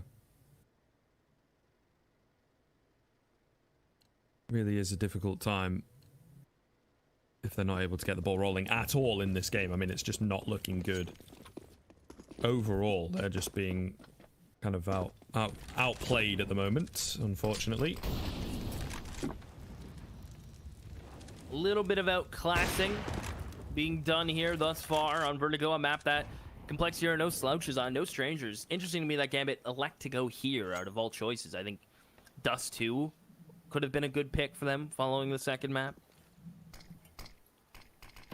I guess the excitement and pouring their hearts out on Mirage may have them a little caught off here, as Complexity have not missed a beat, playing just like they were near the end of Mirage, or should I say the end of Regulation. Maybe a pick towards B, but they have no utility to really capitalize on it. They need Rush to peak, they need Rush to perish. Otherwise, you know, Lock Inters gets run boosted in the site. There lays his body as the two players start to shut this down. Goodbye, Rush. But it's Shiro baiting the op shot, Deagle in hand, not 8 chance, 7-1, Gambit Youngsters. Again, this half isn't too far gone. It hasn't slipped past the danger zone, but it's certainly at the point where now Gambit Youngsters need a rifle round. They need something. Complexity are loaded and finding these rounds way too easy.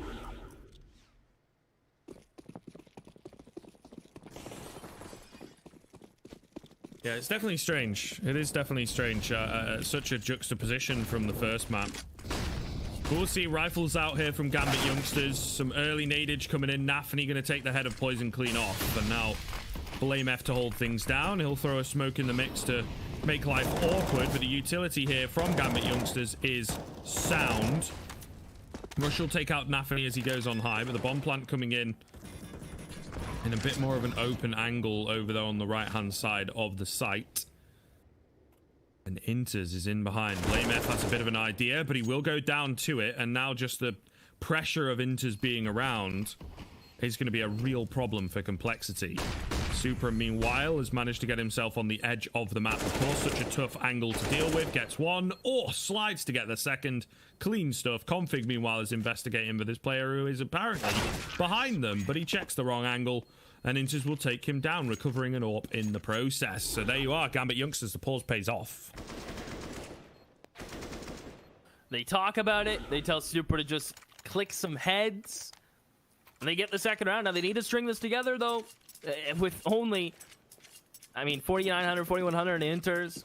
They'll buy next, but they really, really, really need this. Stringing rounds together is very important to try to break the Complexity economy. They have a chance, not here, but next to do so, but it all starts right here. Supra, again, going for that fight alone. I don't enjoy that fight. The CTs beat you there. They can post, they can hold. And unless you get lucky or slip through or have a bit of a one-way, it doesn't go your way, and that's a couple times Supra's gone for that. So, well run for BlameF, who I think's killed him in the exact spot twice.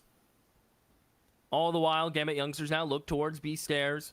They'll do the boost behind the plywood. Well, Exile catch Oboe, though, who is playing relatively safe. Going to be peeking on a flash.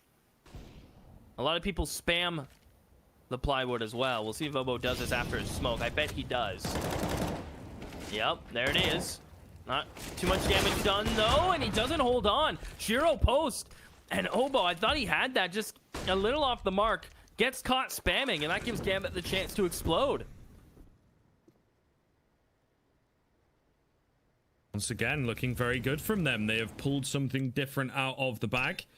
They'd really been trying their best over on the A side of things, and works in the previous round. Then coming into this one, they hit the B-bomb site, and that works too. They seem to have taken a bit of a reset, figured things out, and gone, hold on, this is how we play Vertigo, guys. Do you not remember? Like, do I need to spell it out for you? Maybe Nafany or Finn taking a moment to really talk things over in that pause, and it has paid absolute dividends, as they will indeed recover things back here. Towards the tail end of this first half, still room for Complexity to get back in themselves, and they have plenty of cash to play with, but signs of life from Gambit youngsters, which is good.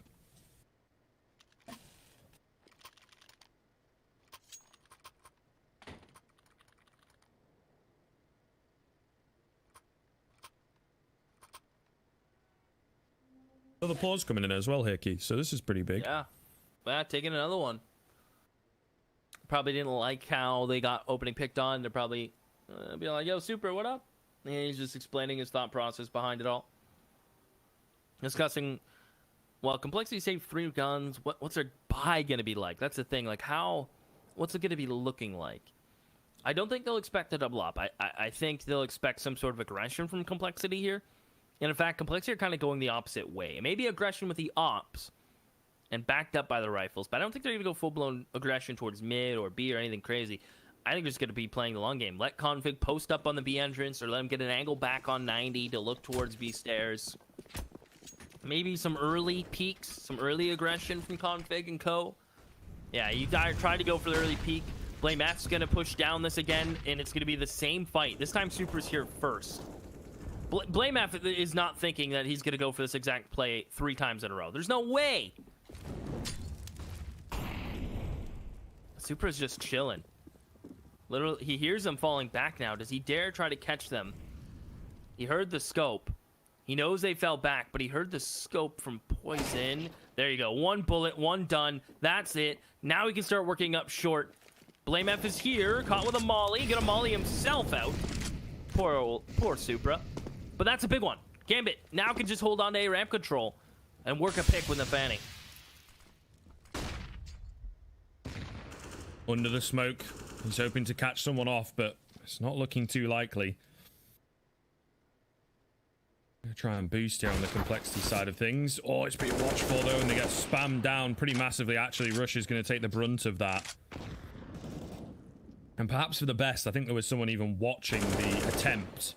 Nafany though, creeping in, ditches his AWP. And the AK works a bit better for him. Blame F gonna fall, 5-on-3, Config. Playing contact. Short, Supra gonna bait him out. And he's losing his teammates left, right, and center. Meanwhile, there is this player coming from behind once again in the form of Axile, I believe, this time around. Obo, though, is all by himself, and I think he seems to have an idea that there's a flank coming in. Is it even going to be needed? We will see. He almost gets that second frag, but he's on a bit of a time bomb right now. It is ticking, and it will in fact explode and take him down. Axile from behind gets the 4th round for Gambit youngsters. Here we go. Really starting to look a bit more consistent, and they have finally busted this economy. Blame F has got plenty of cash to buy an M4 for himself, but as a whole, Complexity can't buy. Poison has a scout, though, Scriv. That's basically like a full buy, isn't it? I don't think Gambit are going to let that happen again. And they are doing exactly what we said they need to do, right? Chain rounds together. Shiro is posted on the exact angle in which Complexity may want to like to push on. There it is. Config gets tagged. Nafany will peek. Great 1-2 setup there. The M4 of Blame F is towards B.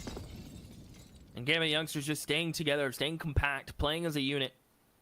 Don't want to give multi-frag chances to Blame F. Little they know he has a rifle, but everything's fine. And I'm curious to see if Complexity will break out the double op in the next rifle round. We've even seen Gambit youngsters actually break it out in the exact same round that Complexity did. So that's a little interesting thing to follow. Zobo gonna be baiting for Blame F, who actually gets fully mollied out. They hear this. They're gonna give chase. Obo, can he help? Too many players. Not enough bullets. The Deagle takes some time. As Rush gets here in tasteful fashion, but with just a USP and a nade, not a lot he can really do, as Poison will get heard flanking. Supra. Good crosshair placement. Gambit youngsters starting to heat up. They are a late half contender. Strip 5 on the T side. They can still make this really close, but they've at least gotten 5, which alleviates the pressure of next half pistol. But they need to keep going. They know they can get more.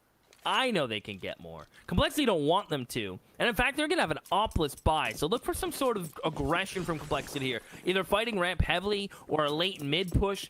Something's going to be a little funky here for Complexity. Gonna have to be in it, mate. They have hit a brick wall for sure, so something a bit different. Blame F gonna push up super aggressive here onto the scaffold. Big nade damage being done though by the T side there. Nothing coming for Poison spam, unfortunately. They're using a lot of utility to retain this ramp control, and Gambit don't look too bothered about it, really. We've got some players over at B trying to catch off an unsuspected defender, and they have some players at the ramp making sure that they don't push all the way down. But they don't fight it, and Complexity kind of spending a lot. Like I say, Axile has managed to get the boost up towards the hazard.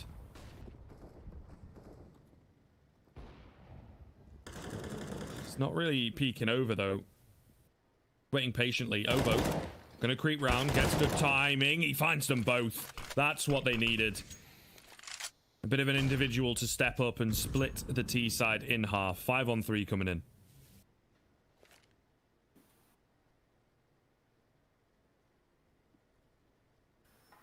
Five on 3. Will the refrag come in from Gambit? Shiro is on the hunt for it, and I don't think he'll be given a fair shot. Blame F is jiggling with a molly. 20 seconds for Gambit. They gotta go. Granted, they could save and buy. They are loaded on cash. But with 10 seconds, they really have to get going. They are saving. That is just that. No time to plant. Just going for damage. Don't want to die after time now. I mean, I guess it doesn't really matter. And they both die right before time ends. Inters as the only one who lives. And Gambit youngsters, they lose those 2 players and kind of lose themselves in the process. Complexity get up to 8. Gambit youngsters, of course, cash is set for the rest of this half, but now this is a big one though, Script. I am gonna say if Gambit youngsters win this, they have broken Complexity come next round. So this kind of determines is Gambit youngsters gonna get 2, or is it gonna be back-to-back hard-fought rounds?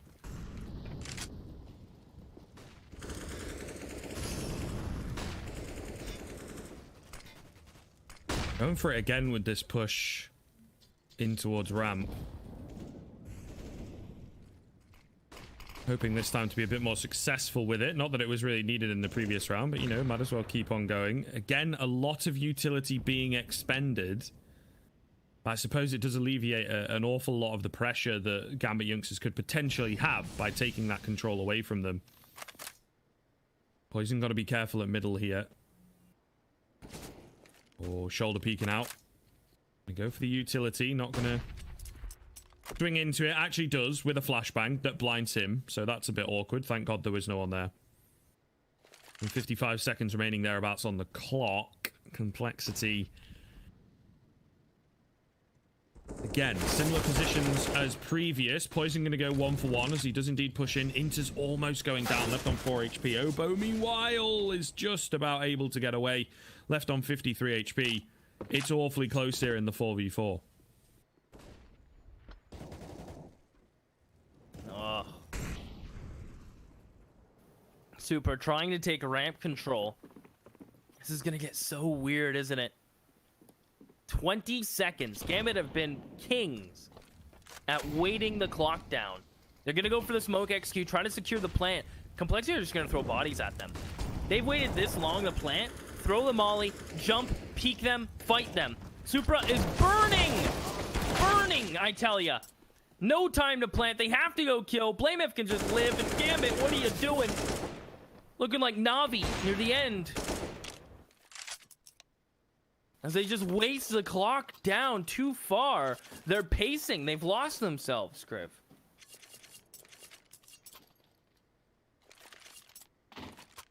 I don't know what to say, man. It definitely does seem a bit strange here. Really kind of being their own worst enemies, to be honest.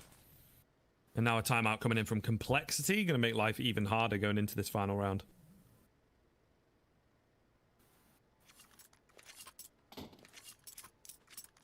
We'll see.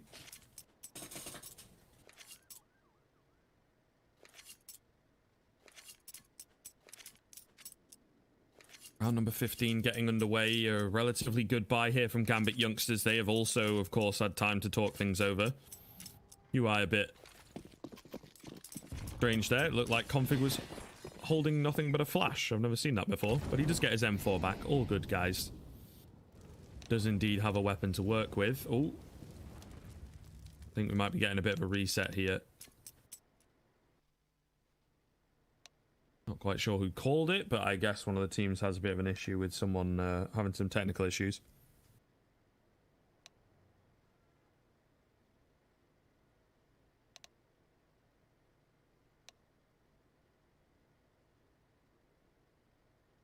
Man. I don't know if Gambit have done enough on this half, Scriv. I'm going to be honest. As a T-sided map, typically, Complexity are showing me the opposite, but we haven't seen Gambit youngsters abuse mid at all, Scriv. I know it's kind of a long, massive corridor, and you don't really get much for it, but what you do get is the pressure to tamper with Complexity's rotates, which have been lightning quick and really, really good. We saw last round, Complexity were all kind of positioned towards B mainly, a little bit towards mid.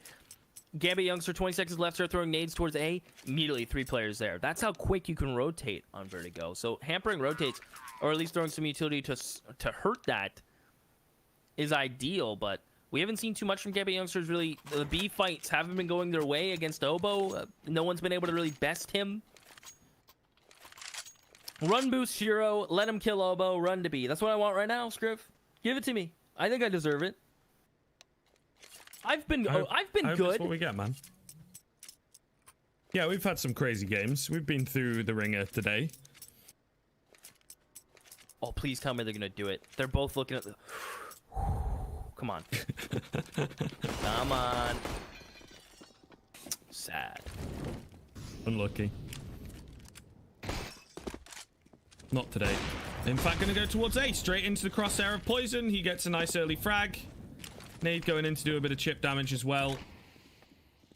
And that will be the opener that they were looking for. Gambit youngsters doing well to bring it back to 5. A 6th would have been really, really nice for them. However, does not look likely they're going to get it, unfortunately.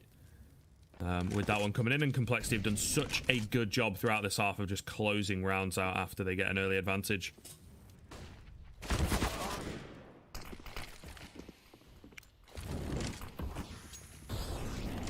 Will it continue? Spray through the smoke from Blame F.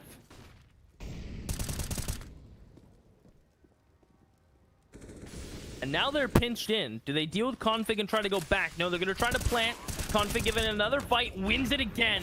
Enters in Supra, getting cut down now. 10-5 is where we'll lay. Gambit youngsters get the couple rounds. They seem like they're getting confident, then they just seemingly get down on themselves, waste out the clock a couple rounds, Complexity run it back, and now they're going to the T side, a side they're going to be comfortable on, as pistol matters. Not as much as it normally would, but there is still weight to it. 10-5 still makes pistol important, because you know now Gambit youngster is going to be a little on edge.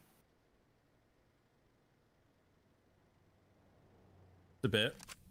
I don't think they were expecting it to be this difficult for them.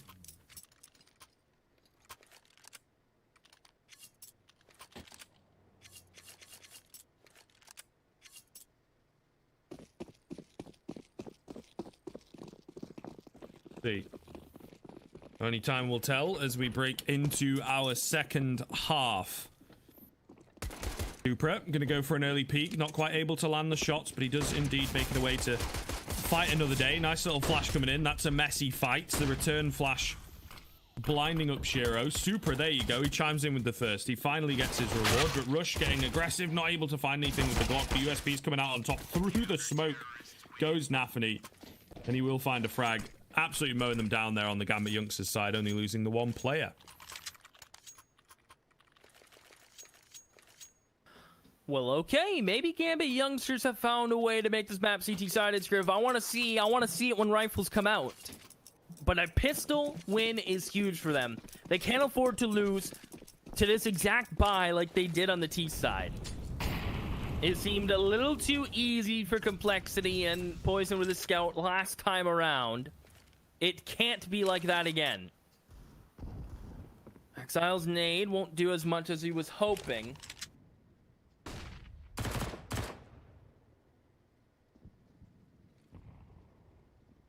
Exile will get a flash to peek on the back of it. Full blind with Poison. Good MP9 control. As Exile is going to push up. He's going to finally tank down Rush. Maybe some more. He was just going for money.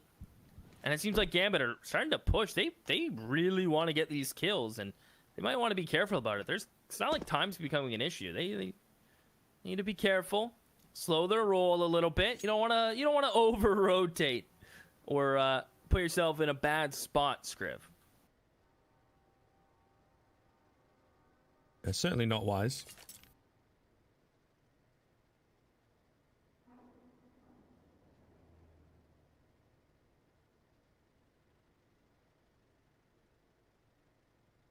Slowing things down here though on the Complexity side, grouping up pretty aggressively. They don't have a molly or even a nade to work with here against Supra. They're kind of banking on him not being here, I think. Flash will go in. Blame F got to be careful, got to be wary of. Meanwhile, they have pushed up short, but perfect timing from Nafany. And there you go, Supra's already taken down Blame F. That will be the round. As to be expected, it will be a 7th for Gambit youngsters. And facing off against the Force Buy should put them in pretty good stead to get an 8th as well.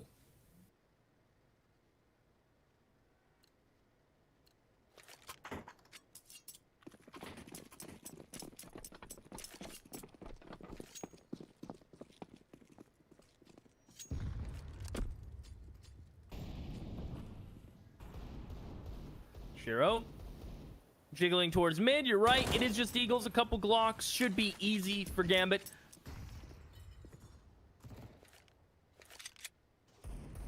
I'm trying to find a better word other than easy.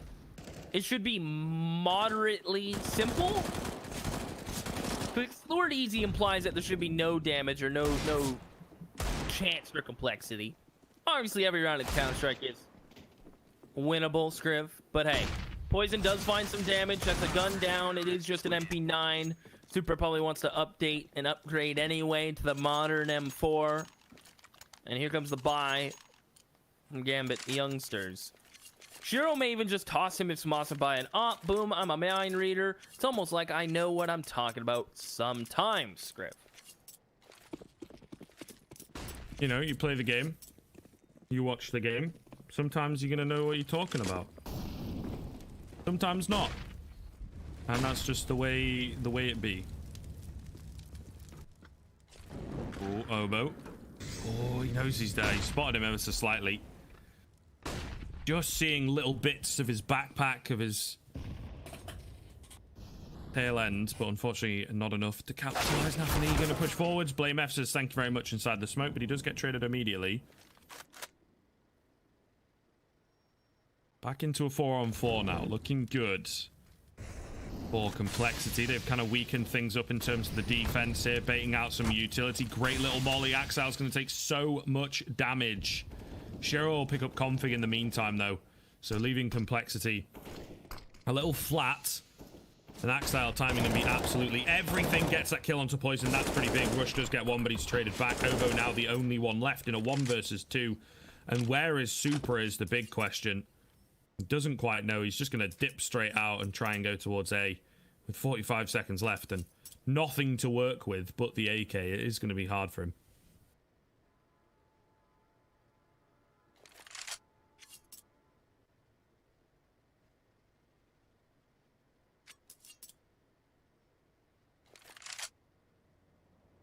25 seconds. He does have the site and the bomb to himself, Scrib. So Obo can kind of make a cheeky play and probably like plant for heaven and kind of bank that they don't check it. Kind of act like you're planting for ramp, but no. He's going to go for the safe play, can fall back to ramp or short or push for a fight. He's going to stick around sight. And this is the peak they're expecting. This is the peak they want Obo to take. Can they face him together? Flash comes out. Obo dodges it. No. It's a win from Supra. And Gambit youngsters get 9. And if we can see the scoreboard by chance, that is, of course, 4 in a row. Max Loss has built for complexity. And with that bomb plant, we're getting in the territory of bomb plants. And Max Loss equals buys for complexity.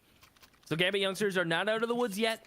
They're still trying to figure out how the map works. Trying to figure out which way is north, south, east, and west. Never eat shredded wheat. Don't forget to breathe when you talk. But Gambit youngsters are getting there, Script.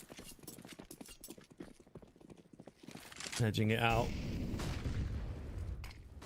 For sure. They are indeed looking good here on the CT side. This is where Big Man Tea Time sung their praises and might just be coming into the post game with a smug look on his face, especially if Axar gets a kill and is able to get away. Poison, okay, you do trade him. I was going to say, how are you allowing that to happen?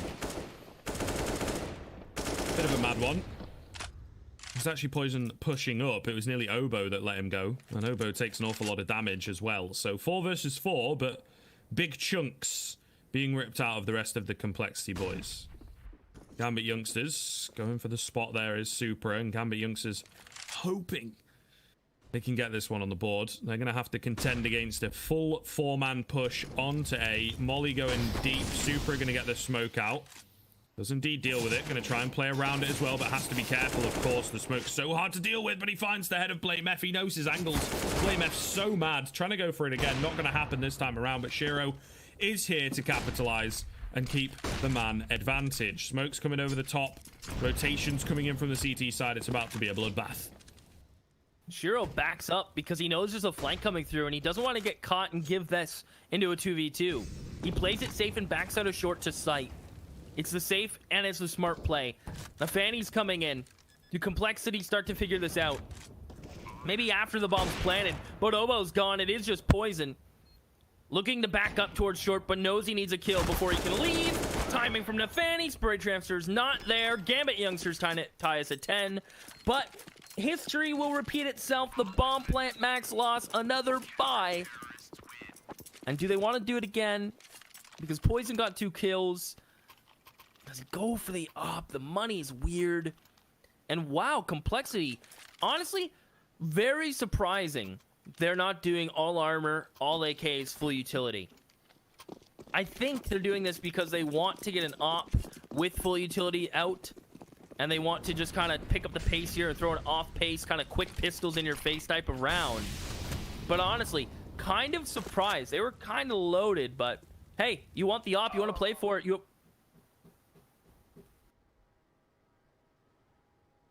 have rounds to work with.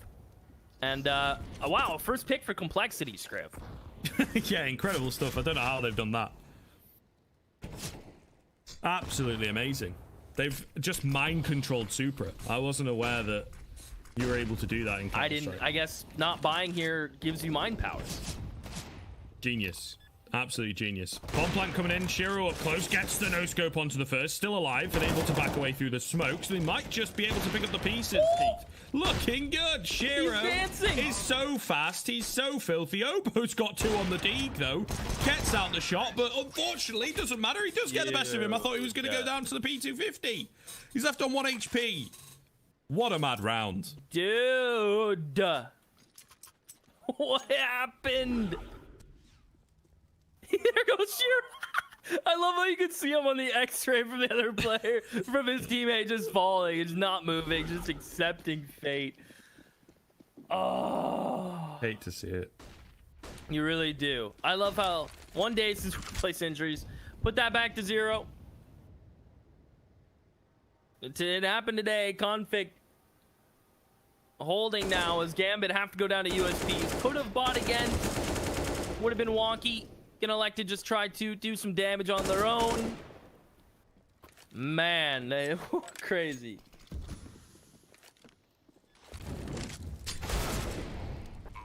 little bit mental. Looks like Complexity are going to find some stability here towards the end of this second map.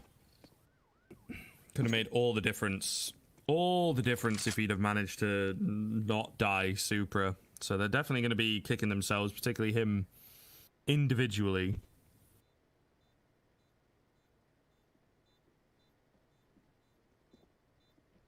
Definitely a pain, but we'll see whether they can bounce back. Super are going to take this AK into the next round. It is only 2 rounds. It's not the end of the world. They definitely can close the gap here.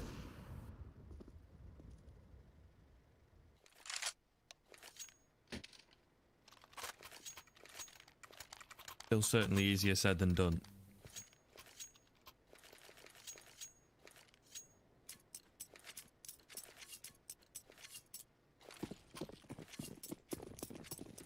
Just the one up. I'd be interested to see maybe they could go for a double up setup here, Keith, and pull something a bit different out on the Gambit youngsters side of things, but opting not to do so. Particularly when their backs are up against the wall. It's kind of around where you need something a bit different. Axile is about to meet their entire team.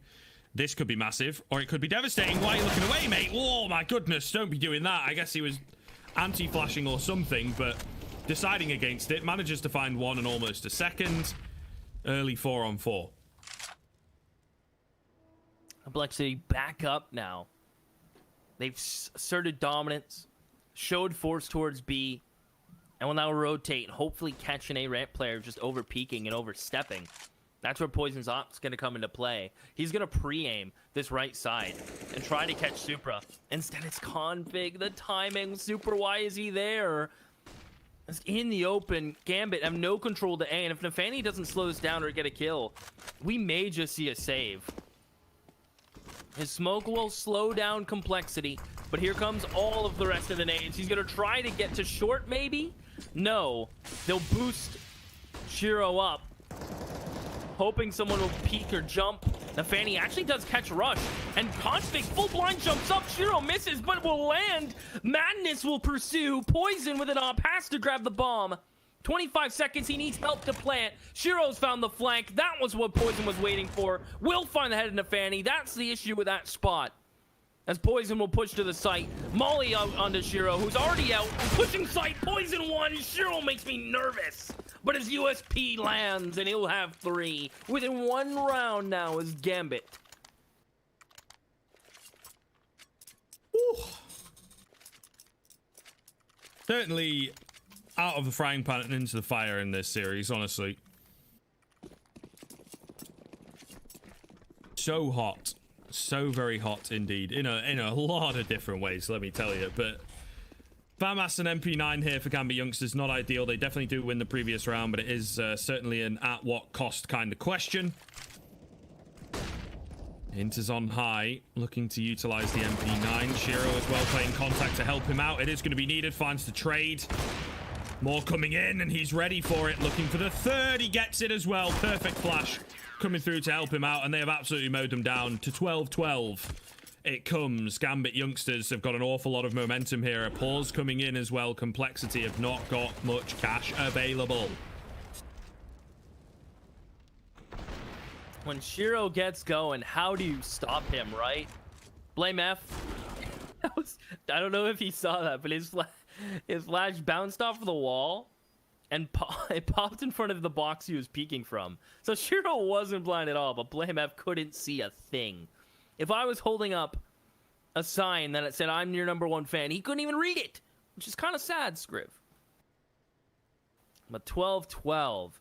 Inters will probably go for MP9 and just trying to make money, unless he doesn't have the best of reads on Complexity's money.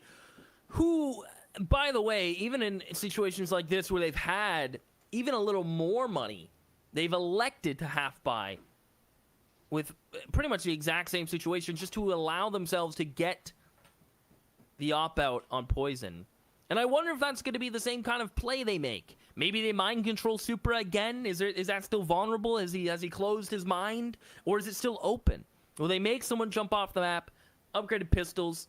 I think, based on the scoreline, Complexity would be okay going for upgraded pistols to confirm a buy next.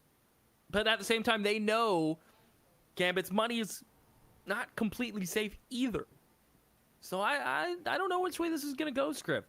Great match, and clearly Gambit youngsters prefer the CT side. They've been caught out a couple times. They've had a couple situations that makes me go, eh. But overall, Shiro's been the piece to keep them together. Certainly.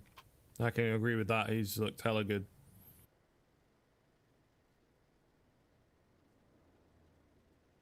See whether he keeps it going.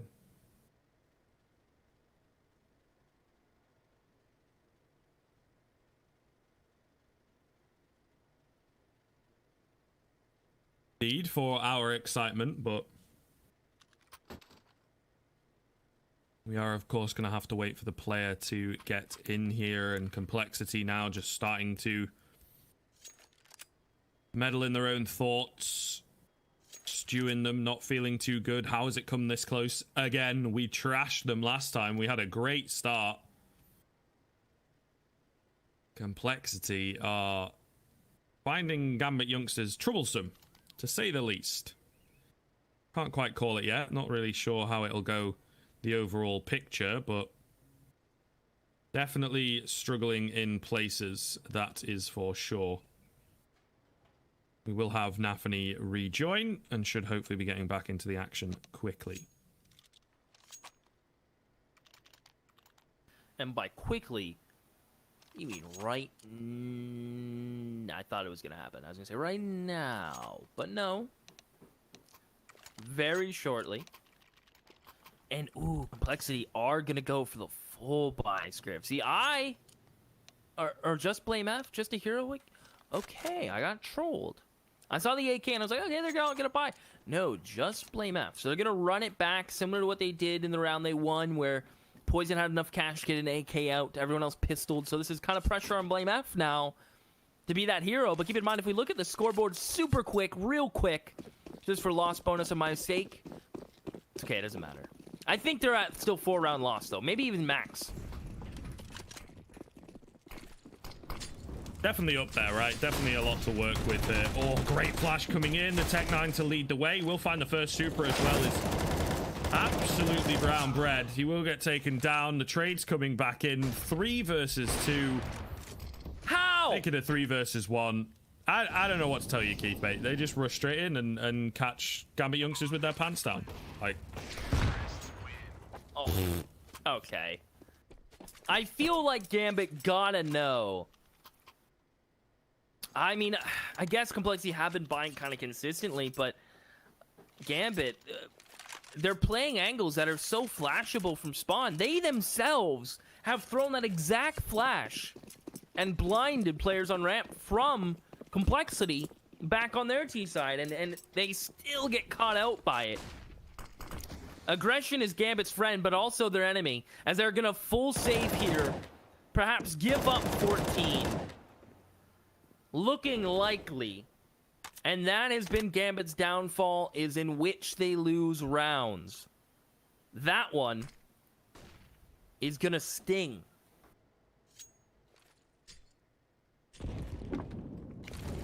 Pretty badly as well. Gonna be difficult to recover from. They are entering the sting zone.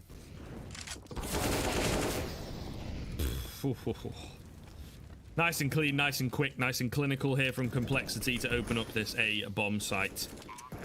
Once again, they are just about able to retain their lead and keep edging ahead. Gambit youngsters are not quite able to gain control. And it has got to be frustrating for them. They are the ones in this game where Complexity in the previous map were on the back foot. They're the ones that are pretty constantly on the back foot. So, see how it makes a difference to the mental. Axile is trying to creep forwards here and maybe catch an exit. Maybe give the bomb a tap. Nope, not going to get a chance. That's an old classic, you know, tapping the bomb to make them think you're defusing it and then they run to the bomb and die and, you know, 200 IQ. But unfortunately, they're ready. They're watching it. Either way, coming into round number 27. Complexity looking to clean things up, take us to that third map. Whereas Gambit youngsters Really want to get this on the board, really want to find themselves a bit of an advantage, as Dust 2, I think, is going to be a hard time for them, honestly. Yeah, I'd say 2-0, or it's going to be a little brutal. Supra on a deagle. Shiro has the op. He's delivered with it so far, Scriv. Can Shiro do it again and again and again? Gambit youngsters just have to work on not getting caught out of position, not being surprised when the complexity start taking the ramp control. We haven't seen this miraculous ramp retake yet. Perhaps it was all but luck last time, Scriv. I'm not sure. They are going to go ahead and back on up here. Super and Nafani going to start to work their way up. And Supra's going to go for a pick. He needs some luck. The smoke is not his friend. The gap in the sandbags will give him some vision, but that's about it. Shiro spots Blame F. Good for one. Doubles in. Yes, he does. He's the man to always find two, and Supra's Deagle will find two of his own. It's Obo alone. He's been here before, but it was verse 2 last time, not 5.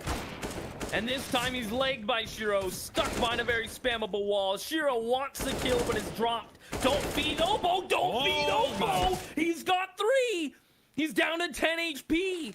And there's one player here as my voice goes. This round may 2 for Gambit.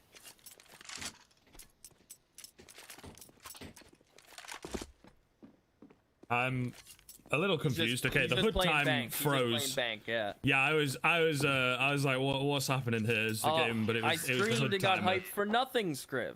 Oh goodness, yeah, he just plays it safe in the end. Does the damage? I think there's a voice of reason in his ear that says, "Get rid of the AWP. You know, you've done great damage. Save your AK."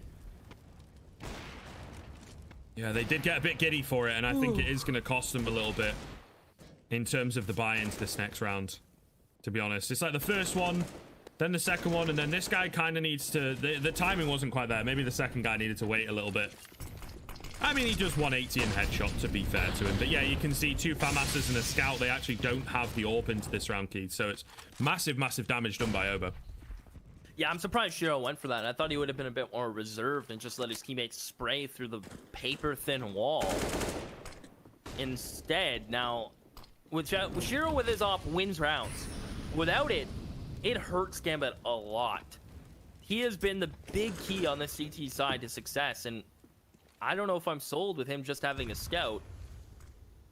Fanny looking like he wants to contest short. They're going to double push with FAMASs.